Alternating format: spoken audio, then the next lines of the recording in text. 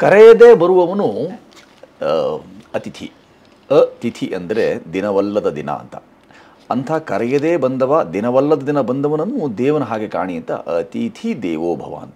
ನೋಡಪ್ಪ, ನಿಮ್ಮ ವಿಶ್ವಾಸದಲ್ಲಿ ನನ್ನ ಶ್ವಾಸ ಅಡಗಿದೆ, ನಿಮ್ಮ ಅಭಿಮಾನದಲ್ಲಿ ನನಗೊಂದು ಮಾನ ಇದೆ.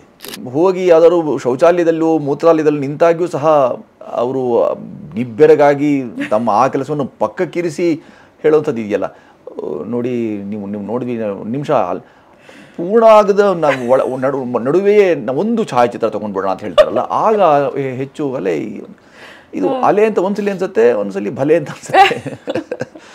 ಈ ಎಲ್ಲ ಕಾರಣಕ್ಕಾಗಿ ಕನ್ನಡದ ಮೊಟ್ಟ ಮೊದಲ ಚಿತ್ರ ಒಂದು ಭಾರತದ ಮಾನನೀಯ ಪ್ರಧಾನಮಂತ್ರಿಗಳ ಅಂಗಳದಲ್ಲಿ ಅಥವಾ ಸಂಸತ್ತಿನ ಮುಖಾಂತರವೇ ಅದು ಲೋಕಾರ್ಪಣೆಗೊಂಡದ್ದು ಜುಲೈ 22, 1947.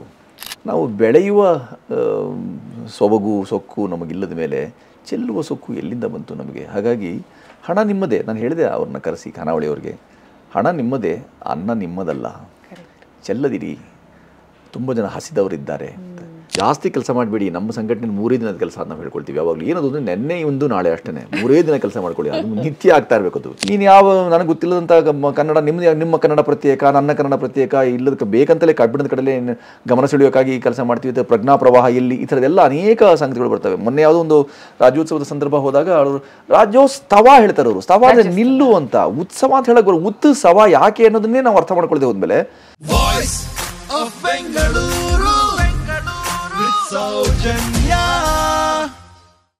ಕನ್ನಡ ಭಾಷೆ, ಸ್ಪಷ್ಟ ಉಚ್ಚಾರಣೆ, ಅಪಾರವಾದ ಜ್ಞಾನ ಸಂಪತ್ತು ಅಂತಿದ್ದ ಹಾಗೆ ಥಟ್ ಅಂತ ನಮ್ಮ ಮನಸ್ಸಿಗೆ ಹೊಳೆಯೋದು ಇವರ ಹೆಸರೇ. ಹಾಗಂತ ಭಾಷೆಯ ಹೆಸರಿನಲ್ಲಿ ಇವರನ್ನ ಹೆಚ್ಚಾಗಿ ಹೊಗಳೋದಕ್ಕೆ ಹೋದರೆ ಹೊಗಳಿಕೆಯೂ ಸಹ ಹೊನ್ನಶೂಲ ಅಂತ ಹೇಳ್ತಾರೆ. ಇನ್ನು ನೀವು ಒಬ್ಬ ಕನ್ನಡಿಗನಾಗಿ ನನ್ನ ಕನ್ನಡವನ್ನು ಅಥವಾ ನಾನು ಕನ್ನಡ ಮಾತಾಡೋದನ್ನು ಪ್ರಶಂಸಿಸಿದ್ರೆ ಅದು ನನಗೆ ಮಾಡುವಂಥ ಅವಮಾನ ಅಂತ ಕೂಡ ಅಂತಾರೆ. ಹಾಗಾಗಿ ಇವರ ಇಂಟ್ರೊಡಕ್ಷನ್ನ ಬರೀ ಭಾಷೆಗೆ ಸೀಮಿತವಾಗಿಡದೆ ಇವತ್ತಿನ ನನ್ನ ಅತಿಥಿ theatre personality, actor, director BV Karanth ಹಾಗೂ ಡಾಕ್ಟರ್ ಅಂಕುರ್ ರವರೊಂದಿಗೆ ಇವರ ರಂಗಭೂಮಿ ಪಯಣ ಪ್ರಾರಂಭವಾಗುತ್ತೆ.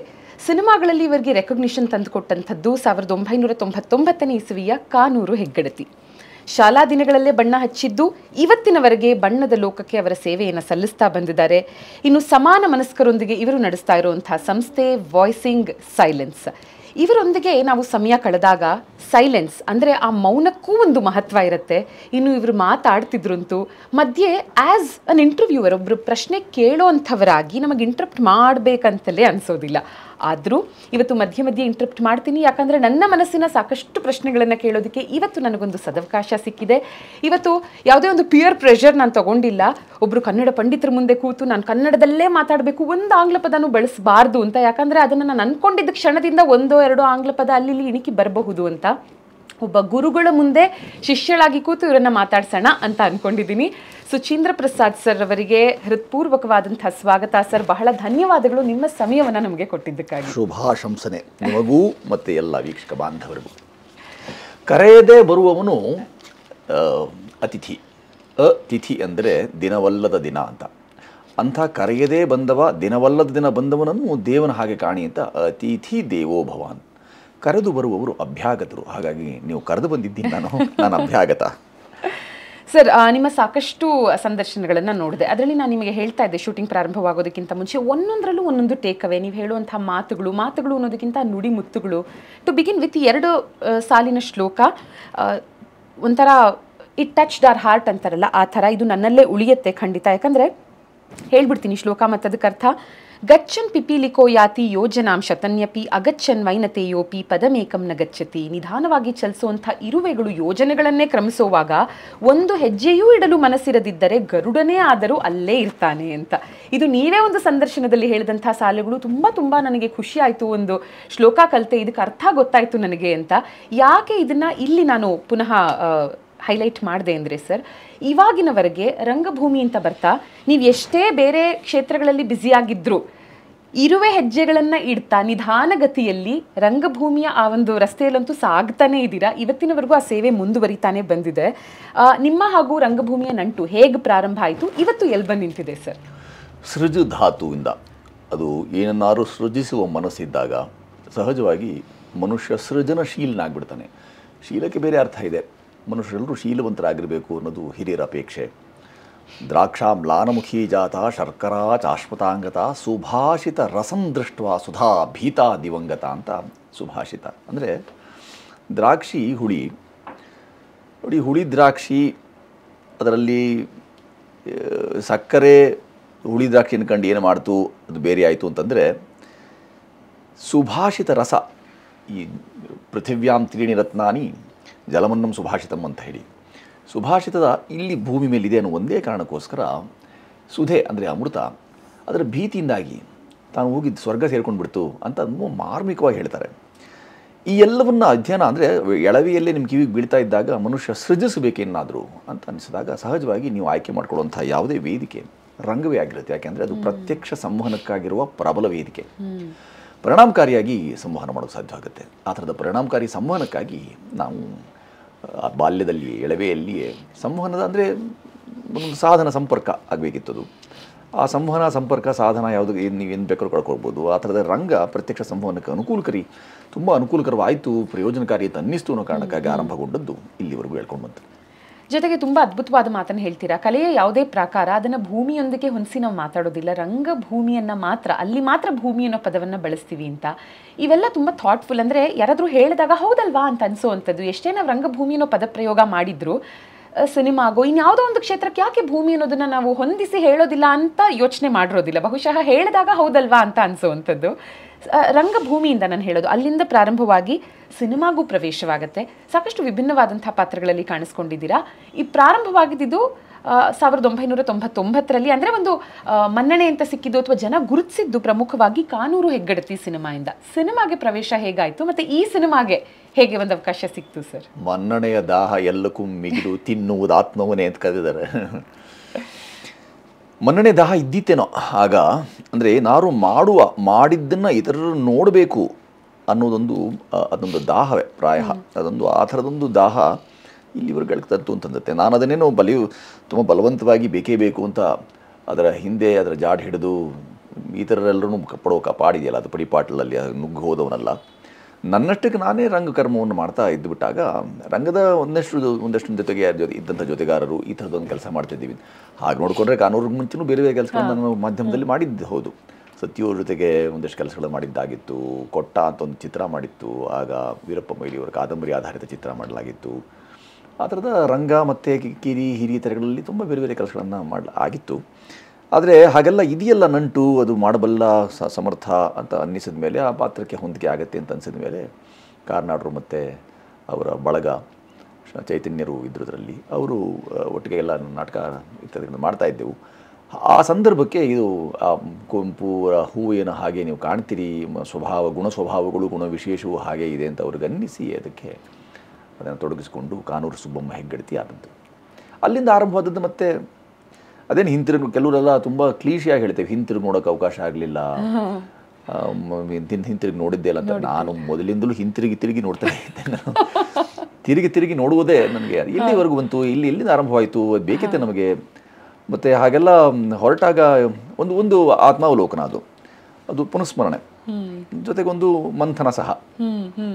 ಅದು ಮಾಡಿದಾಗೆಲ್ಲ ನನಗನ್ಸುವಂಥದ್ದು ಇದೆಲ್ಲ ಈ ಸಾಮಾನ್ಯ ನಮ್ಮ ಕಾದಂಬರಿಗಳಲ್ಲಿ ನಮಗೆ ನೇಮಚಂದ್ರರು ಬರ್ಕೊಳ್ತಾರೆ ಅವರು.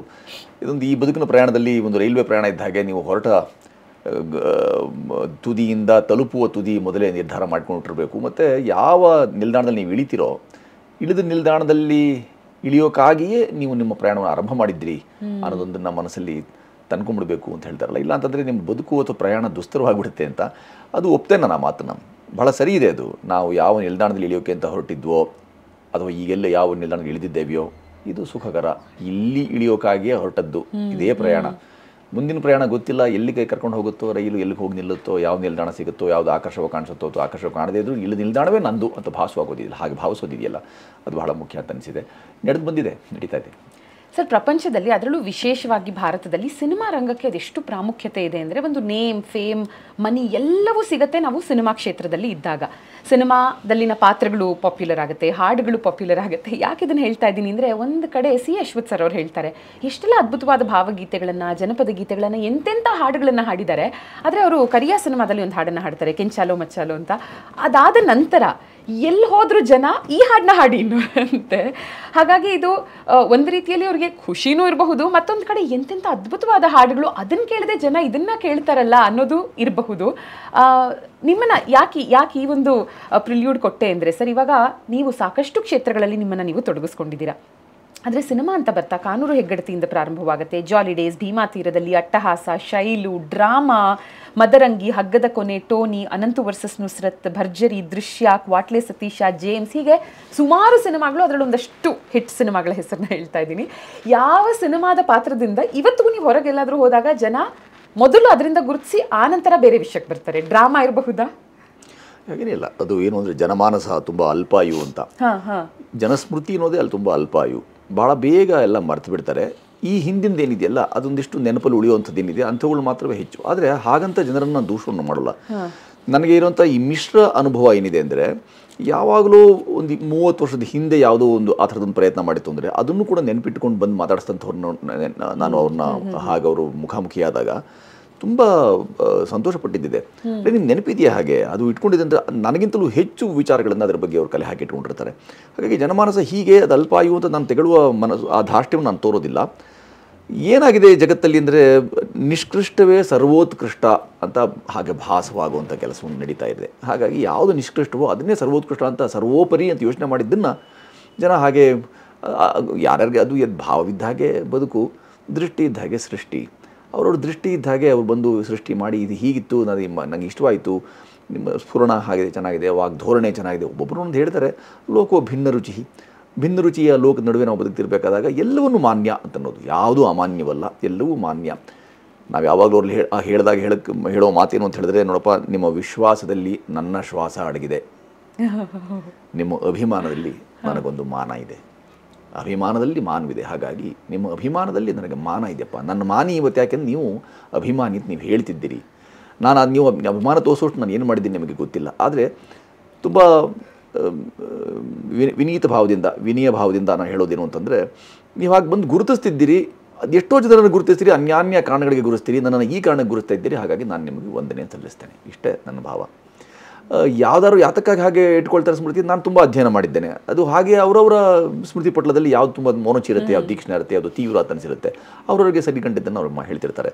ಅದು ಸರಿಯಲ್ಲ ಅಂತ ಹೇಳೋಕ್ಕಾಗಲ್ಲ. ಆದರೆ ತೌಲನಿಕ ಅಧ್ಯಯನ ಮಾಡಿದಾಗ ಮಾತ್ರವೇ ಈಗ ಸದ್ಯದ ಕಾಲಘಟ್ಟದಲ್ಲಿ ನಾವೊಂದು 50-100 ವರ್ಷಗಳ ಹಿಂದಿನ ಆ ಎಲ್ಲ ಅವರವರ ಬದುಕಿನ ಪ್ರಯಾಣಗಳನ್ನು ಗಮನಿಸಿದಾಗ ಈ ಬದುಕು ಅಥವಾ ಈ ಪ್ರಯಾಣ ಇದೆಯಲ್ಲ ಇದು ಉತ್ಕೃಷ್ಟವಾದಲ್ಲ ಅಂತ ಮಾತ್ರ ಧೈರ್ಯವಾಗಿ ಹೇಳ್ತೇನೆ.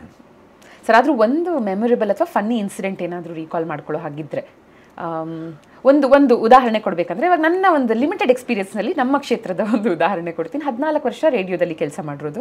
ಸುಮಾರು ಸಲ ಕೆಲವೊಬ್ಬರು ಬರ್ತಾರೆ, ಬಂದು ನಿಮಿಷ ರೆಗ್ಯುಲರಾಗಿ ಕೇಳ್ತೀನಿ, ತುಂಬ ಚೆನ್ನಾಗಿ ನಡೆಸ್ಕೊಡ್ತೀರಾ, ಥ್ಯಾಂಕ್ ಯು ಅಂತೆಲ್ಲ ಹೇಳಿದ್ಮೇಲೆ ನಿಮ್ಮ ಹೆಸರೇನು ಹೇಳಿ ಅಂತ ಅನ್ನೋದಿರ್ಬೋದು.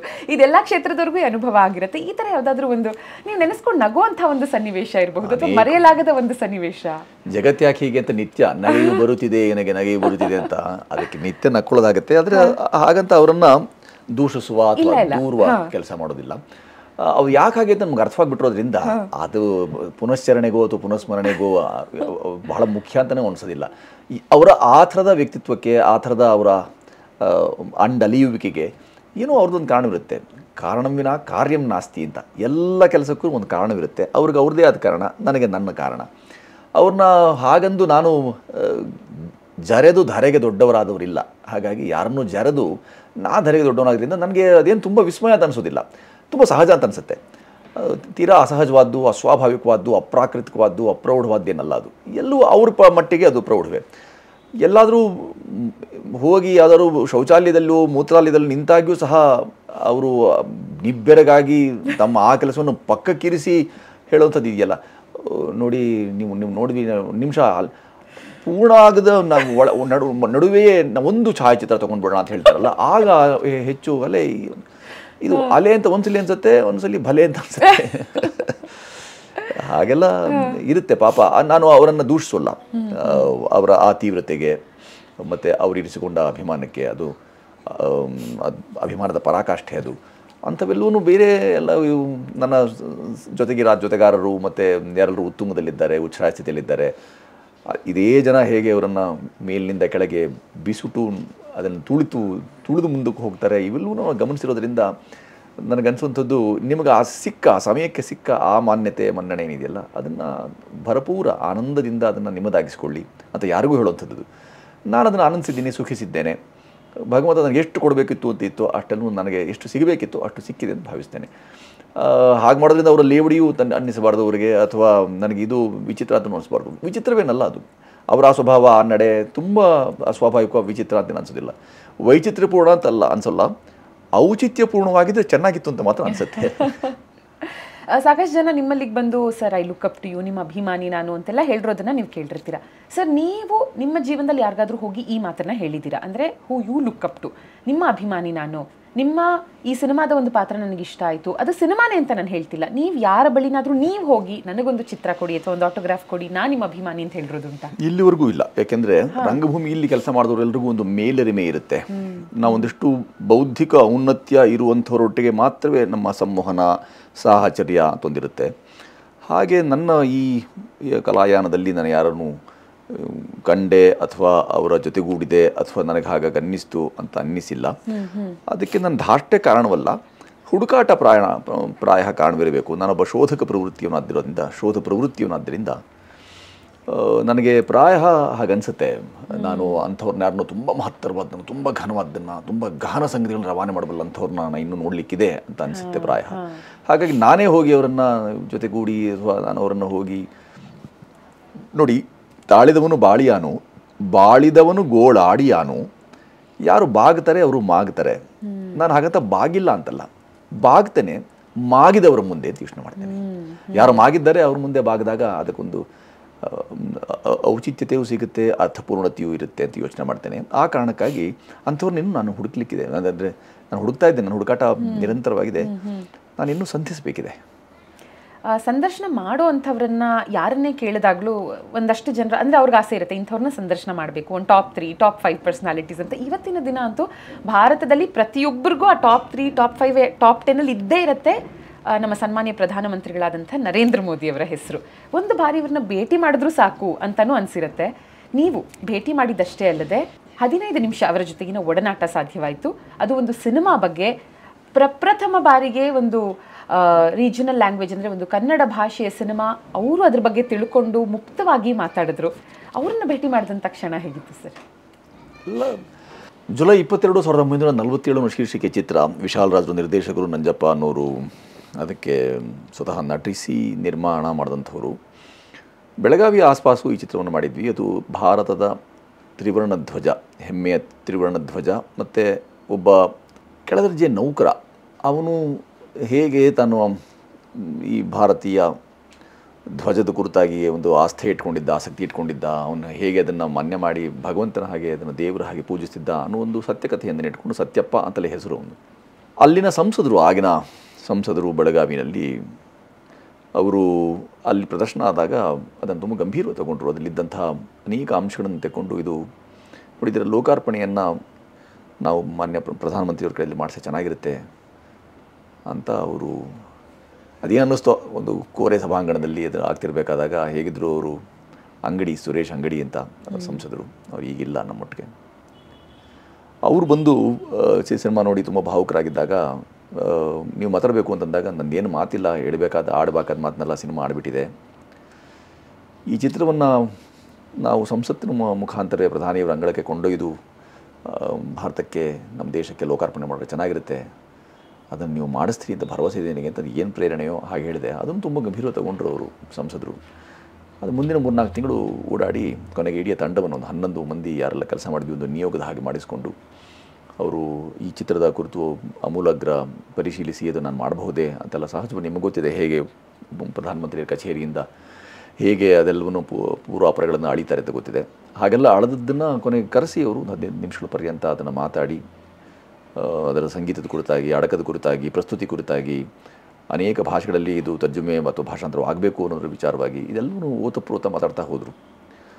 ಅವರಿಗೆ ಗೊತ್ತಿತ್ತು ಅವರ ಪ್ರಜ್ಞೆ ಎಷ್ಟು ಔಚಿತ್ಯ ಪ್ರಜ್ಞೆ ಅಲ್ಲಿತ್ತು ಅಂತಂದರೆ, ಆ ಸಂದರ್ಭ ಇತ್ತು ಅಂತ ಹೇಳಿದ್ರೆ ಯಾರಲ್ಲಿ ಏನು ಮಾತಾಡಬೇಕು, ಎಷ್ಟು ಮಾತಾಡಬೇಕು, ಹೇಗೆ ಮಾತಾಡಿದ್ರೆ ಪ್ರೇರಣೆ ಸಿಕ್ಕಿತ್ತು ಅನ್ನೋದು ಗೊತ್ತಿತ್ತು. ಅದು ಅವರ ಪ್ರಯಾಣದ ಅನುಭವದಿಂದ ಬಂದಿತ್ತೋ ಅಥವಾ ಅವರ ಹಿನ್ನೆಲೆಯಲ್ಲಿ ಅವ್ರು ಯಾರನ್ನೆಲ್ಲ ಅವ್ರ ಸಂಸರ್ಗ ಇತ್ತು, ಯಾರ ಜೊತೆಗಿನ ಅವ್ರ ಸಾಹಚರ್ಯ ಅವ್ರನ್ನ ಕಲಿಸ್ಕೊಟ್ಟಿತ್ತು ನನಗೆ ಗೊತ್ತಿಲ್ಲ. ಆದರೆ ಅಂಥ ಎಲ್ಲ ಸಂಗತಿಗಳನ್ನು ಅವರು ತುಂಬ ಚೆಂದ ನಮ್ಮನ್ನು 15 ನಿಮಿಷಗಳ ಪರ್ಯಂತ ನಮ್ಮನ್ನ ಮಾತು ಮಂಥನದಲ್ಲಿ ನಾವು ಕಂಡುಕೊಂಡದ್ದು ತುಂಬ ಪ್ರೇರಣಾದಾಯಿಯಾದಂಥ ವ್ಯಕ್ತಿತ್ವವನ್ನು, ಸ್ವಭಾವವನ್ನು ಯಾರೂ ರೂಢಿಸ್ಕೊಳ್ಳೋಕ್ಕೆ ಸಾಧ್ಯವಾಗುತ್ತೆ. ಅದು ಆ ಥರದ ಜಾಗಗಳಲ್ಲಿ ಕೂತಾಗ ನಮಗೆ ಧ್ವನಿಪೂರ್ಣ, ರಸಪೂರ್ಣ ಮತ್ತು ಔಚಿತ್ಯಪೂರ್ಣ ಈ ಮೂರೂ ಸಂಗತಿಗಳಿಗೆ ಅನ್ವಯವಾಗುವಂಥ ನಮ್ಮ ನಡೆ ಅಥವಾ ನುಡಿ ಇರಬೇಕು ಅನ್ನೋದನ್ನೆಲ್ಲ ನಮಗೆ ಮನದಟ್ಟು ಮಾಡಿಕೊಟ್ಟಾಗಿತ್ತದು. ಈ ಎಲ್ಲ ಕಾರಣಕ್ಕಾಗಿ ಕನ್ನಡದ ಮೊಟ್ಟ ಮೊದಲ ಚಿತ್ರ ಒಂದು ಭಾರತದ ಮಾನನೀಯ ಪ್ರಧಾನಮಂತ್ರಿಗಳ ಅಂಗಳದಲ್ಲಿ ಅಥವಾ ಸಂಸತ್ತಿನ ಮುಖಾಂತರವೇ ಅದು ಲೋಕಾರ್ಪಣೆಗೊಂಡದ್ದು ಜುಲೈ 22, 1947. ಅಂದರೆ ನಾವು ಆ ದಿವಸ ಯಾಕೆ ಆ ಶೀರ್ಷಿಕೆ ಅಂತ ಹೇಳಿದ್ರೆ, ಅಂದು ನಾವು ನಮ್ಮ ತ್ರಿವರ್ಣ ಧ್ವಜವನ್ನು ನಾವು ಅಂಗೀಕಾರ ಮಾಡಿದ್ವಿ, ಒಪ್ಪಿಕೊಂಡೆವು. 150 ಬೇರೆ ಬೇರೆ ಇತರೆ ಇದ್ವು, ವಿನ್ಯಾಸಗಳು, ನಮೂನೆಗಳಿದ್ವು. ಆದರೆ ಆ ನಮೂನೆಗಳ ನಡುವೆ ನಾವು ಈ ನಮ್ಮ ತ್ರಿವರ್ಣವನ್ನು, ಅಶೋಕ ಚಕ್ರ ಸಹಿತವಾದ ತ್ರಿವರ್ಣವನ್ನು ಪಿಂಗಳೆ ವೆಂಕಯ್ಯನವರು ವಿನ್ಯಾಸ ಮಾಡಿದ್ದು ಹಾಗಾಯಿತು ಅಂತ ಹೇಳಿ ಅದರೊಂದು ದೊಡ್ಡ ಇತಿಹಾಸವೇ ಇದೆ. ಭಾರತದ ಮಾನನೀಯ ಪ್ರಧಾನಮಂತ್ರಿಗಳು ಅದನ್ನು ಲೋಕಾರ್ಪಣೆಗೊಳಿಸಿದ್ರು, ಇಡೀ ಭಾರತಕ್ಕೆ ಅದನ್ನು ಅರ್ಪಿಸಿದ್ರು ಅನ್ನೋದು ನಮಗೆ ವಿಶೇಷ ಮತ್ತು ಶ್ರೇಯ ಕೊಟ್ಟ ವಿಚಾರ. ಜೊತೆಗೆ ಮಕ್ಕಳ ಹಕ್ಕುಗಳ ಬಗ್ಗೆ ತುಂಬ ಚೆನ್ನಾಗಿ ಈ ಸಿನಿಮಾದಲ್ಲಿ ಹೈಲೈಟ್ ಮಾಡಿದ್ದೀರೋ. ಒಂದು ನಾನು ಆವಾಗಲೇ ಹೇಳಿದ ಹಾಗೆ ಕೆಲವೊಂದು ಹೌದಲ್ವಾ ಅಂತ ನಮಗೆ ಅನಿಸೋವಂಥ ವಿಚಾರಗಳು. ಅದರಲ್ಲಿ ಒಂದು ಸರ್, ಬಸ್ಸಲ್ಲಿ ಮಗು ಕೂಡ ಒಂದು ಸೀಟಲ್ಲಿ ಕೂತಿದ್ದಾಗ ಎತ್ತಿ ಮಗುನ ತೊಡೆ ಮೇಲೆ ಕೂರಿಸ್ಕೊಳ್ಳಿ ಅಂತಂದರೆ ಅದು ಕೂಡ ಮಕ್ಕಳ ಹಕ್ಕುಗಳ ಉಲ್ಲಂಘನೆ ಅಲ್ವಾ ಅಂದಾಗ ಅಲ್ಲಿವರೆಗೂ ಹೌದಲ್ವಾ ಅಂತ ಯಾವತ್ತೂ ನನಗನ್ಸಿಲ್ಲ. ಅಂದರೆ ನೀವು ಹೇಳಿದ ನಂತರ, ನಿಮ್ಮ ಮಾತನ್ನು ಕೇಳಿದ ನಂತರ ಹೌದಲ್ವಾ ಅಂತ ಅನ್ನಿಸ್ತು ನನಗೆ. ಈ ಥರದ ಚಿಕ್ಕ ಚಿಕ್ಕ ಸಾಕಷ್ಟು ಸೂಕ್ಷ್ಮವಾದ ವಿಚಾರಗಳನ್ನು ಈ ಸಿನಿಮಾದಲ್ಲಿ ನೋಡಬಹುದು. ಬಹುಶಃ 139 ರಾಷ್ಟ್ರಗಳು ಒಡಂಬಡಿಕೆ ಹಾಕ್ಕೊಂಡದ್ದು ಅದಲ್ಲ ಭಾರತವೂ ಒಂದು. ಅಂದರೆ ಮಕ್ಕಳ ಹಕ್ಕುಗಳು ಏನು, ಅವುಗಳ ಉಲ್ಲಂಘನೆ ಯಾಕೆ, ಯಾರಿಂದ ಆಗ್ತಾ ಇದೆ? ಮಕ್ಕಳ ಹಕ್ಕನ್ನು ಉಲ್ಲಂಘನೆ ಮಾಡೋದಿಲ್ಲ. ವಯಸ್ಕರು, ನಾವು ಪೋಷಕರು ನಾವುಗಳೇ ಮಾಡೋಂಥ ಉಲ್ಲಂಘನೆ ಅದು. ಆ ಉಲ್ಲಂಘನೆ ಕಡಿವಾಣ ಹಾಕಬೇಕಂದ್ರೆ ಮೊದಲು ಹಕ್ಕುಗಳು ಏನು ಅಂತ ಅರ್ಥ ಮಾಡ್ಕೊಳ್ಬೇಕು ಅನ್ನೋದನ್ನ ಸುಮಾರು ಯುನಿಸೆಫ್ ಅಂತ ಸಂಸ್ಥೆಗಳಲ್ಲಿ ಒಂದು 10-15 ವರ್ಷ ನಿರಂತರವಾಗಿ ಗ್ರಾಮೀಣ ಪ್ರದೇಶಗಳಲ್ಲಿ ಹೋಗಿ ಅಡ್ಡಾಡಿ ಅಲ್ಲಿ ಪಡಿಪಾಟ್ಲೇನು, ಅಲ್ಲಿನ ಸಮಸ್ಯೆಗಳೇನು, ನಿಜವಾಗಿಯೂ ಏನಾಗುತ್ತೆ ಅದು ಒಂದು ಭಾಗ ಅಲ್ಲ. ಅದು ಕೇವಲ ಅದು ಬಾಲ್ಯ ವಿವಾಹ ಅಷ್ಟೇ ಅಲ್ಲ, ಬಾಲ ಕಾರ್ಮಿಕ ಪದ್ಧತಿ ಅಷ್ಟೇ ಅಲ್ಲ. ಈ ನೆಲದಲ್ಲಿರುವುದಾದ ಅದಕ್ಕೆ ನಮ್ಮ ಮಕ್ಕಳ ಹಕ್ಕುಗಳಿಗೆ ಅನ್ವಯ ಆಗುವಂಥ ನಿಯಮಾವಳಿಗಳೇನು, ಕಾನೂನೇನು, ಇವೆಲ್ಲನೂ ಕೂಲಂಕಷವಾಗಿ ಒಂದು 10-15 ವರ್ಷ ಅದೇ ಕೆಲಸವಾಗಿ ಓಡಾಡಿ ಅಭ್ಯಾಸ ಮಾಡ್ತಿರ್ಬೇಕಾದಾಗ ಇದೊಂದು ಚಿತ್ರವಾಗಿ ಮಾಡಬೇಕು ನಮಗೆ ಅಂತ ಅನಿಸಿ ಎಳೆಯ ಮನ ದಗ್ಧ ಸಂದಿಗ್ಧ ಅಂತ ಅದನ್ನು ಶೀರ್ಷಿಕೆ ಇಟ್ಟು ಮಾಡಿದ್ವಿ. ಸಾಮಾನ್ಯವಾಗಿ ಕಥೆ ಯಾವುದೂ ಕಲ್ಪಿತವಾಗಿರಲ್ಲ. ಯಾವುದೇ ಕಥೆ ಕಲ್ಪಿತವಲ್ಲ, ಅದು ಘಟಿಸಿಯೇ ಇರಬೇಕು, ಘಟಿಸಿರಲೇಬೇಕು ಅನ್ನೋದೊಂದು ನಿಯಮ ಇದೆ. ಹಾಗಿದ್ರೆ ಮಾತ್ರವೇ ಮೆದುಳಿಗೆ ಅದರ ಸ್ಮೃತಿಲಿ ಉಳಿಯುತ್ತೆ. ಇಲ್ಲಾಂದರೆ ಮೆದುಳು ಕಲ್ಪಿಸಿಕೊಳ್ಳಲಾಗದು. ಹಾಗೆ ಕಲ್ಪಿಸ್ಕೊಂಡು ನಾನು ಮಾಡೋಲ್ಲ. ಯಾರೋ ಮಾತು ಎಲ್ಲೋ ಹೇಳಿದ್ದು ಕೇಳಿದ್ದು ಕಲ್ಪನೆ ಮಾಡಿದ್ದು ಅಂತಂದಾಗ ಸ್ವಲ್ಪ ಯೋಚನೆ ಮಾಡಬೇಕಾಯಿತು. ಕಲ್ಪಿಸ್ಕೊಳ್ಳೋದು ಹೇಗೆ? ಅದಕ್ಕೊಂದು ಸ್ರೋತ ಬೇಕು. ಆತದ ಸ್ರೋತ ಇದೆಲ್ಲವೂ ನಮ್ಮ ಈ ಊರೂರು ಅಲಿಯುವಿಕೆ. ಹಾಗೆಲ್ಲ ಅಲಿಯುವಿಕೆ ಇದ್ದಾಗ ಮಕ್ಕಳ ಹಕ್ಕುಗಳ ಕುರಿತಾಗಿ ಬೇರೆ ಬೇರೆ ಸಂಘ ಸಂಸ್ಥೆಗಳು ಕೆಲಸ ಮಾಡ್ತಾ ಇದ್ದಾವೆ. ಆ ಚಿತ್ರದ ಹೆಗ್ಗಳಿಕೆ ಏನು ಅಂತ ಹೇಳಿದ್ರೆ, ಕೇಂದ್ರದಾಗಿರಲಿ ರಾಜ್ಯದಾಗಿರಲಿ ಮಕ್ಕಳ ಹಕ್ಕುಗಳ ಆಯೋಗವೇ ಅದನ್ನು ತನ್ನದಾಗಿಸ್ಕೊಂಡು ಆ ಚಿತ್ರವನ್ನು ಜಿಲ್ಲಾವಾರು ಪ್ರದರ್ಶನಗಳನ್ನು ಮಾಡ್ತಾ ಬಂದದ್ದು. ಅದು ಸುಮಾರು 1,10,00,000 ಜನರನ್ನು ನಾವು ಏಕಕಾಲಕ್ಕೆ ತಲುಪೋಕೆ ಸಾಧ್ಯವಾದದ್ದು ಉಚಿತವಾಗಿ. ಈ ಎಲ್ಲವೂ ಅದರ ನಿರ್ಮಾತೃ ಜಗದೀಶರು ಮತ್ತು JNY ಅಂತ ಕರ್ಕೊಂಡಿದ್ದಾರೆ. ಅವರು 3 ಜನ ಅವರ ಅಣ್ಣ ತಮ್ಮಂದರು, ಸಹೋದರರು. ಅವರು ಈ ಚಿತ್ರವನ್ನು ಸಾಧ್ಯವಾಗಿಸೋದಕ್ಕೆ ಮುಂದೆ ಬಂದದ್ದು. ಇವೆಲ್ಲವೂ ಈಗ ತಿರುಗಿ ನೋಡಿದಾಗ ಹೆಮ್ಮೆ ಅಂತ ಅನಿಸುತ್ತೆ. ಹೌದು, ನಾವು ಮಕ್ಕಳ ಹಕ್ಕುಗಳ ಕುರಿತಾಗಿ ನೀವು ಹೇಳಿದಾಗೆ ಅದು ಕೇವಲ ಅಷ್ಟೇ ಅಲ್ಲ, ಒಂದು 10 ವಿವಿಧ ವಿಭಾಗಗಳಿವೆ ನಮ್ಮಲ್ಲಿ. ಅದರಲ್ಲಿ ಕಂದಾಯ ಇಲಾಖೆಯೂ ಬರುತ್ತೆ, ಗ್ರಾಮ ಪಂಚಾಯತಿಯೂ ಬರುತ್ತೆ ಅಂತ ನಮಗೆ ಗೊತ್ತಾದದ್ದೇ ಆ ಹಕ್ಕುಗಳನ್ನು ಮತ್ತು ಆ ಕಾನೂನುಗಳನ್ನು ಅಭ್ಯಾಸ ಮಾಡಿದಾಗ. ಆ 10 ಇಲಾಖೆಗಳು ಮಕ್ಕಳ ಹಕ್ಕುಗಳ ಕುರಿತಾಗಿ ಅದರ ಹಕ್ಕುಗಳು ಉಲ್ಲಂಘನೆ ಆಗದ ರೀತಿಯಲ್ಲಿ ನಡ್ಕೊಳ್ಬೇಕು ಅನ್ನೋದನ್ನೆಲ್ಲ ಇದೆಯಲ್ಲ, ಅದು ತಾಕೀತು ಮಾಡೋದಕ್ಕಾಗಿ ಮಾಡೋದ ಚಿತ್ರ ಅದು. ಅದ್ಭುತ ಸರ್. ಹಾಗೆ ಮತ್ತೊಂದು, ಸತ್ತ ಭೂತವನ್ನು ಮತ್ತು ಹುಟ್ಟದ ಭವಿಷ್ಯವನ್ನು ಹೆಚ್ಚು ಕೆದಕಬೇಡಿ ಅಂತ ಹೇಳ್ತೀರಾ. ಇಂಥ ಅದ್ಭುತವಾದ ಮಾತು. ಹಾಗಾಗಿ ಪ್ರೆಸೆಂಟ್ ಈಗಿನ ಬಗ್ಗೆನೇ ಮಾತಾಡ್ತಾ 2 ಸಿನಿಮಾಗಳು, ಒಂದು ಸಂಸ್ಕೃತ ಸಿನಿಮಾ ಏಕಚಕ್ರಂ ಅಂತ ರಿಲೀಸ್ ಆಗಿದ್ದಾಗಿದೆ. 2ನೇ ಸಿನಿಮಾ ಈಗ ತಯಾರಾಗ್ತಾ ಇದೆ. ಮೊದಲನೇದಾಗಿ ಸರ್, ಸಂಸ್ಕೃತದಲ್ಲಿ ಸಿನಿಮಾ ಒಂದು ಬರ್ತಿದೆ ಅನ್ನೋದೇ ಬಹಳ ಬಹಳ ಖುಷಿ. If I am not wrong, ನಮ್ಮಲ್ಲಿ ಪ್ರಥಮ ಸಂಸ್ಕೃತ ಚಿತ್ರ ಆದಿಶಂಕರಾಚಾರ್ಯ ಅಲ್ವಾ ಸರ್? ಸಂಪೂರ್ಣವಾಗಿ ಸಂಸ್ಕೃತದಲ್ಲಿ ಬಂದಿದ್ದು. ಇನ್ನು 21ನೇ ಶತಮಾನದಲ್ಲಿ ಜಿ ವಿ ಅಯ್ಯರ್ ಸತ್ತು. ಇವತ್ತಿನ ಜನ್ರೇಷನ್ಗೆ ನಾವೊಂದು ಸಂಸ್ಕೃತ ಸಿನಿಮಾ ನೋಡೋದು ಒಂದು ಕನಸೇ ಸರಿ ಅನ್ನೋಂಥ ಸಮಯದಲ್ಲಿ ನಾವು ಇವಾಗ ರೀಲ್ಸ್ ಎಲ್ಲ ಕನ್ಸ್ಯೂಮ್ ಮಾಡ್ತಿರ್ತೀವಿ. ಅದರಲ್ಲಿ ತೋರಿಸ್ತಾರಲ್ಲ, ಒಂದು ಇಡೀ ಹಳ್ಳಿಯಲ್ಲಿ ಎಲ್ಲರೂ ಸಂಸ್ಕೃತ ಮಾತಾಡ್ತಾರೆ ಅಂದಾಗ ಒಬ್ಬ ಹೋಗ್ಬೇಕು ಒಂದ್ಸಲ ಅಲ್ಲಿಗೆ ಅಂತ ಅನ್ಸುತ್ತೆ. ನಮಗೆ ನಮ್ಮ ಹೈಸ್ಕೂಲಲ್ಲಿ ಅಲ್ಲ, ಸಣ್ಣ ತಿದ್ದುಪಡಿ, ಒಬ್ಬೊಬ್ಬ ಅಲ್ಲಿಗೆ ಹೋಗ್ಬೇಕು ಅನ್ಸುತ್ತೆ ಅಂತ ಅಷ್ಟೇ ಅನ್ಸುತ್ತೆ, ಅವ್ರು ಹಾಗೆ ಕಲಿಬೇಕು ಅನ್ಸುತ್ತೆ ಅಂತ ಅನ್ಸಲ್ಲ. ಆದರೆ ನಾನು ಅದನ್ನೇ ಹೇಳಕ್ಕೆ ಬಂದೆ ಸರ್. ನಮಗೆ ಹೈಸ್ಕೂಲಲ್ಲಿ MR ಭಟ್ ಅಂತ ನಮ್ಮ ಲೆಕ್ಚರರ್ ಇದ್ದರು. ಅವರು ನಮಗೆ ಇಷ್ಟ ಇದೆಯೋ ಇಲ್ವೋ ಕಡ್ಡಾಯವಾಗಿ ನಾವು ಸಂಸ್ಕೃತ ಪ್ರಥಮ ದ್ವಿತೀಯ ತೃತೀಯ ಮಾಡಲೇಬೇಕಿತ್ತು. ಇವತ್ತು ಅವರು ಬಲವಂತವಾಗಿ ಅದನ್ನು ಮಾಡಿಸಿದ್ದಾದರೂ ಎಷ್ಟು ಒಳ್ಳೇದಾಯಿತು ಅಂತ ಅನ್ಸುತ್ತೆ. ಆದರೆ ಅವತ್ತಿನ ದಿನ ಅವ್ರು ಸಂಸ್ಕೃತದಲ್ಲೇ ಮಾತಾಡ್ಸೋರು. ಆ ಪ್ರಥಮ ದ್ವಿತೀಯ ತೃತೀಯ ಎಲ್ಲ ಮಾಡಿ ಎಷ್ಟು ನಿರರ್ಗಳವಾಗಿ ಸಂಸ್ಕೃತದಲ್ಲಿ ಮಾತಾಡ್ತಿದ್ವಿ. 10ನೇ ತರಗತಿ ನಂತರ ಮಾತಾಡೋಕ್ಕೊಬ್ರಿಲ್ಲ ಅಂದರೆ ಸರ್, ಅದು ಭಾಷೆ ಹಾಗೆ ಆಡ್ತಾನೆ ಭಾಷೆ ಬರೋದಕ್ಕೆ ಸಾಧ್ಯ. ಇವತ್ತಿನ ದಿನ ಕೆಲವೊಂದು ಪದಗಳ ಅರ್ಥ ಆಗುತ್ತೆ, ಸಂಸ್ಕೃತ ಶ್ಲೋಕಗಳು ಓದೋದಕ್ಕೆ ಅನುಕೂಲ ಆಗಿದೆ ಅವತ್ತು ಕಲ್ತಿರೋದು. ಆದರೆ ಅದನ್ನು ಹೊರತುಪಡಿಸಿ ಮಾತಾಡೋದು ಸಾಧ್ಯನೇ ಇಲ್ಲ ಅಂತ ಆಗೋಗಿದೆ. ಸೊ ಇಂಥ ಡೇ ಆ್ಯಂಡ್ ಏಜಲ್ಲಿ ಒಂದು ಸಂಪೂರ್ಣವಾದ ಸಂಸ್ಕೃತ ಸಿನಿಮಾ ಮಾಡ್ತೀರಾ. ಅದರ ಟ್ರೈಲರ್ ನೋಡಿದೆ, ತುಂಬ ಅದ್ಭುತವಾಗಿದೆ. ಅದು ಅರ್ಥ ಆಗಲ್ಲ ಅನ್ನೋರಿಗೆ ಆಫ್ಕೋರ್ಸ್ ಸಬ್ಟೈಟಲ್ಸ್ ಇದೆ, ಮತ್ತು ಅದೇ ಟ್ರೈಲರ್ನ ಕನ್ನಡದಲ್ಲಿ ಕೂಡ ನೀವು ರಿಲೀಸ್ ಮಾಡಿದ್ದೀರಾ. ಅದನ್ನು ವಾಯ್ಸಿಂಗ್ ಸೈಲೆನ್ಸ್ ಯೂಟ್ಯೂಬ್ ಚಾನಲಲ್ಲಿ ಹೋಗಿ ನೋಡಬಹುದು. ಇನ್ನು 2ನೇ ಸಿನಿಮಾ ಈಗ ತಯಾರಾಗ್ತಾ ಇದೆ. ತುಂಬ ಇಷ್ಟ ಆಯಿತು ನನಗೆ ಹೆಸರು ಮತ್ತು ಕಾನ್ಸೆಪ್ಟು. ಪದ್ಮಗಂಧಿ. ಪ್ರೀ ಇಂಡಿಪೆಂಡೆನ್ಸಿಂದ ಅಂದರೆ ನಮಗೆ ಸ್ವಾತಂತ್ರ್ಯ ಸಿಗೋದಕ್ಕೆ ಮುಂಚಿನಿಂದ ಇವಾಗಿನವರೆಗೆ ಕಮಲದ ಹೂಗಳನ್ನು ಹೇಗೆಲ್ಲ ಬಳಸ್ತಾ ಬಂದಿದ್ದೀವಿ ಅನ್ನೋದಾ? ಇಲ್ಲ, ಪ್ರಾಚೀನತಃ ಅರ್ವಾಚೀನ ಪರ್ಯಂತಂ ಪುಷ್ಪಂ ಪರಿತಃ ಅಂತ. ಅಂದರೆ ಪ್ರಾಚೀನದಿಂದ ಅರ್ವಾಚೀನ, ಅದು ಪುರಾಣೋಕ್ತ. ಗತೇ ಶೋಕೋನ ಕರ್ತವ್ಯ ಭವಿಷ್ಯಂ ನೈವ ಚಿಂತೆಯೇತ್ ವರ್ತಮಾನೇನ ಕಾಲೇನ ವರ್ತಯಂತಿ ವಿಚಕ್ಷಣಾ ಅಂತ. ನಮಗೆ ಅದು ಎಷ್ಟು ಚೆನ್ನಾಗಿ ಹೇಳಿದ್ದಾರೆ ಅಂದರೆ, ನೀವು ಅವಾಗಲೇ ಹೇಳಿದ್ದಕ್ಕೆ ಪೂರಕವಾಗಿ ಇದನ್ನು ನಮ್ಗೆ ಹೊಳಿತಿದ್ದು. ಗತದ ಶೋಕ ಇಟ್ಕೊಳ್ಬೇಡಿ, ಭವಿಷ್ಯದ ಕುರಿತು ಚಿಂತನೆ ಮಾಡಬೇಡಿ ಅಂತ ಹೇಳಿದ್ದಾರೆ. ವರ್ತಮಾನ ಕಾಲದಲ್ಲಿ ವಿಚಕ್ಷಣರಾಗಿ, ಯಾಕಂದರೆ ವರ್ತಮಾನವಷ್ಟೇ ನಿಮ್ಮದು, ಗತ ಹೋಯಿತು, ಸತ್ತಭೂತ, ಹುಟ್ಟದ ನಾಳೆ, ಇದ್ರ ಬಗ್ಗೆ ಯಾಕಷ್ಟೊಂದು ಚಿಂತೆ ಮಾಡ್ತೀರಿ ಅಂತ ಎಷ್ಟು ಚೆಂದ ಹೇಳಿದ್ದಾರೆ. ಪದ್ಮಗಂಧಿ ಆ ಥರದ್ದೊಂದು ಪ್ರಾಚೀನ ಕಾಲದಿಂದ ಪುರಾಣೋಕ್ತ ನೋಡಿ. ಉದಾಹರಣೆಗೆ ಸೃಷ್ಟಿ ಕರ್ಮ, ಇದು SR ಲೀಲಾ ವಿದುಷಿ ಅವರು ಸಂಸ್ಕೃತ ಬಹಳ ಒಳ್ಳೆ ಕೆಲಸವನ್ನು ಮಾಡಿ ಬಂದಂಥವರು. ಒಂದು ಅವಧಿಗೆ ವಿಧಾನ ಪರಿಷತ್ತಿನ ಸದಸ್ಯರು ಆಗಿದ್ದಂಥವರು, ಸಂಸ್ಕೃತಕ್ಕಾಗಿ ತಮ್ಮ ಬದುಕನ್ನು ಮುಡುಪಾಗಿಟ್ಟಂಥವರು ಅನೇಕರಿದ್ದಾರೆ, ತುಂಬ ಜನರಿದ್ದಾರೆ. ಮಾನ್ಯರಾದಂಥ ಪ್ರಾಚಾರ್ಯರು ವಿದುಷಿ SR ಲೀಲಾ ಅವರು ಬಹಳ ಕಾಲದಿಂದ ಅವರು ಪದ್ಮದ ಕುರಿತಾಗಿ ಯಾಕೆ ಎಷ್ಟೊಂದು ವೈಶಾಲ್ಯ, ಎಷ್ಟೊಂದು ವಿಸ್ತಾರ, ಯಾವುದರಲ್ಲೂ ನೀವು ಗಮನಿಸಿ ನೋಡಿ. ಪದ್ಮ ಪದ್ಮ ಪದ್ಮ ಸೃಷ್ಟಿಕರ್ಮ ಬ್ರಹ್ಮ ಏನು ಮಾಡ್ತಾನೆ, ಅದು ಕಮಲ. ಸರಸ್ವತಿ ಕಮಲ, ಲಕ್ಷ್ಮೀ ಕಮಲ, ದೇವಾನೋ ದೇವತೆಗಳು ಕಮಲ. ಪುರಾಣದಲ್ಲಿ ವೇದ ನೋಡಿ, ಅದರಲ್ಲಿ ಶ್ರೀ ಸೂಕ್ತ ಗಮನಿಸಿ, ಅಥವಾ ಬೇರೆ ಯಾವುದೇ ಗಮನಿಸಿದ್ರು ನಿಮಗೆ ಅನೇಕ ಕಮಲ. ಪದ್ಮದಲಾಯತಾಕ್ಷಿ, ಪದ್ಮಪ್ರಿಯೆ, ವಿಶ್ವಮನೋನುಕೂಲೆ, ತತ್ಪಾದ ಪದ್ಮಂ ಮೈ ಸನ್ನಿಧ, ಎಲ್ಲ ಆ ಥರ ಪದ್ಮ ಪದ್ಮ ಅಂತ ಹೇಳ್ತಾ ಇದ್ದಾರೆ. ಪುರಾಣದಲ್ಲಿ ಅದು ಸಿಗುತ್ತೆ, ವೇದದಲ್ಲಿ ಸಿಗುತ್ತೆ, ವೇದಾಂತದಲ್ಲಿ ನಿಮಗೆ ಪದ್ಮ ಸಿಗುತ್ತೆ. ಸೊ ನೀವು ಭಗವದ್ಗೀತೆ ಅಂತ ತಗೊಳ್ಳಿ, ನೀವು ಆ ಥರದಲ್ಲಿ ವೇದಾಂತದಲ್ಲೂ ಸಹ ಭಗವದ್ಗೀತೆ ಅಂತ ಸಮಯದಲ್ಲಿ ಪದ್ಮಪತ್ರ ಮಿವಾಂಭಸ ಅಂತ ಹೇಳ್ತೀರಿ, ಕಮಲಪತ್ರ ಸ್ಯೋಪರಿ ಬಿಂದು ಇವ ಅಂತ ಹೇಳ್ತೀರಿ. ಈ ಥರ ಅನೇಕ ಕಮಲ ಕಮಲ ಕಮಲ ಪದ್ಮ ಪದ್ಮ. ಅದರಲ್ಲಿ ನಾವು ಹುಡುಕ್ತಾ ಹೋದಾಗೆಲ್ಲ ನಮ್ಗೆ ಸಿಕ್ಕಿದ್ದು 26,000ಕ್ಕೂ ಮಿಗಿಲಾದಂಥ ಪರ್ಯಾಯ ವಾಚಗಳು ನಿಮಗೆ ಅಮರಕೋಶದಲ್ಲಿ ಒಂದು ಪಟ್ಟಿ ಮಾಡ್ತಾ ಹೋಯ್ತು ಅಂತಂದರೆ ಅನುಕ್ರಮವಾಗಿ ಪದ್ಮಕ್ಕೆ ಸಿಗ್ತಾ ಹೋಗುತ್ತೆ. 26,000ಕ್ಕೂ ಮಿಗಿಲಾದಷ್ಟು ನಿಮಗೆ ಸಿಗುತ್ತೆ ಅಂತ ಹೇಳ್ತಾರೆ. ಅಂದರೆ ನೀವು ಸರಸಿತ ನೀವೇನು ಪದ್ಮಕ್ಕೆ ಪರ್ಯಾಯ ವಾಚಕಗಳನ್ನ ಹೇಳ್ತಿದ್ದೀರಿ ನೀವು, ಅದೆಲ್ಲಕ್ಕೂ 26,000ದಷ್ಟು ಇವೆ ಅಂತಂದರೆ ಅದರ ವ್ಯಾಪಕತೆ ಅರ್ಥವಾಗುತ್ತೆ ನಿಮಗೆ, ಅದರ ಪಾವಿತ್ಯ ಅರ್ಥವಾಗುತ್ತೆ ನಿಮಗೆ, ಅದರ ವೈಶಾಲ್ಯ ವಿಸ್ತಾರ ಅರ್ಥವಾಗ್ತಾ ಹೋಗುತ್ತೆ. ಸಸ್ಯಶಾಸ್ತ್ರವಾಗಿರಲಿ ಅಥವಾ ಆಯುರ್ವೇದವಾಗಲಿ, ಯೋಗವಾಗಿರಲಿ, ಯಾವ್ಯಾವುದಲ್ಲಿ ಅಂದರೆ ನಾವು ಪ್ರಾಚೀನದಿಂದ ಅರ್ವಾಚೀನ ಅಂತ ಹೇಳಿದ್ರೆ, ಈ ಸಮಕಾಲೀನದಲ್ಲಿ ನೀವು ಭಾರತದ ಸರ್ವಶ್ರೇಷ್ಠ ನಾಗರಿಕ ಪ್ರಶಸ್ತಿ ಯಾವುದು? ಪದ್ಮಶ್ರೀ, ಪದ್ಮ ವಿಭೂಷಣ, ಪದ್ಮಭೂಷಣ. ಹೋಗಲಿ ನಮ್ಮ ಸಿನಿಮಾ ವಲಯದಲ್ಲಿ ನೋಡೋಣಂತೆ, ಅಲ್ಲಿ ನಿಮಗೆ ಸರ್ವೋಚ್ಚ ಯಾವುದಾದ್ರೂ ಪಾರಿತೋಷಕ ಕೊಡ್ತಾರೆ. ನಿಮಗೆ ಒಳ್ಳೆ ಸಿನಿಮಾ ಮಾಡಿದ್ದೀರಿ, ನೀವು ಒಳ್ಳೆ ಚಿತ್ರ ತಯಾರಿಸಿದ್ದೀರಿ ಅಂತ ಹೇಳಿ ಯಾವ್ದು ಕೊಡ್ತಾ ಇದ್ದಾರೆ? ಸ್ವರ್ಣ ಕಮಲ, ರಜತ ಕಮಲ. ಏನಪ್ಪ ಕಮಲ?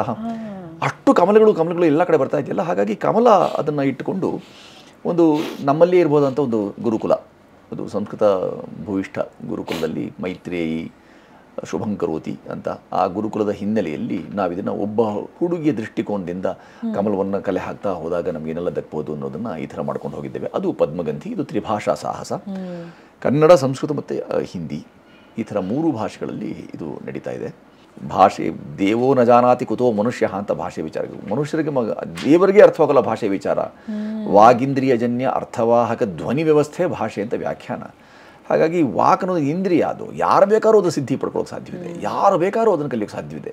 ಹಾಗೆ ಕಲಿತು ಅನೇಕರು ಉದಾಹರಣೆ ಕೊಡ್ತೇನೆ ನಾನು ನಿಮಗೆ. ಅನೇಕರು ಇದ್ದಾರೆ ಆ ಥರದೆಲ್ಲ ಕಲಿತು ತಾವು ಮಾಡ್ತಂಥ ಯಾವುದೇ ವೃತ್ತಿಯಿಂದ ಆಗಿರಲಿ, ತಮ್ಮ ಯಾವುದೇ ವರ್ಣದವರಾಗಿರಲಿ, ವರ್ಗದವರಾಗಿರಲಿ, ಯಾರೂ ಸಹ ಅದನ್ನು ಕಲಿತು ಅದನ್ನು ಸಿದ್ಧಿಸ್ಕೊಂಡಿರುವಂಥ ಉದಾಹರಣೆ ನಮ್ಮ ಮುಂದೆ ಇರಬೇಕಾದ್ರೆ ನಾವು ಕೈಲಾಗದವರು ಮಾತ್ರವೇ ಏನು ಮಾಡ್ತೀವಿ? ಭಾಷಾ ದ್ವೇಷವನ್ನು, ವೈಷಮ್ಯವನ್ನು ಇಟ್ಟುಕೊಂಡು ಭಾಷೆ ಅಂತಲೂ ಹೇಳ್ದಂಗೆ ಅದನ್ನು ಭಾಷೆ ಅಂತ ಹೇಳ್ಕೊಂಡು ಅಲ್ಪ ಪ್ರಾಣಿಗಳಾಗಿ ಬದುಕಿಬಿಡ್ತೇವೆ. ಅದು ಭಾಷೆ ಆಗಬೇಕು. ಇಷ್ಟು ಚೆಂದ ಇದೆ ಆ ಥರದ್ದು ಮಹಾಪ್ರಾಣ ಬಳಕೆಯ ಪ್ರಯೋಗದಲ್ಲೂ ಉಪಸರ್ಗ ಒಂದು ಯೋಗ ಇದೆ. ಯೋಗ ಇರಬೇಕು ಅಂತ ಹೇಳಿ ಕೈ ಚೆಲ್ಲೋದ್ರ ಬದಲಿಗೆ ಇದು ನನ್ನ ಯೋಗ, ನಾನು ಇದನ್ನು ಯೋಗ ಮಾಡಿ ಸಿದ್ಧಿಸ್ತೇನೆ ಅಂತ ಹೇಳಿ ಈ ಭಾಷೆ ವಿಚಾರನ ಇಟ್ಟುಕೊಂಡು ಸಂಸ್ಕೃತವನ್ನು ಯಾವುದು ಸಂಸ್ಕರಣಗೊಂಡಿದೆಯೋ, ಪಾಲಿ ಪ್ರಾಕೃತಗಳು ಸಂಸ್ಕರಣಗೊಂಡು ಸಂಸ್ಕೃತವಾಯಿತೋ ಅದು ಸ್ವಯಂಕೃತ ಆಗಿಲ್ಲ, ಅದು ಸಂಸ್ಕರಣಗೊಂಡು ಸಂಸ್ಕೃತ ಆಗಿರೋದ್ರಿಂದ ನಾವು ಅದನ್ನು ಬಳಸಬೇಕು, ಬಳಸಿ ಅದರಲ್ಲಿರುವಂಥ ಅಗಾಧವಾದ ಜ್ಞಾನರಾಶಿಯನ್ನು ಎಲ್ಲರೂ ಸಹ, ಯಾರಿಗೂ ನಿರ್ಬಂಧವೇ ಇಲ್ಲ. ಅದು ನಿರ್ವಾತವೇರ್ಪಡುವಂಥ ಪರಿಸ್ಥಿತಿಯಲ್ಲಿ ನಿರ್ಬಂಧರಹಿತವಾದಂಥ ಇಂಥ ಕಲಿಕೆ ಸರ್ವರ ವಿಚಾರಧಾರೆ ಸರ್ವರ ಸ್ವತ್ತಾಗಬೇಕು ಅಂತ ನಾನು ಬಯಸ್ತೀನಿ. ಕಲಿಬೇಕು ಅನ್ನೋಂಥ ಆಸೆಯ ಜೊತೆಗೆ ತಿಳ್ಕೋಬೇಕು ಅನ್ನೋಂಥ ಆಸೆ ಸಾಕಷ್ಟು ಜನರಿಗಿರುತ್ತೆ. ಇವತ್ತಿನ ದಿನ ಎಲ್ಲರೂ ಅಂದರೆ ತಿಳ್ಕೋಬೇಕು ಅನ್ನೋ ಆಸೆ ಇರುತ್ತೆ, ಆದರೆ ಅವರು ತಿಳ್ಕೊಳ್ಳೋದಕ್ಕೆ ಸಮಯ ಇಲ್ಲದೆ ಇರಬಹುದು. ಅಂಥವ್ರಿಗೆ ನೀವು ಅದ್ಭುತವಾದ ಒಂದಷ್ಟು ವಿಷಯಗಳನ್ನು ತಿಳಿಸ್ಕೊಡ್ತಾ ಇದ್ದೀರಾ. ವಾಯ್ಸಿಂಗ್ ಸೈಲೆನ್ಸ್ ಯೂಟ್ಯೂಬ್ ಚಾನಲಲ್ಲಿ ಡಾಕ್ಯುಮೆಂಟ್ರೀಸ್ಗಳು ಸರ್, ಅದ್ಭುತವಾದಂಥ ವ್ಯಕ್ತಿತ್ವಗಳ ಪರಿಚಯ ನಮಗೆ ಮಾಡಿಕೊಡ್ತಾ ಇದ್ದೀರಾ. ಮಹಾಮಹೋಪಾಧ್ಯಾಯ ಡಾಕ್ಟರ್ ವಿದ್ವಾನ್ ಎನ್ ರಂಗನಾಥ ಶರ್ಮಾರವರಿರಬಹುದು, ಕನ್ನಡ ಮತ್ತು ಸಂಸ್ಕೃತ ಪಂಡಿತರು, ವ್ಯಾಕರಣ ಮತ್ತು ವೇದಾಂತ ಶಾಸ್ತ್ರದಲ್ಲಿ ಇವರ ಶ್ರಮ ಶ್ಲಾಘನೀಯ. ಹಾಗೂ ಅಪ್ರತಿಮ ಹೋರಾಟಗಾರ, ಬಹುಭಾಷಾ ವಿದ್ವಾಂಸರು, ಅಜಾತಶತ್ರು, ನಾಡೋಜ ಡಾಕ್ಟರ್ ಕಯ್ಯಾರ ಕಿಂಗಣ್ಣ ರೈ ಅವರಿರಬಹುದು, ಪ್ರೊಫೆಸರ್ ಜಿ ವೆಂಕಟಸುಬ್ಬಯ್ಯ ಅವರಿರಬಹುದು. ನಮಗೇನಂದರೆ ನಮ್ಮ ಹಿಂದಿನ ತಲೆಮಾರಿನವ್ರಿಗೆ ಇವರೆಲ್ಲರ ಹೆಸರು ಗೊತ್ತಿತ್ತು, ಅವರ ಸಾಧನೆಗಳ ಬಗ್ಗೆ ಗೊತ್ತಿತ್ತು. ಆದರೆ ಅನ್ಫಾರ್ಚುನೇಟ್ಲಿ ಏನಾಗುತ್ತೆ ಸರ್, ನಾನು ರೀಸೆಂಟಾಗಿ ಒಂದು ಬುಕ್ ಸ್ಟೋರ್ಗೆ ಹೋಗಿ ಒಬ್ಬ ಪ್ರಾಮಿನೆಂಟ್ ಫಿಲ್ಮ್ ಪರ್ಸನಾಲಿಟಿ ಬಗ್ಗೆ ಒಂದು ಇದೆಯಾ ಬುಕ್ ಅಂತ ಕೇಳಿದೆ. ನಾನು ರಿಸರ್ಚ್ ಮಾಡಬೇಕಿತ್ತು. ಅವ್ರು ಹೇಳಿದ್ರು, ಮೇಡಮ್ ತಪ್ಪು ತಿಳ್ಕೊಬೇಡಿ, ಬಟ್ ಫ್ಯಾಕ್ಟ್ ಏನಂದರೆ ನಮ್ಮಲ್ಲಿ ಅವ್ರು ತೀರ್ಕೊಂಡ ನಂತರ ಅಷ್ಟೇ ಪುಸ್ತಕ ಬರೋದು. ಅವ್ರು ಬದುಕಿರೋವಾಗಲೇ ಅವ್ರ ಬಗ್ಗೆ ಎಷ್ಟೇ ದೊಡ್ಡ ಸಾಧಕರಾಗಲಿ ಪುಸ್ತಕ ಅಂತ ಬರೋದು ತುಂಬ ಅಪರೂಪ ಅಂತ. Unfortunate situation. ಆದರೆ ಇಂಥ ಅಪ್ರತಿಮ ಸಾಧಕರನ್ನು ನೀವೇನು ಪರಿಚಯಿಸ್ತಾ ಇದ್ದೀರಾ, ಬಹಳ ಕಮ್ಮಿ ಪುಸ್ತಕಗಳು. ಹಾಗಾಗಿ ನಮಗೆ ತಿಳ್ಕೊಳ್ಳೋಂಥ ಆಸಕ್ತಿ ಇದ್ರೂ ತಿಳ್ಕೊಳ್ಳೋದಕ್ಕಾಗದೆ ಹೋಗಬಹುದು. ಅಂಥವ್ರ ಬಗ್ಗೆ ಡಾಕ್ಯುಮೆಂಟ್ರೀಸ್ಗಳನ್ನು ಮಾಡ್ತಿದ್ದೀರಾ. ಈ ಒಂದು ಶ್ರಮ ಹೇಗೆ ಪ್ರಾರಂಭ ಆಯಿತು? ಈ ಯೋಚನೆ ಹೇಗೆ, ಎಲ್ಲಿಂದ ಬಂತು ಸರ್? ಶತ ಅನ್ನೋದಕ್ಕೊಂದು ವಿಶೇಷ ಅರ್ಥವಿದೆ, ಅರ್ಥವ್ಯಾಪ್ತಿ ಇದೆ. ಶತಾಯುಷ್ಯದ ಅಂಚಲ್ಲಿರೋ ಬೇರೆ ಬೇರೆ ವಲಯದ ಸಾಧಕರು ಅಂದಾಗ ಸಹಜವಾಗಿ ಎಲ್ಲರಿಗೂ ಒಂದು ಬೆರಗಾಗಿಸೋ ಕುತೂಹಲ ಮೂಡುತ್ತೆ. ಆ ಥರದ ಬೇರೆ ಬೇರೆ ವಲಯದ ಸಾಧಕರನ್ನು ಅವರ ಶತ ಅಂದರೆ 100ರ ಅಂಚಲ್ಲಿರೋದು, 100 ದಾಟಿರುವಂಥವ್ರು ಅಂಥವ್ರು ಮಾತಾಡಿಸಿದಾಗ ಅವರ ಜೀವನ ಅನುಭವ ಇದೆಯಲ್ಲ, ಜೀವನ ಸಂಗ್ರಹ ಇದೆಯಲ್ಲ, ಅದು ವಿಶಿಷ್ಟವಾಗಿರುತ್ತೆ, ವಿಭಿನ್ನವಾಗಿರುತ್ತೆ. ಮತ್ತು ಅದು ತುಂಬ ಜನರಿಗೆ ಅದು ಅಸಹಜ. ವಯಸ್ಸಾದವ್ರನ್ನ ಮನೆಯಲ್ಲೇ ಬಿಟ್ಟು ಅವ್ರ ಬಗ್ಗೆ ಅವ್ರ ಕೂತ್ಕೊಂಡು ಮಾತಾಡೋಕ್ಕೂ ನಮಗೆ ಸಮಯ ಇರೋದಿಲ್ಲ. ಅಥವಾ ಅವ್ರು ಏನು ಹೇಳ್ತಾರೆ ಅದು ಅಪ್ರಸ್ತುತ ಅಂತ ನಮಗನ್ನಿಸ್ಬೋದು. ಅಯ್ಯೋ ನೀವು ಹಳೆಯ ಕಾಲದ ದೊಡ್ಡ ಸಂಪ್ರದಾಯದವರು ಅಂತ ಯೋಚನೆ ಮೂಗು ಮುರಿಯುವಂಥ ಹೀಗಳಿಯುವ ಕೆಲಸವನ್ನು ಆ ಪ್ರವೃತ್ತಿಯವ್ರು ನಾವಾಗಿರ್ಬೋದು. ಆದರೆ ಅದಕ್ಕೆ ತುಂಬ ಮಹತ್ವ ಇದೆ. ಯಾರಾದರೂ ಒಂದು 100 ವರ್ಷ ಬದುಕಿದ್ದಾರೆ ಅಂತಂದರೆ ವಯೋವೃದ್ಧರು ಆಗಿರ್ತಾರೆ, ಜ್ಞಾನವೃದ್ಧರು ಆಗಿರ್ತಾರೆ. ಕೆಲವರು ಜ್ಞಾನವೃದ್ಧರಾಗಿಬಿಡ್ತಾರೆ, ಕೆಲವರು ವಯೋವೃದ್ಧರಷ್ಟೇ ಆಗಿರ್ತಾರೆ. 100 ವರ್ಷ ಬದುಕಿರ್ತಾರೆ, ಆದರೆ ಇನ್ನೂ 6-7ರ ಹರಿಯದ ಅಷ್ಟೇ ಚಿಂತನೆ ಅವ್ರದ್ದಿರುತ್ತೆ. ಕೆಲವರು 8ನೇ ವರ್ಷಕ್ಕೆ ಅದು ಜ್ಞಾನವೃದ್ಧರಾಗಿಬಿಟ್ಟಿರ್ತಾರೆ. ವಯಸ್ಸು ಚಿಕ್ಕದಾದರೂ ಸಹ ಜ್ಞಾನದ ವಿಚಾರದಲ್ಲಿ ಅವರು 100 ವರ್ಷಗಳಿಗೆ ಸರಿಸಮಾನವಾದಂಥ, ಅದಕ್ಕೆ ಸರಿಗಟ್ಟಬಲ್ಲಂತಹ ಸಂಗ್ರಹ ಅವ್ರದ್ದಾಗ್ಬಿಟ್ಟಿರುತ್ತೆ.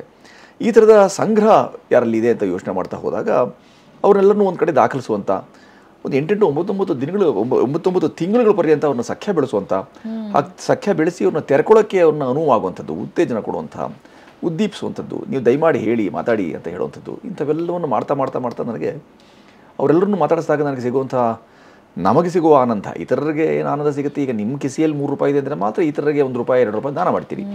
ನಿಮ್ಮ ಕಿಸೆಯೇ ಖಾಲಿ ಇದ್ದಾಗೇನು ಮಾಡಲಾದಿತ್ತು ಅಂತ ಹೇಳಿ ಆ ಥರ ಒಂದು ಪಟ್ಟಿ ಮಾಡಿಕೊಳ್ಳಾಯಿತು. ನಮ್ಮನ್ನು ಬೇಗ ಅಗಲಿ ಬಿಡಬಹುದು ಇವರು ನಮಗೆ ಕೈ ಸಿಗದೆ ಹೋಗ್ಬೋದು. ಅವರನ್ನು ಅವರ ಧ್ವನಿಯಲ್ಲಿಯೇ, ಅವರ ಮಾತುಗಳಲ್ಲಿಯೇ ಕಟ್ಟಿಕೊಡುವ ಕೆಲಸವನ್ನು ಮಾಡಿದಾಗ, ಅವ್ರ ಬಗ್ಗೆ ಅವರ ಸಮಕಾಲೀನರನ್ನು ಮಾತಾಡಿದಾಗ ಆ ವಯೋಮಾನದಲ್ಲಿರುವಂಥವ್ರು ಅವರ ಸಮಕಾಲೀನರೆಲ್ಲರೂ ಒಂದು ಕಡೆ ದಾಖಲಾಗಿಬಿಡ್ತಾರಲ್ಲ ಅಂತ ಚಿಂತನೆ ಆರಂಭವಾದಾಗ ವೀರೇಂದ್ರ ಹೆಗಡೆಯವರು ನಮ್ಮ ಧರ್ಮಸ್ಥಳದ ಧರ್ಮಾಧಿಕಾರಿಗಳಲ್ಲಿ ಹೋಗಿ ಈ ಥರದ್ದು ಆಗಬೇಕು ಅಂತ ಒಂದು ಪಟ್ಟಿ ಕೊಟ್ಟಾಗ ಅವರು ಅದನ್ನು ಆಯ್ದು ತೆಗೆದು ಹೆಕ್ಕಿ ಈ ಜನರನ್ನು ಮೊದಲು ಮಾಡಿ ಅಂತ ಹೇಳಿ ಆ ಥರ ಆರಂಭವಾದದ್ದು ಅಂತರ ಸರಣಿ ಅಂತ. ಅದು ಲಿಪ್ಯಂತರ, ಸ್ಥಿತ್ಯಂತರ, ಸ್ತುತ್ಯಂತರ, ತಲತಲಾಂತರ, ನೇತ್ಯಂತರ, ಈ ಥರ ಅನೇಕ ಅಂತರ ಸರಣಿ ಅಂತ ಕರ್ಕೊಂಡ್ವಿ ನಾವು ಆ ಹಿರಿಯರೊಟ್ಟಿಗೆ ಕಾಯ್ದುಕೊಂಡ ಅಂತರ. ಅದರಲ್ಲಿ ನಮಗೆ ಗೊತ್ತಾದದ್ದೇನು ಅಂದರೆ ನಮಗೆ ಸೃಜನಶೀಲ ಕೆರೆತ ಒಂದಿತ್ತು. ಆ ಕೆರೆತದ ಫಲಶ್ರುತಿಯಾಗಿ ಪ್ರತಿಫಲವಾಗಿ ನಮಗೆ ಈ ಸರಣಿ ದಕ್ಕಿತು. ಈಗ ನೀವು ಹೇಳಿದಂಥ ಯಾರು ಪುಣ್ಯಾತ್ಮರಿದ್ದಾರೆ, ಯಾರೂ ನಮ್ಮೊಟ್ಟಿಗಿಲ್ಲ. ಹಾಗೆ ಯಾರೂ ಇಲ್ಲದ ಸಂದರ್ಭದಲ್ಲೂ ಸಹ ಅವರು ಇದ್ದಾಗ ಆಡಿದ ಮಾತುಗಳಿವೆಯಲ್ಲ, ಯಾರು ಪುಸ್ತಕದ ಆಲಿಯದವರು ಹೇಳಿದ್ರು ಹಾಗೆ ಅಂತ ಯೋಚನೆ ಮಾಡ್ತಿರಲ್ಲ, ಆ ಥರದೊಂದು ಸಂಪ್ರತಿ ಅವರಿದ್ದಾಗೇ ನಾವು ಅವ್ರನ್ನ ನೆನೆದು ಅವರನ್ನು ಕಟ್ಟಿಕೊಡುವ, ಅವರ ಮಾತನ್ನು ಕೇಳುವ ಆ ಥರದೊಂದು ಸಹನಶೀಲತೆಯನ್ನು ಬೆಳೆಸಿಕೊಳ್ಳದೆ ಹೋದ ನಂತರ ಅವರಿಗೆ ಶ್ರದ್ಧಾಂಜಲಿ ಪೂರ್ವಕವಾಗಿಯೋ ಅಥವಾ ಬಾಷ್ಪಾಂಜಲಿ ನೆಪದಲ್ಲಿ ಆ ನೆಪದಲ್ಲಿ ನಾವು ಏನಾರು ಮಾಡುವಂಥದ್ದು ಇದೆಯಲ್ಲ, ಅದು ಎಷ್ಟು ಮಟ್ಟಿಗೆ ಸರಿ, ಅದು ಸಾಮಂಜಸ್ಯವಿಲ್ಲದ್ದು. ನಮ್ಮಲ್ಲಿರುವ ಶೀತಲ ತಾಟಸ್ಥ್ಯವನ್ನು ತೊಡೆಯಬೇಕು, ತೊಡೆದು ಈ ಥರದೊಂದು ದಾಖಲೀಕರಣ ಆಗಲಿ ಅನ್ನೋ ಆ ಹುಂಬ ಪ್ರಯತ್ನದಿಂದಾಗಿ ಇದು ಈವರೆಗೆ ಆ ಥರದೊಂದು ಕೆಲವು ವ್ಯಕ್ತಿಗಳ ಸರಣಿಯನ್ನು ಮಾಡಲಾಯಿತು.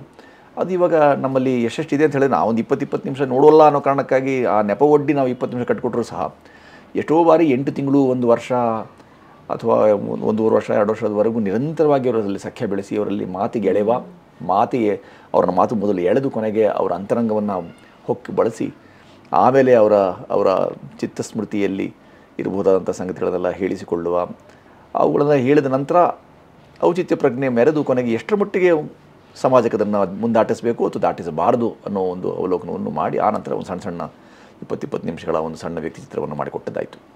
ಸರ್, ಎಲ್ಲರ ಪರವಾಗಿ ಮತ್ತು ಖುದ್ದಾಗಿ ನನ್ನ ಕಡೆಯಿಂದ ಧನ್ಯವಾದಗಳು. ಇಂಥ ಒಂದು ಬ್ಯೂಟಿಫುಲ್ ಸೀರೀಸ್ ನೀವು ಕಟ್ಕೊಡ್ತಾ ಇದ್ದೀರಾ ನಮಗೆ. ನೀವೇ ಹೇಳಿದ ಹಾಗೆ ಒಂದು ಜನರೇಷನ್ ಅವ್ರನ್ನ ನಾವು ಕಳ್ಕೊಂಡ್ಮೇಲೆ ಅವರ ಜೊತೆ ಇರೋರು, ಅವರ ಒಡನಾಡಿಗಳವ್ರ ಬಗ್ಗೆ ಮಾತಾಡಬಹುದು, ಇವ್ರು ನನ್ನ ಹತ್ರ ಇದು ಹೇಳಿದ್ರು ಅಂತ ಹೇಳ್ಬಹುದು, ಬಟ್ ಖುದ್ದಾಗಿ ಅವರೇ ಮಾತಾಡೋದಿದೆಯಲ್ಲ, ಅದು ಅವರಿದ್ದಾಗ ಅದನ್ನು ಡಾಕ್ಯುಮೆಂಟ್ ಮಾಡಿ ಆರ್ಕೈವ್ ಮಾಡಿದ್ರೆ ತುಂಬ ಅದ್ಭುತವಾಗಿರುತ್ತೆ. ನಮ್ಮ ಮುಂದಿನ ಪೀಳಿಗೆಗೆ ನಾವು ಏನನ್ನಾದರೂ ಕೊಡಬಹುದು ಅನ್ನೋದಿದ್ರೆ ಇದೆ ಅಂತ ನನ್ನ ಅಭಿಪ್ರಾಯ. ಹಾಗಾಗಿ ಧನ್ಯವಾದಗಳು. ಗಂಡ ಹೆಂಡತಿ ಗಂಡನ, ಅಥವಾ ಮಕ್ಕಳು ಅಪ್ಪ ಅಥವಾ ಅಮ್ಮ ಮಕ್ಕಳ, ಈ ಥರದ ಪಾರಸ್ಪರಿಕ ಮಾತುಗಳನ್ನು ಆಲಿಸುವ ಕೆಲಸ ಇದೆಯಲ್ಲ, ಅದನ್ನು ನಾವು ಬಿಟ್ಟುಬಿಟ್ಟಿದ್ದೇವೆ.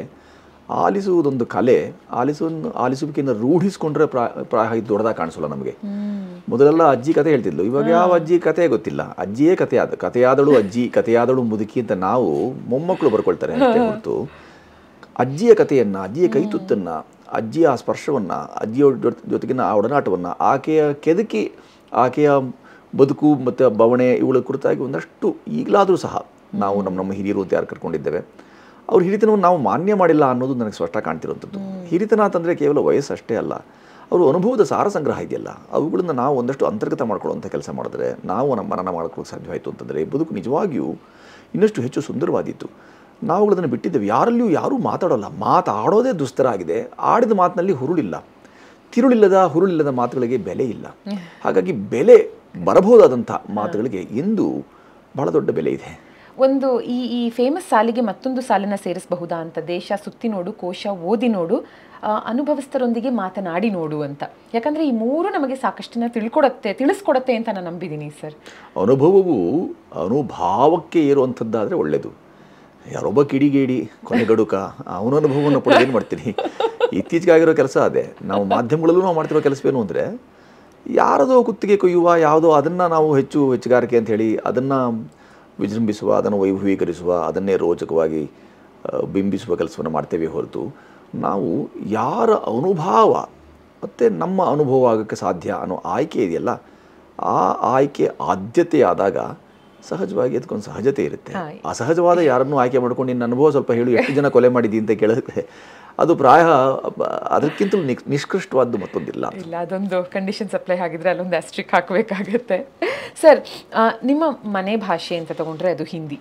ಪೂರ್ವಜರು ಕರ್ನಾಟಕಕ್ಕೆ ಬಂದು ಇಲ್ಲೇ ಸೆಟ್ಲಾಗಿ ಬಾರ್ನ್ ಆ್ಯಂಡ್ ಬ್ರಾಟ್ ಅಪ್ ಕರ್ನಾಟಕದಲ್ಲೇ ನೀವು ನಮ್ಮವರು.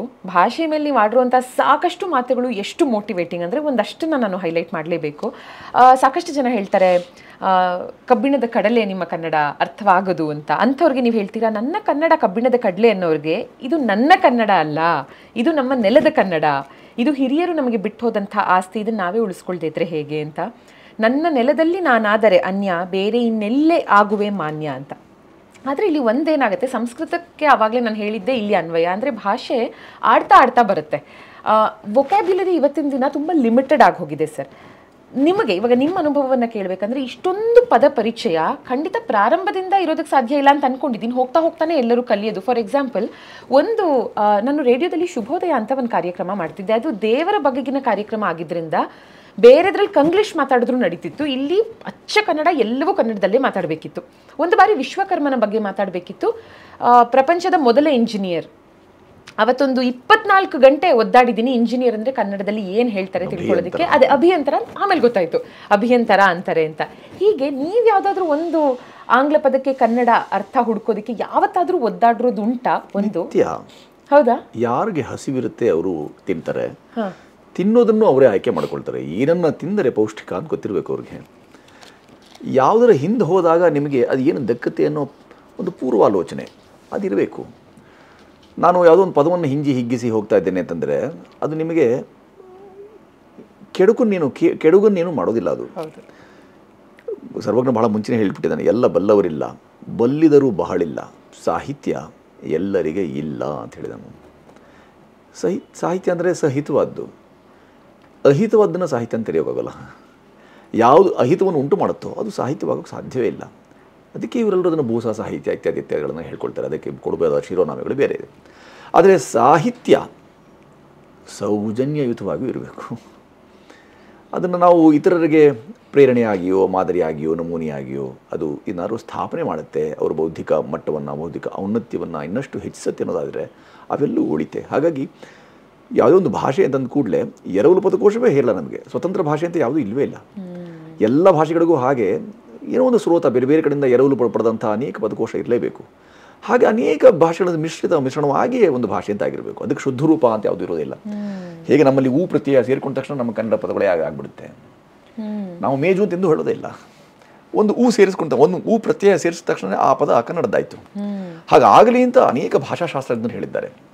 ಉದಾಹರಣೆಗೆ ನಮ್ಮ ಶಬ್ದರ್ಷಿ ಅಂತ ಕರೆಸ್ಕೊಂಡ ನಿಘಂಟು ತಜ್ಞರು ವೆಂಕಟ ಸುಬ್ಬಯ್ಯನವರು, ಇಡ್ಲಿ ಶೇಷಗಿರಿ ರಾಯರು, ಅವರೆಲ್ಲರೂ ನಮ್ಮಲ್ಲಿ ಕೊಟ್ಟು ಹೋದ ಆಸ್ತಿ ಈಗೋ ಕನ್ನಡ ಅಂತ. ಅವರಿಗೆ ಅವ್ರ ಗುರುಗಳು ನೋಡಪ್ಪ ನಿನ್ನ ಕೈಯಲ್ಲಿ ಕನ್ನಡವನ್ನು ಕೊಡ್ತಾ ಇದ್ದೀನಿ ಅಂತ ಎರಡು ಕೈಗಳನ್ನು ಚಾಚಿ ಕಣ್ಣಲ್ಲಿ ನೀರಿಟ್ಕೊಂಡು ಕಣ್ಣಾಗಳು ತುಂಬಿಸಿಕೊಂಡು ಕನ್ನಡ ನಿನ್ನ ಕೈಲಪ್ಪ ಅಂತ ಹೇಳಿದ್ದನ್ನೇ ಒಂದು ದೀಕ್ಷೆಯಾಗಿ ಸ್ವೀಕಾರ ಮಾಡಿ ಅವರೆಷ್ಟು ಚಂದ ಮಾಡಿದ್ರು. ಅದನ್ನು ನಾವು ಭಾವನಾತ್ಮಕವಾಗಿ ಇದನ್ನು ಯೋಚನೆ ಮಾಡಬೇಕಾಗಿಲ್ಲ. ಅವರು ಹಾಗೆ ಮಾಡಿಬಿಟ್ರೆ ನಾವು ಹಾಗೆ ಮಾಡಬೇಕೆ ಅಂತ ಪ್ರಶ್ನೆ ಇಟ್ಕೊಳ್ಳಿ, ಪರವಾಗಿಲ್ಲ. ಆದರೆ ಒಂದು ಸಂವಹನ ಸಾಧನವಾದಂಥ ಒಂದು ಭಾಷೆಯನ್ನು ಅದರ ಅವಸಾನದ ಅಂಚಿಗೆ ನಾವು ತಂದು ನಿಲ್ಲಿಸಿದಾಗ ಸಹಜವಾಗಿ ನಾವು ಕಳ್ಕೊಳ್ಳೋದೇನು ಅನ್ನೋದನ್ನು ಯೋಚನೆ ಮಾಡಿ, ಒಂದು ಸಂಸ್ಕೃತಿಯನ್ನು ಒಂದು ಪರಂಪರೆಯನ್ನು, ಹೇಗೆ ಒಂದು ನಾಡು ಅಂದರೆ ಕೇವಲ ಭೂಪಟ ಅಷ್ಟೇ ಅಲ್ವೋ, ಹೇಗೆ ಕೇವಲ ಒಂದು ಬಾವುಟ ಅಷ್ಟೇ ಅಲ್ವೋ, ಒಂದು ಅನೂಚಾನ ಬಂದಂಥ ಒಂದು ಸಂಸ್ಕೃತಿ ಪರಂಪರೆಗಳು ಅದಕ್ಕಿದೆ. ಪರಮವಾದ್ದನ್ನು ಪೊರೆಯೋದಕ್ಕೆ ನಮ್ಮ ಪರಂಪರೆ ಹೇಳಿಕೊಡುತ್ತೆ. ಅದು ಪರಮ ಪದ ಯಾವುದು ಪರಮ ಅಂತ ಗೊತ್ತಿರಬೇಕು ನಮಗೆ.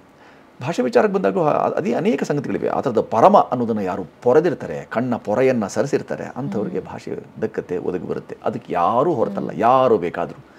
ಇದು ಕಬ್ಬಿಣದ ಕಡಲೆ ಇವೆಲ್ಲವೂ ಕೈ ಕೆಟಕಿದ ದ್ರಾಕ್ಷಿ ಅಂತ ಹುಳಿ ಅಂತ ಹೇಳ್ಕೊಳ್ಬೇಕು ಅಷ್ಟೇ. ನೀವು ಕೈಗೆ ಎಟಕಿಸ್ಕೊಂಡು ನೋಡಿ, ಅದೆಷ್ಟು ಚೆಂದ ಕಾಣಿಸುತ್ತೆ, ತುಂಬ ಸವಿ.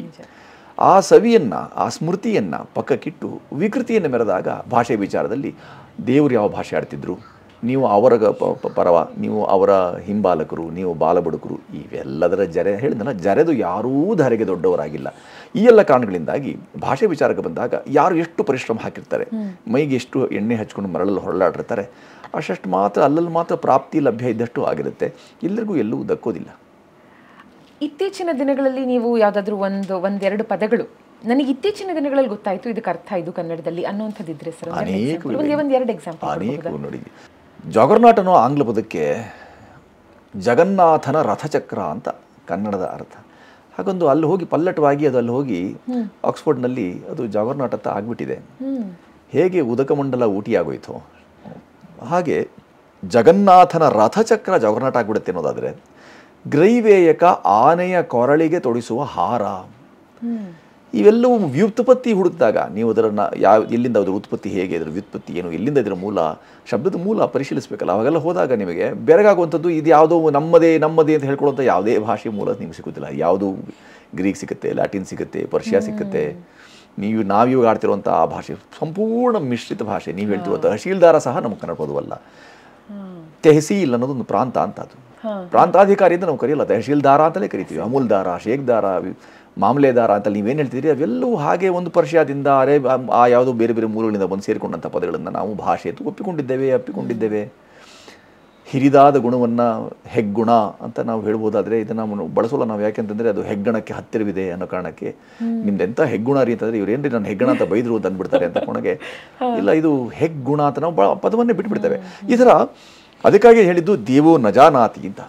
ಭಾಷೆ ವಿಚಾರ ಕುತೋ ಮನುಷ್ಯರಾದವ್ರು ನಾವೆಷ್ಟು ಮಟ್ಟಿಗೆ ದೇವರಿಗೆ ಅದರ ಅರ್ಥವಾಗಿಲ್ಲ ರೀ ಭಾಷೆ ಅಂತಂದಾಗ ನೀವು ದೇವರ ಭಾಷೆ ಯಾವುದು ಅಂತ ಕೇಳೋದು ಎಷ್ಟು ಅಪ್ರಸ್ತುತವಾಗಿಬಿಡುತ್ತೆ. ಹಾಗಾಗಿ ಪ್ರಸಕ್ತ ನಾವು ಮಾತಾಡೋದಾದರೆ ನಾವು ಆಸಕ್ತರು ಅನ್ನೋ ಒಂದು ಗುಂಪನ್ನು ಕಲೆ ಹಾಕಿದಾಗ ಸಹಜವಾಗಿ ಒಂದು ಭಾಷೆ ಅದರ ಹರಿದು ಬಂದಿರ್ಬೋದು ಅಂತ ಈ ಎಲ್ಲ ಸೊಬಗು, ಈ ಸವಿ, ಈ ಸ್ಮೃತಿ ಇವುಗಳನ್ನೆಲ್ಲ ನಾವು ಉಳಿಸಿ ದಾಖಲಿಸಿ, ನಮ್ಮ ಸ್ಮೃತಿಯಲ್ಲಿ ದಾಖಲಿಸಿ ಅದನ್ನು ಬರುವ ತಲೆಮಾರುಗಳಿಗೆ ದಾಟಿಸುವ ಕೈಂಕರ್ಯ ಇದೆಯಲ್ಲ, ಅದು ಬರೀ ಪ್ರಕ್ರಿಯೆ ಅಲ್ಲ, ಅದೊಂದು ಕೈಂಕರ್ಯ. ಆ ಥರದ ಕೈಂಕರ್ಯ, ಆ ಪ್ರಕ್ರಿಯೆ ಅದು ನಮಗೆ ಪ್ರಕಾರ್ಯ ಇದು ಅದಷ್ಟಕ್ಕೆ ಬಿಟ್ಬಿಟ್ರೆ ಅದು ಸೀಮಿತವಾಗಿಬಿಡುತ್ತೆ. ಇದು ನನ್ನ ಕೈಂಕರ್ಯ ನಾನೇ ಮಾಡ್ತಕ್ಕದ್ದು, ಇದನ್ನು ನಾನಲ್ಲದೆ ಬೇರೆ ನಾನು ಮಾಡೋಕ್ಕೆ ಸಾಧ್ಯವೇ ಇಲ್ಲ ಅಂತ ಯೋಚನೆ ಮಾಡೋದಿದೆಯಲ್ಲ, ಅಂಥ ವಿಚಾರಕ್ಕೆ ನಮ್ಮನ್ನು ನಾವು ಒಡ್ಡುಕೊಳ್ಬೇಕು ಅಂತ ಅನ್ಸುತ್ತೆ. ಯಾವುದೇ ಕಾಲಘಟ್ಟದ ಯಾವುದೇ ಜನರು ನಮ್ಮ 50-100 ವರ್ಷಗಳ ಹಿಂದಿನ ನಮ್ಮ ಹಿರಿಯರು ಆ ಕೆಲಸ ಮಾಡಿದ್ರು. ಅವರ ಕನಿಷ್ಠ ಎಷ್ಟೋ ಆ ಥರದೊಂದು ಗ್ರಾಮ್ಯ ನೋಡಿ, ಪ್ರತಿ ಒಂದು 10 ಯೋಜನೆಗಳಿಗೆ ಒಂದೊಂದು ಬಾರಿ ನಿಮಗೆ ಭಾಷೆಯ ಸೊಗಡು ಬದಲಾಗ್ತಾ ಹೋಗುತ್ತೆ, ಸೊಬಗು ಬದಲಾಗ್ತಾ ಹೋಗುತ್ತೆ. ಬೇರೆ ಬೇರೆ ಪದಗಳಿಗೆ ಬೇರೆ ಬೇರೆ ಅರ್ಥ ಬಂದಾಗುತ್ತೆ. ಮೈ ತಿಂಡಿ ಅಂತ ಉತ್ತರ ಕನ್ನಡದಲ್ಲಿ ಹೇಳ್ತಾರೆ, ಕೆರೆತವನ್ನು ತಿಂಡಿ ಅಂತ ಕರೀತಾರೆ. ನೀವಿಲ್ಲಿ ತಿಂಡಿ ಬನ್ನಿ ಅಂತಂದಾಗ ಯಾಕಲೇ ಮೈ ತಿಂಡಿ ಅನ್ಲೇ ನಿನಗೆ ಅಂತಾರೆ. ತಿಂಡಿ ಅಂತಂದ್ರೆ ಏನು ಅಂದರೆ ಕೆರೆತ ಅಂತ. ಆ ಥರ ಅನೇಕ ನಿಮಗೆ ಪಲ್ಲಟಗಳು ಕಾಣಿಸುತ್ತೆ ನಮಗೆ. ಅದು ಅಲ್ಲಿನ ಶುದ್ಧ ರೂಪ ಅಂತ ಕರೆಸ್ಕೊಂಡು ಅಲ್ಲಿಗೆ ಜಡ್ ಆಗಿದೆ ನಿಮಗೆ. ಇಲ್ಲಿ ಇಲ್ಲ ಗೊತ್ತು ಜಡ್ ಇನ್ನೇನಿದು ಇನ್ನು ಮಧ್ಯಲ್ಲಿರೋ ಅಂಕೇಳಿ ಅಕ್ಷರಗಳು ಯಾವುದು ಹೇಳ್ದಂಗೆ ಕೊನೆಗೆ ಜಡ್ ಬಂದ್ಬಿಟ್ರಲ್ಲ ನೀವು. ಹಾಗಲ್ಲ, ಅದು ಜಡ್ ಆಗೈತ್ಲೆ ನಿನಗೆ ದವಾಖಾನೆಗೆ ಹೋಗ್ಬೇಕು. ದವಾಖಾನೆ ಎಷ್ಟು ಒಳ್ಳೆಯ ಪದ. ಪಡಸಾಲೆ, ಮೊಗಸಾಲೆ, ಪಡು ಧಾತುದು ಮಲಗುವ ಶಯನಕೋಣೆ ಶಯ್ಯಾಗೃಹವನ್ನು ಪಡಸಾಲೆ ಅಂತ ಕರೀತಾರೆ, ಕೈಸಾಲೆ ಅಂತ ಕರೀತಾರೆ. ಮೊಗಸಾಲೆ ಯಾವುದು ಮುಖಮಂಟಪವೋ ಮನೆಗೆ ಅದು ಮೊಗಸಾಲೆ ಅಂತ ಕರೀತಾರೆ. ಎಲ್ಲ ಈ ಥರದೊಂದು ಅಂಗಳ ಹಿತ್ತಲು ಇವೆಲ್ಲದಕ್ಕೂ ಅದರದೇ ಆದಂತಹ ವ್ಯುತ್ಪತ್ತಿಗಳಿರಬೇಕಾದಾಗ ಐತಿಗಳಿರಬೇಕಾದಾಗ ನಾವು ಅದ್ರ ಬಗ್ಗೆ ಒಂದಷ್ಟು ವಿಶೇಷ ಅಧ್ಯಯನ ಮಾಡಿದಾಗ ಈಗೆಲ್ಲ ಏನಾಗಿದೆ, ಅಧ್ಯಯನ ಇರದ ಅಧ್ಯಾಪನವೂ ಆಗಿದೆ. ಅಧ್ಯಯನ ಇದ್ದು ಸಂಚಯನಗೊಂಡ ನಂತರ ಅಧ್ಯಾಪನ ಮಾಡಿದಾಗ ವಿಶ್ವವಿದ್ಯಾಲಯಗಳ ಮಟ್ಟದಲ್ಲಿಯೂ ಸಹ ಒಳ್ಳೊಳ್ಳೆಯ ಫಲಿತಾಂಶ ಕಾಣೋಕ್ಕೆ ಸಾಧ್ಯವಾದೀತು. ನಾವು ಎಲ್ಲ ಜಾಗಗಳಲ್ಲಿ ಪ್ರಾಚಾರ್ಯರಾಗಿ ಎಲ್ಲರೂ ಪ್ರಾಚಾರ್ಯರಾದರೂ ಆಚಾರ್ಯರಾಗಲಿಲ್ಲ. ಶಿಕ್ಷಕರಾಗಿ ಪ್ರಾಚಾರ್ಯರಾಗಿಬಿಡ್ತಾರೆ, ಆಚಾರ್ಯರ ಮಟ್ಟಕ್ಕೆ ಆ ಎತ್ತರಕ್ಕೆ ಏರ್ಬಿಡ್ತು ಅಂತಂದರೆ ಹಾಗೆ ಅಪವಾದಗಳಿವೆ. ಬೇಕಾದಷ್ಟು ಜನ ಇದ್ದಾರೆ, ಆಚಾರ್ಯರು ಇದ್ದಾರೆ. ಆ ಥರದ ಸಂಖ್ಯೆ ಜಾಸ್ತಿ ಆಯಿತು ಅಂತಂದರೆ ಬಹಳ ಕಾಲ ನಮ್ಮ ನಾಡಿಗೆ ಮತ್ತು ನಮ್ಮ ಈ ಭಾಷೆಗೆ ನಮಗಿರುವ ಸೊಗಡಿಗೆ ಬಹಳ ಒಳ್ಳೆಯ ಶ್ರೇಯ ಸಿಕ್ಕಿತು. ನಮ್ಮ ದೇಶದಲ್ಲಿ ಸಾಕಷ್ಟು ಸಲ ಈ ಭಾಷೆ ಬಗ್ಗೆ ಡಿಸ್ಕಷನ್ ಆಗೋದು ಸರ್. ನನ್ನ ಗಮನಕ್ಕೆ ಬಂದಿರೋ ಹಾಗೆ ಶಶಿ ತರೂರ್ ಅವರು ಯಾವುದೇ ಒಂದು ಟ್ವೀಟ್ ಮಾಡಿದಾಗಲೂ ಅವರ ಇಂಗ್ಲೀಷ್ ಆ ನಾಲೆಜ್ ಆಫ್ ವೊಕ್ಯಾಬ್ಯುಲರಿ ಎಷ್ಟಿದೆ ಅಂದರೆ ಪ್ರತಿ ಸಲ ಅವ್ರು ಏನನ್ನಾದರೂ ಟ್ವೀಟ್ ಮಾಡಿದಾಗ ಅದನ್ನ ಡಿಕೋಡ್ ಮಾಡಬೇಕು ಅಂದರೆ ಅದರ ಮೀನಿಂಗ್ನ ಗೂಗಲಲ್ಲಿ ಹುಡುಕಿ ಇವ್ರು ಹೇಳಿದ್ದು, this is a new word, ನಮಗೆ ಗೊತ್ತಿರಲಿಲ್ಲ ಅಂತ. ಇನ್ನು ಕನ್ನಡದ ವಿಷಯಕ್ಕೆ ಬಂದರೆ ನೀವೇ ಹೇಳ್ದಾಗೆ ನಮ್ಮ ಹಿರಿಯರು, ಇವಾಗ ನನಗೆ ನೆನಪಿರೋ ಹಾಗೆ ನಮ್ಮ ತಾತ ಅಚ್ಚ ಕನ್ನಡದಲ್ಲಿ ಸ್ವಚ್ಛವಾಗಿ ಮಾತಾಡೋರು. ಅವಾಗೆಲ್ಲ ಆಂಗ್ಲ ಭಾಷೆ ಬಳಕೆನೇ ಆಗ್ತಿರ್ಲಿಲ್ಲ, ಎಲ್ಲರೂ ಅಚ್ಚ ಕನ್ನಡದಲ್ಲೇ ಮಾತಾಡೋರು. ಆದರೆ ಬರ್ತಾ ಯಾವಾಗ ಬೇರೆ ಭಾಷೆಗಳು ಮಿಕ್ಸ್ ಆಗ್ತಾ ಹೋಯ್ತು ಅವಾಗ ನಾವು ಕೆಲವೊಂದು ಪದಗಳನ್ನ ಬರಿತಾ ಬಂದ್ವಿ. ಇವಾಗ ನೀವೇನು ಹೇಳಿದ್ರಿ ದವಾಖಾನೆ, ನಾವೊಬ್ಬರು ಡಾಕ್ಟರ್ ಹತ್ರ ಹೋಗ್ತಿದ್ವಿ ಚಿಕ್ಕವರಾಗಿರುವಾಗ, ಅವರು ಗುಳಿಗೆ ಕೊಡ್ತೀವಿ ಅಂತ ಅನ್ನೋರು. ಅವ್ರಿಗೆ ನಾನು ನನ್ನ ತಮ್ಮ ಗುಳಿಗೆ ಡಾಕ್ಟರ್ ಅಂತ ಹೆಸರಿಟ್ಟಿದ್ವಿ. ಯಾಕಂದರೆ ಅದೊಂಥರ ಆ ಪದನೇ ತುಂಬ ಚೆನ್ನಾಗಿತ್ತು ಗುಳಿಗೆ. ಇವಾಗ ಗುಳಿಗೆ ಅಂದರೆ ಮಾತ್ರೆ ಅಂತ ಎಷ್ಟೋ ಜನಕ್ಕೆ ಗೊತ್ತಿರಲ್ಲ. ನಾವು ಬಳಸ್ತಾ ಹೆಚ್ಚೆಚ್ಚು ಜನರಿಗೆ ಗೊತ್ತಾಗುತ್ತೆ. ಒಂದು ಇಂಥ ಕಾರ್ಯಕ್ರಮದ ಮೂಲಕ ನಮ್ಮ ಜವಾಬ್ದಾರಿ, ಹೊಸ ಪದಗಳನ್ನ ನಾವು ಕಲಿತೀವಿ, ಅದನ್ನು ಬಳಸ್ತೀವಿ, ಅವಾಗ ಹೆಚ್ಚೆಚ್ಚು ಜನರಿಗೆ ಗೊತ್ತಾಗುತ್ತೆ ಅನ್ನೋದು. ಸರ್, ಜೊತೆಗೆ ನೀವು ಎಂಥ ಒಳ್ಳೊಳ್ಳೆ ಸಿನಿಮಾಗಳು, ಡಾಕ್ಯುಮೆಂಟ್ರೀಸ್ಗಳನ್ನು ಮಾಡ್ತಾ ಇದ್ದೀರಾ. ನಿಮಗೆ ಸಜೆಸ್ಟ್ ಮಾಡೋಷ್ಟು ದೊಡ್ಡೋಳು ಖಂಡಿತ ನಾನಲ್ಲ, ಒಂದು ರಿಕ್ವೆಸ್ಟ್ ಮಾಡಬಲ್ಲೆ. ದಟ್ ನೀವು ಯಾಕೆ ದಿನಕ್ಕೊಂದು ಪದದ ಥರ ನಮಗೆ ಇವಾಗ ನೀವು ಹೇಳಿದ್ರಿ ಒಂದು ರಥಚಕ್ರ, ಅದಕ್ಕೂ ಒಂದು ಅದು ಕೂಡ ಒಂದು ಪದ ಅಂತ ನಮಗೆ ಗೊತ್ತೇ ಇರಲಿಲ್ಲ. ಪ್ರತಿದಿನ ಒಂದೊಂದು ಪದ ಪರಿಚಯ ಯಾಕೆ ಮಾಡಿಕೊಡ್ಬಾರ್ದು ನೀವು ನಮಗೆ ಸೋಷಿಯಲ್ ಮೀಡಿಯಾದ ಮೂಲಕ ಅಥವಾ ನಿಮ್ಮ ಹ್ಯಾಂಡಲ್ನ ಮೂಲಕ, ನಿಮ್ಮ ವಾಯ್ಸಿಂಗ್ ಸೈಲೆನ್ಸ್ ಯೂಟ್ಯೂಬ್ ಚಾನಲ್ನ ಮೂಲಕ? ಸುಲಭವಾಗಿ ದಕ್ಕಿದ್ದು ಸುಲಭವಾಗಿ ಮರೆತು ಹೋಗುತ್ತದೆ ಅಂತ ಭಾಷಾಶಾಸ್ತ್ರ ಹೇಳುತ್ತೆ. ಸುಲಭವಾಗಿ ದಕ್ಕಬಾರ್ದು. ಅನ್ವೇಷಕ ಬುದ್ಧಿ ಇಟ್ಕೊಂಡು ಯಾರು ಅದನ್ನು ಉದ್ಧಾರ ಮಾಡೋಕ್ಕೆ ಹೋಗಿರ್ತಾರೆ ಅವರು ಉಡ್ದಾರವೂ ಗಟ್ಟಿಯಾಗುತ್ತೆ, ಉದ್ಧಾರವೂ ಆಗುತ್ತೆ. ಸಾಮಾನ್ಯವಾಗಿ ಅದು ಅವರವರ ಹಸಿವಿಗೆ ಸಂಬಂಧಪಟ್ಟದ್ದು. ಅವರಿಗೆ ಎಷ್ಟು ಹಸಿವಿದೆ ಹಾಗೆ ಮಾಡಬೇಕು ಅಂತ ಯಾರಾದರೂ ಒಬ್ಬರು ಅವರಲ್ಲಿ ಇರುವ ಅನ್ನವನ್ನು ನನಗೆ ಕೊಟ್ಟುಬಿಟ್ರೆ ನನ್ನ ಹೊಟ್ಟೆ ತುಂಬುತ್ತೆ ಅಲ್ಲ. ಅದು ಆ ಅನ್ನವನ್ನು ಸಂಪಾದಿಸಬೇಕು, ಆರ್ಜಿಸಬೇಕು. ನೆನ್ನೆ ಅಷ್ಟೇ ಹೇಳ್ಕೊಳ್ತಾ ಇದ್ವಿ ನಾವು, ಯಾವುದೇ ಹೋಟೆಲಲ್ಲಿ ಯಾವುದೇ ಆ ಥರದ್ದು ನೀವು ಖಾನಾವಳಿಗೆ ಹೋದಾಗ ನಿಮಗೆ ಸಿಗುವಂಥದ್ದು ಏನು ಅಂತಂದರೆ ಅರೆಬರೆ ತಿಂದು ಅಷ್ಟು ಅನ್ನವನ್ನು ರಾಶಿ ಚೆಲ್ಲಿರೋದನ್ನು ಕಾಣ್ತೇವೆ ನಾವು.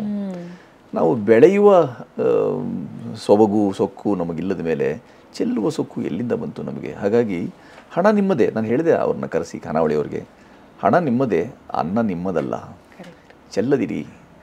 ತುಂಬ ಜನ ಹಸಿದವರಿದ್ದಾರೆ. ಈ ಥರದ ಹೊಟ್ಟೆ ಹಸಿವು ಜೊತೆಗೆ ಬೌದ್ಧಿಕ ಹಸಿವು ಕೆಲವರಿಗಿರುತ್ತೆ. ಆ ಥರದ ಬೌದ್ಧಿಕ ಹಸಿವು ಇಟ್ಕೊಂಡವರು ತಾವೇ ಅದನ್ನು ಸಿದ್ಧಿಸ್ಕೊಳ್ತಾರೆ. ಯಾರ ಆ ಥರದ ಉಪಚಾರ ಬೇಕಾಗೋದಿಲ್ಲ. ಯಾರು ಎಷ್ಟು ಹುಡುಕ್ತಾರೆ ಅವ್ರಿಗಷ್ಟು ದಕ್ಕತ್ತೆ. ಯಾಕಂದರೆ ಇವಾಗ ಬೇಸಿಕ್ ಆಗಿ ಒಂದಷ್ಟು ಪದಗಳು ಅಂದರೆ ನಮಗೆ ನಿಘಂಟಲ್ಲಿ ಸಿಗುತ್ತೆ. ಇದಕ್ಕೆ ಎಕ್ಸ್ಟ್ರಾ ರಿಸರ್ಚೇ ಬೇಕು. ನೀವು ನಿಘಂಟು ಅಂತಿಮವಲ್ಲ. ನಾವು ಗಂಟು ಆಗಬಾರ್ದಷ್ಟೇ. ಯಾರು ಗಂಟು ಆಗದೆ ಭಾಷೆಯೊಟ್ಟಿಗೆ ಹುಡುಕಾಟದೊಟ್ಟಿಗೆ ಒಂದು ನಂಟು ಬೆಳೆಸ್ಕೊಂಡ್ರೆ ಸಹಜವಾಗಿ ಅವರು ದಕ್ಕತ್ತೆ. ಹುಡುಕಿದ್ರೆ ಸರ್ವಾಂತರ್ಯಾಮಿ ಯಾರು ದೇವರಲ್ಲಿ ಪರಿಕಲ್ಪನೆ ಅಥವಾ ನಂಬಿಕೆ ಇಟ್ಕೊಂಡಿರ್ತಾರೆ ಅವನೇ ಸಿಕ್ಬಿಡ್ತಾನೆ ಅಂತ ಇರಬೇಕಾದಾಗ ಹುಡುಕಿದವನಿಗೆ ಎಲ್ಲವೂ ಸಿಕ್ಕುತ್ತೆ, ಎಲ್ಲವೂ ದಕ್ಕತ್ತೆ. ಭಾಷೆ ಬಗ್ಗೆ ಮಾತಾಡ್ತಾ ನಿಮ್ಮ ಪರಿಣಿತಿ ಕನ್ನಡದಲ್ಲಿ ಮಾತ್ರ ಅಲ್ಲದೆ ಸಂಸ್ಕೃತ, ಆಂಗ್ಲ, ಉರ್ದು, ಹಿಂದಿ ಈ ಎಲ್ಲ ಭಾಷೆಗಳಲ್ಲಿದೆ. ಒಂದೊಂದು ಸಾಲು ಅಥವಾ ಒಂದು ಕವಿತೆ, ಒಂದು ಡೈಲಾಗ್ ಅಥವಾ ಒಂದು ಸೇಯಿಂಗ್, ಒಂದು ನುಡಿಮುತ್ತು ಈ ಎಲ್ಲ ಭಾಷೆಗಳಲ್ಲಿ ಒಂದೊಂದನ್ನು ನಮಗೆ ತಿಳಿಸ್ಕೊಡ್ಬಹುದಾ? ದೇವಾ ನೀನೊಲಿದಿತ್ತಡೊಲ್ಲದೆ ಜೀವರಿಗೆ ಪರಮಾರ್ಥ ತತ್ವಪದದ ಬೋಧವಿಹುದೇ ಮಾಯಾ ಗುಣ ವಿಮೂಢರಿಗೆ ಆವನೈ ಕೃತ ವಿದನು ಮರೆವನು. ಈ ಮರೆಯನ್ನು ಯಾರಪ್ಪ, ಇದನ್ನು ಯಾರು ಮಾಡಿದ್ದಿದೆ? ನಾನು ಆವನೈಕೃತ ವಿದನು ಮರೆವನು ದೇವ ಭವದೀಯಾಂಘ್ರಿ ಕಮಲ ಕರಾವಲಂಬನದಲ್ಲಿ ಅಂತ ಎಷ್ಟು ಚಂದ ನೋಡಿ. ಆದಿಕವಿ ಪಂಪನಿಗೆ ಆ ಪಂಪನ ಸಮಾಧಿ ಸ್ಥಳವನ್ನು ನೋಡಿ ತುಂಬ ಬೇಸರ ಮಾಡ್ಕೊಂಡಿದ್ದಿದೆ.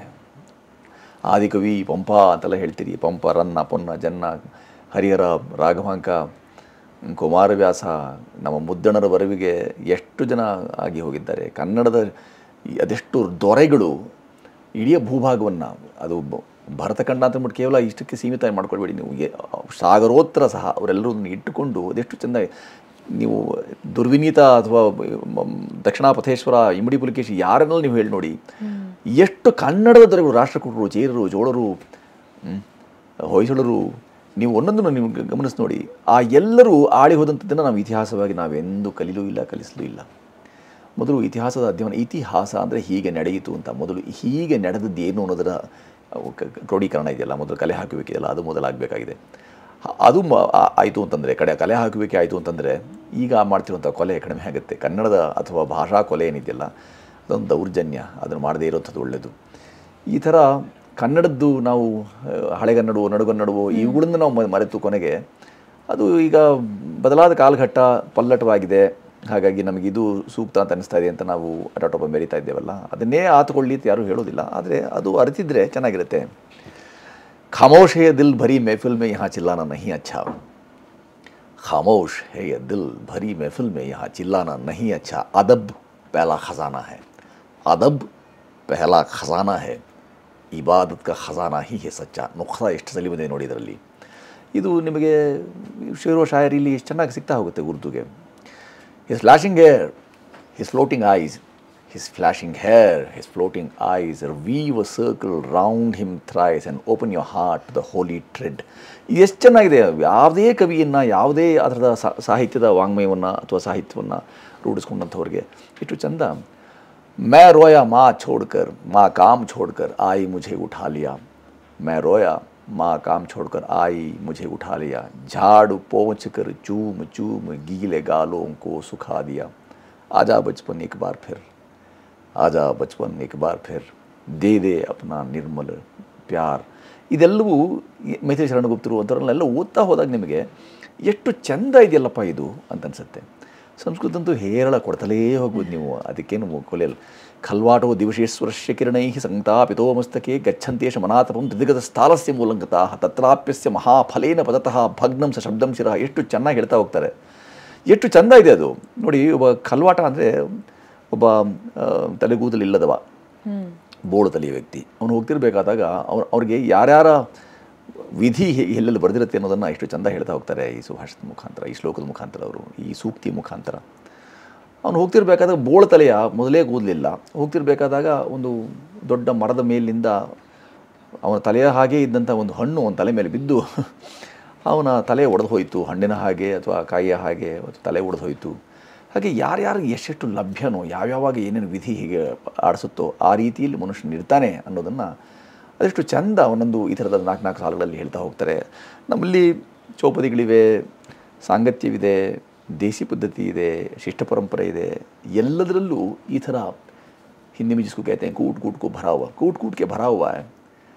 अगर इस्तेमाल सही हो, अगर उसकी उपयोगिता सही हो तो सब कुछ सही निकलेगा. ಆ ಥರದೊಂದು ನಮ್ಮ ಪೂರ್ವಿಕರು ನಮ್ಮ ಪೂರ್ವಿಕರು ಕನೋಜಿನಿಂದ ಬಂದರು, ಇಲ್ಲಿ ಆಶ್ರಯ ಪಡೆದರು, ಅದಕ್ಕಾಗಿ ಕನ್ನಡ ಅಂತಲ್ಲ. ಅದು ಯಾವುದೇ ನೆಲದಲ್ಲಿ ನೀವು ಆಶ್ರಿತರಾಗಿ ಆಶ್ರಯ ಪಡೆದವರಾಗಿರ್ತೀರಿ, ಅಲ್ಲಿನ ಭಾಷೆಯನ್ನು, ಅಲ್ಲಿನ ಸಂಸ್ಕೃತಿಯನ್ನು, ಅಲ್ಲಿನ ಪರಂಪರೆಯನ್ನು ಮತ್ತು ಅಲ್ಲಿನ ಈ ಎಲ್ಲ ಸದ್ವಿಚಾರಗಳನ್ನು ನಿಮ್ಮದಾಗಿಸಿಕೊಳ್ಳದ ಹೊರತು ನಿಮ್ಮ ಋಣ ತೀರಿಕೆ ಆಗೋಲ್ಲ.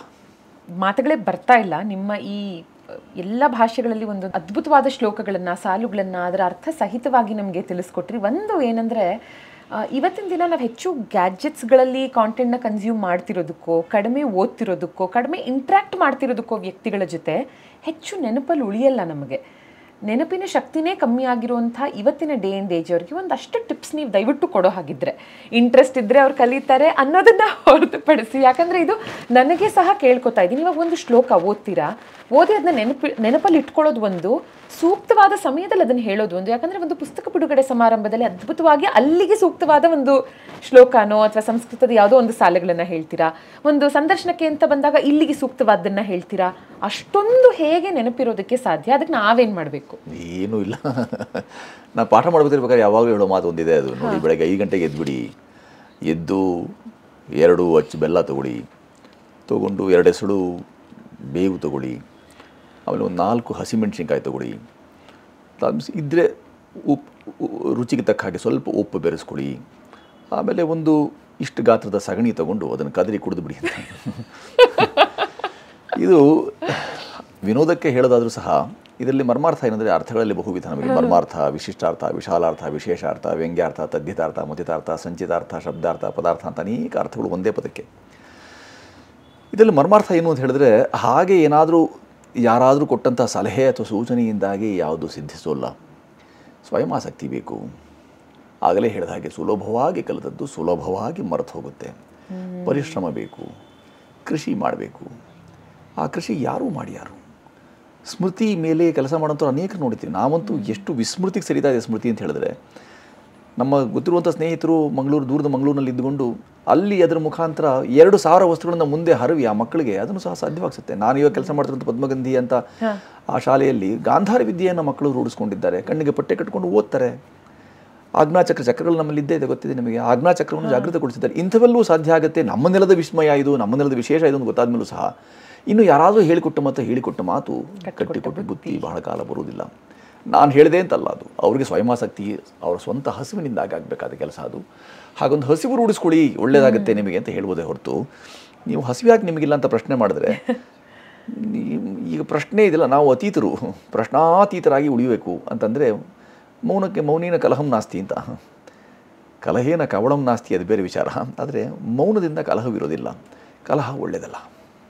ಒಂದು ನನಗೆ ಮನಸ್ಸಿಗೆ ನಾಟಿದ್ದಂದರೆ, ಸುಲಭವಾಗಿ ಕಲಿಯೋದಕ್ಕಿಂತ ನಾವು ಕಷ್ಟಪಟ್ಟು ಕಲಿತೀವಲ್ಲ, ಇಷ್ಟಪಟ್ಟು ಕಷ್ಟಪಟ್ಟು ಆ ಶ್ರಮ ವಹಿಸಿ ಕಲ್ತಿದ್ದು ಖಂಡಿತ ನೆನಪಲ್ಲಿ ಉಳಿಯುತ್ತೆ ಅಂತ.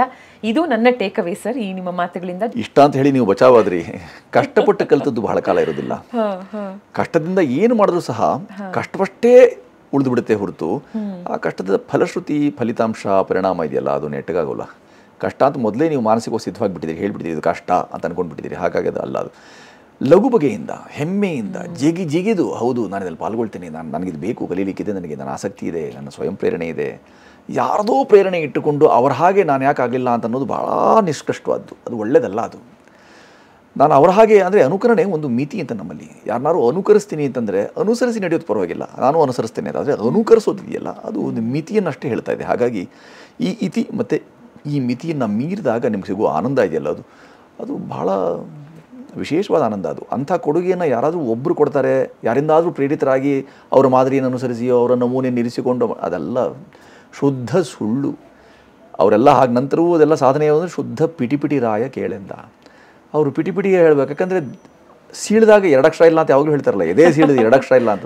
ಅದರ ಅರ್ಥ ಏನು ಅಂತಂದರೆ, ಈ 2 ಅಕ್ಷರ ಯಾವುದು ಅಂದರೆ ಇದೇ 2 ಅಕ್ಷರಗಳು. ಈ ಅಕ್ಷರಗಳನ್ನು ನಾವು ಕರಗತ ಮಾಡ್ಕೊಳ್ತೀವಿ, ಆತ್ಮಗತವಾಗುತ್ತೆ, ಅದು ನನಗೆ ಮನನವಾಗುತ್ತೆ, ಮತ್ತು ಅದು ನನ್ನದಾಗಿಸ್ಕೊಳ್ತೀನಿ. ಹೀಗೆ ಆಲೋಚನೆ ಮಾಡಿದಂಥವ್ರಿಗೆ ಯಾವತ್ತೂ ಸೋಲಾಗಿಲ್ಲ. ಸರ್, ನಮ್ಮ ಶಾಲಾ ದಿನಗಳಲ್ಲಿ ಬ್ಲ್ಯಾಕ್ ಬೋರ್ಡ್ ಮೇಲೆ ಮೊದಲು ಥಾಟ್ ಫಾರ್ ದ ಡೇ ಅಥವಾ ನುಡಿಮುತ್ತು ಅಂತ ಪ್ರತಿದಿನ ಒಂದೊಂದನ್ನು ಬರೆಯೋರು. ದಿನೇ ದಿನೇ ಅದು ಬದಲಾಗ್ತಾ ಹೋಗೋದು. ಇವತ್ತಿನ ದಿನ ಕೆಲವು ಶಾಲೆಗಳಲ್ಲಿ ಮಾತ್ರ ಅದು ಉಳ್ಕೊಂಡಿದೆ, ಸಾಕಷ್ಟು ಕಡೆಗಳಲ್ಲಿ ಇಲ್ಲ. ಯಾಕೆ ಇದನ್ನು ಹೇಳಿದೆ ಅಂದರೆ, ನಿಮ್ಮ ಸಾಕಷ್ಟು ಸಂದರ್ಶನಗಳನ್ನು ನೋಡಿದಾಗ ಒಂದೊಂದರಲ್ಲೂ ಒಂದೊಂದು ನುಡಿಮುತ್ತು ಬರ್ಕೊಂಡೆ. ನಾನು ನೀವು ಹೇಳಿದ್ದನ್ನು ಪುನಃ ಹಿಂದೆ ಹೋಗಿ ಕೇಳಿಸ್ಕೊಂಡು ಬರ್ಕೊಂಡೆ. ಬಹಳ ನನಗೆ ಖುಷಿ ಕೊಟ್ಟಂಥ ಒಂದಷ್ಟು ನುಡಿಮುತ್ತುಗಳು. ಹುದ್ದೆ ನಿದ್ದೆಗೆ ಸಮ ಅಂತೀರ. ಮನೇಲಿರೋ ಮುದ್ದೆ ಕೂಡ ಹುದ್ದೆಗಿಂತ ಒಳ್ಳೆಯದು. ಇನ್ನು ಕನ್ನಡ ನೆಲದಲ್ಲಿ ಕನ್ನಡ ಅಭಿವೃದ್ಧಿ ಮಾಡ್ತೀವಿ ಅನ್ನೋದು ಸೋಜಿಗ. ಯಾರಂತೆ ಊರಂತೆ ಹಿರಿಯರು ಹೇಳ್ಕೊಟ್ಟಂಥ ಒಂದು ಕಿವಿ ಮಾತನ್ನು ಹೇಳ್ತೀರಾ. ಆಗ ಬಾ ಈಗ ಬಾ ಹೋಗಿ ಬಾ ಎನ್ನದೆಲೆ ಆಗಲೇ ಕರೆದು ಕೊಡುವವನ ಧರ್ಮ ಹೊನ್ನಾಗದೆ ಬಿಡುದು. ಇವಾಗ ಸರ್ವಜ್ಞರ ಎಲ್ಲ ವಚನಗಳು ನಮಗೆ ಗೊತ್ತಿರೋದಿಲ್ಲ. ಕೆಲವೊಂದನ್ನ ಆ ಸಂದರ್ಭಕ್ಕೆ ಅನುಸಾರವಾಗಿ ನೀವು ಹೇಳಿದಾಗ ಅದ್ಭುತವಾಗಿದೆಯಲ್ಲ ಅಂತ ಅನ್ಸಿರುತ್ತೆ. ಇನ್ನು ಹೃದಯ ಶ್ರೀಮಂತಿಕೆ ಯಾಕೆ ಬಹಳ ಮುಖ್ಯವಾಗುತ್ತೆ. ನಾವು ಕೊಡುಗೈ ದಾನಿ ಆಗೋದಕ್ಕೆ ದುಡ್ಡಲ್ಲಿ ನಾವು ಹಣಕಾಸಲ್ಲಿ ಶ್ರೀಮಂತರಾಗಿರೋದಷ್ಟೇ ಅಲ್ಲ, ಹೃದಯ ಶ್ರೀಮಂತಿಕೆ ಬಹಳ ಮುಖ್ಯ ಅಂತ ಹೇಳ್ತೀರಾ. ನಿಂತ ನೀರ ಕಲಕ ಬೇಡಿ ಕಲ್ಲುಗಳೇ, ಹೂ ದಳಗಳ ಇರಿಯ ಬೇಡಿ ಮುಳ್ಳುಗಳೇ. ಸರ್, ಅದೇ ಹೇಳಿದ್ದು. ಇವಾಗ ನಮಗೆ ಗೊತ್ತಾಯ್ತಾ ಇದು ಅವರ ಒಂದು ವಾಣಿ ನಿಮ್ಮ ಮೂಲಕ ನಮಗೆ ಗೊತ್ತಾಯ್ತಾ. ಆದ್ರೆ ಎಷ್ಟು ಅದ್ಭುತವಾಗಿದೆ ಸರ್. ಏನಿವೆಯೋ ನೋವು ಅವಕ್ಕೆ ತಮ್ಮವೇ, ಬಾಳಲಿ ಬಿಡಿ ತಮ್ಮಷ್ಟಕ್ಕೆ ಸುಮ್ಮನೆ. ಹೀಗೆ ಇನ್ನೊಂದಷ್ಟು ನುಡಿಮುತ್ತುಗಳನ್ನ ನೀವು ನಮಗೆ ತಿಳಿಸ್ಕೊಡ್ಬಹುದಾ ಅಂತ. ಅಯ್ಯೋ, ಈ ಬೇಕಾದಷ್ಟು ಕಡೆ ಎಲ್ಲ ಕಡೆ ಇನ್ಸ್ಪೈರ್ ಮಾಡಿರುವಂಥದ್ದು. ನೂರಾಸೆಯ ಹೆಗಲಿಗೇರಿಸಿ ನಡೆವ ಹಾದಿ ನಮ್ಮದೇ, ಬರುವ ದಿನಗಳ ಭರವಸೆಗಳ ಬೆಳೆವ ಹೊಣೆಯೂ ನಮ್ಮದೇ. ಇದು ರಾಷ್ಟ್ರಕವಿಗಳು ಹೇಳಿದ್ದು. ಉಡುಗಣ ವೇಷ್ಟಿತ ಚಂದ್ರ ಸುಶೋಭಿತ ದಿವ್ಯಾಂಬರ ಸಂಚಾರಿ, ನೋಡಿ, ಮಣ್ಣ ಧೂಳಿನಲ್ಲಿ ಹೊರಳುತ್ತಿರುವರ ಸಹಚಾರಿ ಅಂತ ಹೇಳ್ತಾರೆ. ಇದೆಲ್ಲ ಕವಿವಾಣಿ. ಇದು ಆ ಕವಿವಾಣಿಯನ್ನು ಕೇಳ್ತಿರ್ಬೇಕಾದಾಗ ಬಾಂದಳ ಚುಂಬಿತ ಶುಭ್ರ ಹಿಮಾವೃತ, ಎಷ್ಟು ಚಂದ ಈ ಭಾಷೆಯನ್ನು ಬಳಕೆ ಮಾಡ್ತಾ ಹೋಗ್ತಿರ್ತಾರೆ. ನಿನ್ನ ಪುಣ್ಯೋದರದಲ್ಲಿ ಹಸುಗೂಸುಳು ನಾವು ಭಾರತ ಮಾತೆ, ನಿನ್ನ ಪುಣ್ಯೋದರದಲ್ಲಿ ನಮ್ಮನ್ನು ನೀವು ಪುಣ್ಯೋದರದಿಂದ ನಮ್ಮನ್ನು ಹೆತ್ತಿರೋದ್ರಿಂದಾಗಿ ನಾವು ಉಪಕೃತರಮ್ಮ ಅಂತ ಕೈಯಾರರು ಹೇಳ್ತಾರೆ. ಸಂತೆಗೆ ಹೋದನು ಭೀಮಣ್ಣ, ಇಂಡಿಯ ಕೊಂಡನು 10 ಮಣ, ಕತ್ತೆಯ ಬೆನ್ನಿಗೆ ಹೊರಿಸಿದ, ಕುದುರೆ ಜೊತೆಗೆ ಸಾಗಿಸಿದ ಶಿಶುಪದ್ಯ ಹಾಡಿದ್ದಾರೆ. ಎಂಥ ಇದರಲ್ಲಿದೆ, ನೀ ನನಗಿದ್ದರೆ ನಾ ನಿನಗೆ, ನೆನಪಿರಲಿ ನುಡಿ ನಮ್ಮೊಳಗೆ ಅಂತ ಹೇಳ್ತಾರೆ. ಎಷ್ಟು ಚಂದದ ಕವಿವಾಣಿ ಅದು. ಕತ್ತೆಯ ಹೊರಚಿತು ಓ ಗೆಳೆಯ, ಅರ್ಧವ ನೀ ಹುರುದಮ್ಮಯ್ಯ, ಅದಕ್ಕೆ ನಿನ್ನನ್ನು ಸಾಕಿದ, ಅದಕ್ಕೆ ನಿನ್ನನ್ನು ಜೊತೆಗೆ ನಡಿ ಅಂತೆಲ್ಲ ಇದೆಲ್ಲ ತುಂಬ ಶಿಶುಪದ್ಯದಲ್ಲಿಯೇ ಎಂಥ ಮಾತುಗಳನ್ನು ಹೇಳ್ಬಿಟ್ಟು ಹೋಗ್ಬಿಟ್ರು ಅವರು. ಅಷ್ಟೇ ಅಲ್ಲದೆ ನಮ್ಮ ಹಿರಿಯರು ಎಷ್ಟು ಚೆನ್ನಾಗಿ ಮಾತುಗಳು ಹೇಳಿದ್ದಾರೆ ಅಂತಂದರೆ, ನಾವು ಯಾವಾಗ ನಿತ್ಯ ಮಕ್ಕಳಲ್ಲಿ ಆಡ್ತಾ ಇದ್ದಂತಹ ಕೆಲವು ಮಾತುಗಳನ್ನು ಇಟ್ಕೊಂಡು ಅವರು ಇಡೀ ರಾಮಾಯಣದಲ್ಲಿ ಅಡಗಿದೆ ಅಂತ ಹೇಳಿದ್ರು ಅವರು. ಇಂಥ ವಿಚಾರಗಳಿವೆ ಅಂತ ಹೇಳಿದ್ರೆ, ಕಣ್ಣಾಮುಚ್ಚೆ ಕಾಡೆಗೂಡೆ ಉದ್ದಿನ ಮೂಟೆ ಉರುಳೆ ಹೋಯಿತು, ನಮ್ಮೈ ಹಕ್ಕಿ ಬಿಟ್ಟೆ ನಿಮ್ಮೈ ಹಕ್ಕಿ ಬಚ್ಚಿಟ್ಕೊಡಿ ಅಂತ ಹೇಳಿದ್ದನ್ನು ಇಡೀ ರಾಮಾಯಣ ಅಂತ ಹೇಳಿದ್ರು. ಹೇಗಪ್ಪ ಅಂತ ಕೇಳಿದ್ರೆ, ಕಣ್ಣು ಮುಚ್ಚಿ ಕಾಡು ಗೂಡಾಗಿದ್ಯಾರಿಗೆ? ರಾಮ ಲಕ್ಷ್ಮಣ ಸೀತೆಯರಿಗೆ. ಕಣ್ಣು ಮುಚ್ಚಿದ್ಯಾರು? ದಶರಥ ಅಂದರೆ ಯಾರು? 5 ಜ್ಞಾನೇಂದ್ರಿಯ 5 ಕರ್ಮೇಂದ್ರಿಯ, ಅದನ್ನು ರಥದ ಹಾಗೆ ಚಕ್ರದ ಹಾಗೆ ಹೂಡಿದಂಥವನು ದಶರಥ ಆಗಿದ್ದವನು. 5 ಜ್ಞಾನೇಂದ್ರಿಯ 5 ಕರ್ಮೇಂದ್ರಿಯ ಜ್ಞಾನೇಂದ್ರಿಯಗಳನ್ನು ಜಯಿಸಿದಂಥವನು ದಶರಥ ಆಗಿದ್ದವನು. ಸೀರಜಾತೆ ಸೀತೆ, ಎಲ್ಲಿ ಅವಳಿಗೆ ಅವ್ವ ಅಪ್ಪ ಇಲ್ಲ. ಯಾಕೆ? ಅವಳು ಸಿಕ್ಕಿದ್ದು ಹೊಲದಲ್ಲಿ. ಸೀರಾ ಅಂತಂದರೆ ಯಾವುದು? ಸೀರಜಾ ಅಂತಂದ್ರೆ ಯಾವುದು? ನೇಗಿಲು ನಾವು ತುದಿಗೆ ಸಿಕ್ಕಿದ್ದಕ್ಕಾಗಿ ಅವಳು ಸೀತೆ ಆದಳು, ಸೀರಜಾತೆ ಆದಳು. ಜಾನಕಿ ಆದದ್ದು ಜನಕನಿಗೆ ಒಪ್ಪಿಸಿದ ನಂತರ ಅಂತ ಆಯಿತು. ವಿದೇಹ ದೇಶ ಇದ್ದಿದ್ದಕ್ಕಾಗಿ ವೈದೇಹಿ ಆದಳು. ಈ ಥರ ಕಣ್ಣು ಮುಚ್ಚು ಕಾಡು ಗೂಡಾಗಿದ್ದು ರಾಮಲಕ್ಷ್ಮಣ ಸೀತೆಯರಿಗಾಯಿತು ಅಂತಂದರೆ, ಉದ್ದಿನ ಮೂಟೆ ಯಾವುದು ಅಂದರೆ ಅಹಂಕಾರನ ಉದ್ದು ಯಾರದು? ರಾವಣದ್ದು. ಆ ಮೂಟೆ ಉರುಳಿ ಹೋಯಿತು. ನಮ್ಮ ಹಕ್ಕಿ ಬಿಟ್ಟೆ, ಸೀತೆಯನ್ನು ಬಿಟ್ಕೊಟ್ಟು ಅವರು ಅಲ್ಲಿಂದ ಕರ್ಕೊಂಬಂದಾದ್ಮೇಲೆ ಮತ್ತೆ ಭದ್ರವಾಗಿ ಇಟ್ಕೊಂಡಿದ್ದಾದ್ಮೇಲೆ ನಾವು ಕಲ್ತಿದ್ದೇವೆ ಮತ್ತೆ ಕಾಡಿಗೆ. ಈ ಥರ ಒಂದು ಸಣ್ಣ ಶಿಶುಪದ್ಯದಲ್ಲಿ ಅವುಗಳಲ್ಲಿ ಮಕ್ಕಳ ಆಟದ ಆ ಸಾಲುಗಳಲ್ಲಿ ಇಡೀ ರಾಮಾಯಣವನ್ನು ನಮ್ಮ ಹಿರಿಯರು ನಮಗೆ ಹಂಚಿಕೊಟ್ಟಿದ್ದಾರೆ, ಹಿಡಿಕೊಟ್ಟಿದ್ದಾರೆ ಅಂತ. ಅದು ಇದೆಯೋ ಇಲ್ವೋ ನಮಗೆ ಗೊತ್ತಿಲ್ಲ. ಒಂದು ಪುಣ್ಯಕೋಟಿ ಚನ್ನಪಟ್ಟಣದಲ್ಲಿರೋ ಒಬ್ಬರು ಪುಣ್ಯಾತ್ಮರು ಅವ್ರು ಬರ್ತದ್ದು ಅಂತ ಒಬ್ಬರು ಹೇಳ್ತಾರೆ. ಈ ಥರ ದ್ವಂದ್ವಗಳು, ವೈರುಧ್ಯಗಳು, ಜಿಜ್ಞಾಸೆ, ಇದ್ರ ನಡುವೆ ನಾವೆಲ್ಲ ಬಂದ್ಬಿಟ್ವಲ್ಲ. ಯಾವುದಾದ್ರು ತುಂಬ ಯುಕ್ತವಾಗಿ ಹೌದು ಇದು ಹೀಗೆ ಇದು ಮಿಥ್ಯಂ ಅಂತ ಹೇಳುವಂಥ ಕೆಲಸವನ್ನು ನಾವು ಮಾಡಿಲ್ವಲ್ಲ. ಯಾಕೆ? ಆನಂತರ ನಿಧಾನವಾಗಿ ಒಂದೊಂದೇ ಅರ್ಥವಾಗ್ತಾ ಹೋಗುತ್ತೆ. ಈ ಎಲ್ಲವನ್ನು ಗಮನಿಸ್ಕೊಂಡಾಗ ನನಗೆ ಅನಿಸುವಂಥದ್ದು, ನಾವು ಅಧ್ಯಯನಶೀಲರಲ್ಲ, ಅಭಿಮಾನ ಶೂನ್ಯರು. ನಮ್ಮಲ್ಲಿ ಅಭಿಮಾನವಿಲ್ಲ, ಪೂರ್ವಾಭಿಮಾನ ಒಂದಿರಬೇಕು. ನನ್ನ ಜನ ನನಗೆ ನನ್ನ ಹಿರಿಯರನ್ನ ಹಾಕೊಟ್ಟು ಮೇಲ್ಪಂಕ್ತಿ, ಇದನ್ನು ಕೆಳಪಂಕ್ತಿಗೆ ನಾನು ಸರಿಸಬಾರ್ದು, ಪಂಕ್ತಿ ಭೇದ ಮಾಡಿಕೊಡ್ದು. ಆ ಪಂಕ್ತಿಯಲ್ಲಿ ದಂತಪಂಕ್ತಿ ತೋರಿಸಿದ್ರೆ ಮಾತ್ರವೇ ಪಂಕ್ತಿ ಹಾಕಲೋದಿಲ್ಲ. ಅದು ಆ ಪಂಕ್ತಿಗಿಂತಲೂ ಈ ಪಂಕ್ತಿ ಬಹಳ ಮುಖ್ಯ. ಅದರಲ್ಲಿ ಹಿಂದಿನಲ್ಲಿ ಪಂಕ್ತಿಯ ಅಂತ ಹೇಳಿದ್ರೆ ಸಾಲುಗಳು ಅರ್ಥ. ಅದು ನಾವು ಸಾಲುಗಟ್ಟಿ ನಿಂತಾಗ ನಮಗೆ ಸಾಲುಗಳು ಬಂದಿತ್ತು. अब मैं राशन की कतारों में नजर आता हूँ ಅಂತ ಹೇಳ್ತಾನೆ. अपनी खेतों से बिछड़ने की सजा पाता हूँ ಅಂತ ಹೇಳ್ತಾನೆ. ಎಷ್ಟು ಚೆನ್ನಾಗಿ ಹೇಳಿದ್ದಾರೆ ಅವರು ಗಜಲ್ನಲ್ಲೆಲ್ಲ. ನಾನು ಹೊಲದಿಂದ ವಿಹಿತನಾದಲ್ಲ, ನಾನು ಕೃಷಿ ಹೊಲ ಇದರಲ್ಲಿ ಇದೆಲ್ಲ, ಅದರಿಂದ ವಿಹಿತನಾದಾಗ ನನಗೆ ಗೊತ್ತಾಗ್ತಾ ಇದೆ. ಯಾಕೆ ಅಂದರೆ ಇವಾಗ ನಾನು ಪಡಿತರದ ಸಾಲುಗಳಲ್ಲಿ ನಾನು ನಿಂತ್ಕೊಂಡು ಈಗ ಪಡಿತರ ತಗೊಳ್ತಿದ್ದೀನಿ. ಮೊದಲು ಕೃಷಿಯಿಂದ ನಾನು ಬೆಳೆದು ಇತರರು ಕೊಡ್ತಾ ಇದ್ದೆ. ಈಗ ನಾನು ಪಡಿತರಕ್ಕಾಗಿ ಅವ್ರು ಕೊಡುವಂಥ 2, 3, 4 ಯಾವುದೆಲ್ಲ ಉಚಿತಗಳು ಇವೆಲ್ಲ ಇವಾಗ ಅವೆಲ್ಲವನ್ನು ಪಡೆಯೋದಕ್ಕಾಗಿ ನಾನು ಸಾಲುಗಟ್ಟು ನಿಂತಿದ್ದೀನಲ್ಲ. ಸಾಲು ಅನ್ನೋ ಅರ್ಥಕ್ಕೆ ಇದು ಇದೆ. ದೀಪಗಳ ಸಮೂಹ, ಅದು ಸಹ ದೀಪಗಳ ಸಾಲು, ದೀಪಾವಳಿ ಆಯಿತು. ಇಲ್ಲಿ ನೀವು ಸಾಲುಗಟ್ಟಿ ನಿಂತು ನನ್ನ ಪಾಳಿ ಬರ್ತದೆ, ನಿನ್ನ ಸರದಿ ಬರ್ತದೆ ಅಂತ ಅನ್ಕೊಂಡು ಸಾಲುಗಟ್ಟು ನಿಂತಿದೆಯಲ್ಲ. ಈ ಥರ ಸಾಲುಗಟ್ಟಿ ನಿಲ್ಲೋದಾದರೂ ಯಾವುದಕ್ಕೆ? ಸಾಲುಗಟ್ಟಿ ನಿಲ್ಲೋದು ಸಾಲ ತೀರಿಸೋದಕ್ಕೆ. ಯಾವ ನೆಲದ ಸಾಲ ಇದು? ಋಣದ ಬಾಬತ್ತಿತ್ತು. ಈ ಋಣದ ಬಾಬತ್ತು ಋಣ ಪಾತಕರು ನಾವು ಆಗಬಾರ್ದು. ಪಾತಕ ವೈರ ಸುಜನರಿಗೆ ಅಂತ ಹೇಳಿದ್ದಾರೆ. ಮಾತು ಮಾತಿಗೆ ವೈರುವಂತೆ, ನೀತಿ ಮೂರ್ಖಗೆ ವೈರುವಂತೆ, ಪಾತಕ ವೈರ ಸುಜನರಿಗೆ ಅರಿದರಿಗೆ ಏತರದ ವೈರ ಅಂತ ಹೇಳಿದ್ದಾನೆ ಸರ್ವಜ್ಞ. ಇದನ್ನು ಅರ್ಥವರಿಗೆ ವೈರ ಅನ್ನೋದಿಲ್ಲ. ಮಾತಿಗೆ ಇನ್ನೊಂದು ಮಾತು ಸೇರಿದ್ರೆ ವೈರ ಆಗ್ಬಿಡುತ್ತಪ್ಪ, ಮಾತಾಡಬೇಡ. ಜಾತಿ ಅನ್ಬೇಡಪ್ಪ, ಅದಕ್ಕೆ ಇನ್ನೊಂದು ವೈರ ಉಂಟಾಗ್ಬಿಡುತ್ತೆ, ಹೇಳಲೇಬೇಡ ಅದನ್ನು. ನಮ್ಮವರೊಬ್ಬರೇ ತುಂಬ ಚೆನ್ನಾಗಿ ಹೇಳಿದ್ರು. ಯಾರೋ ಒಂದು ಹಂದಿ ಕತ್ತೆ ಜೊತೆಗೆ ಮದುವೆ ಮಾಡ್ಕೊಂಡ್ರೆ ಅದನ್ನು ಅಂತರ್ಜಾತಿ ವಿವಾಹ ಅಂತ ಕರಿಬೋದು ಅಂತ ಹೇಳಿದ್ರು. ಅಂತರ್ವರ್ಣೀಯ ಅಂತ ಕರೀರಿ. ಅದು ಯಾಕ್ರಿ ಜಾತಿ ಅಂತ ಹೊಡೆದಾಡ್ತೀರಿ? ಜಾತಿ ಸೂಚಕ ಏನದು? ಸೂಚಕವೇ ಅದು? ಯಾವುದ್ರ ಸೂಚಕ ಅದು? ಈ ಥರದೆಲ್ಲ ತುಂಬ ಜನರು ಹೇಳಿದ ನಂತರವೂ ನಾವೇನು ಮಾಡ್ತಿದ್ವಿ? ಪರಸ್ಪರ ಕಾದಾಟ, ಕಿತ್ತಾಟ ಇಟ್ಕೊಂಡಿದ್ದೇವೆ. ಆ ಥರದ ವೈರುಧ್ಯಗಳು ಇಟ್ಕೊಂಡಿದ್ರಿಂದಲೇ ಯಾವುದಕ್ಕೆ ಒತ್ತು, ಯಾವುದಕ್ಕೆ ಕೊಟ್ಟ ಒತ್ತಿನಿಂದಾಗಿ ಯಾವುದಕ್ಕೆ ಸಿಗುತ್ತೆ ಮಹತ್ತು ಗೊತ್ತಿಲ್ಲ. ಸತ್ವವಿದ್ದಲ್ಲಿ ಮಹತ್ವ. ಅದಕ್ಕೂ ತ್ವ ಅಂದ್ರೇನು? ನೀನು ಅಂತ. ಮತ್ತು ಸಂಸ್ಕೃತದಲ್ಲಿ ನಿನ್ನಿಂದ, ನನ್ನಿಂದಲೇ ಆಗಬೇಕಾದದ್ದು. ಹಾಗಾಗಿ ನಾನು ಮಮತ್ವವನ್ನು ತೊರೆದು, ಗೀತೆಯಲ್ಲಿ ಭಾಳ ಚೆನ್ನಾಗಿ ಹೇಳ್ತಾರೆ ಮಮತ್ವವನ್ನು ತೊರಿ ಅಂಥೇಳಿ.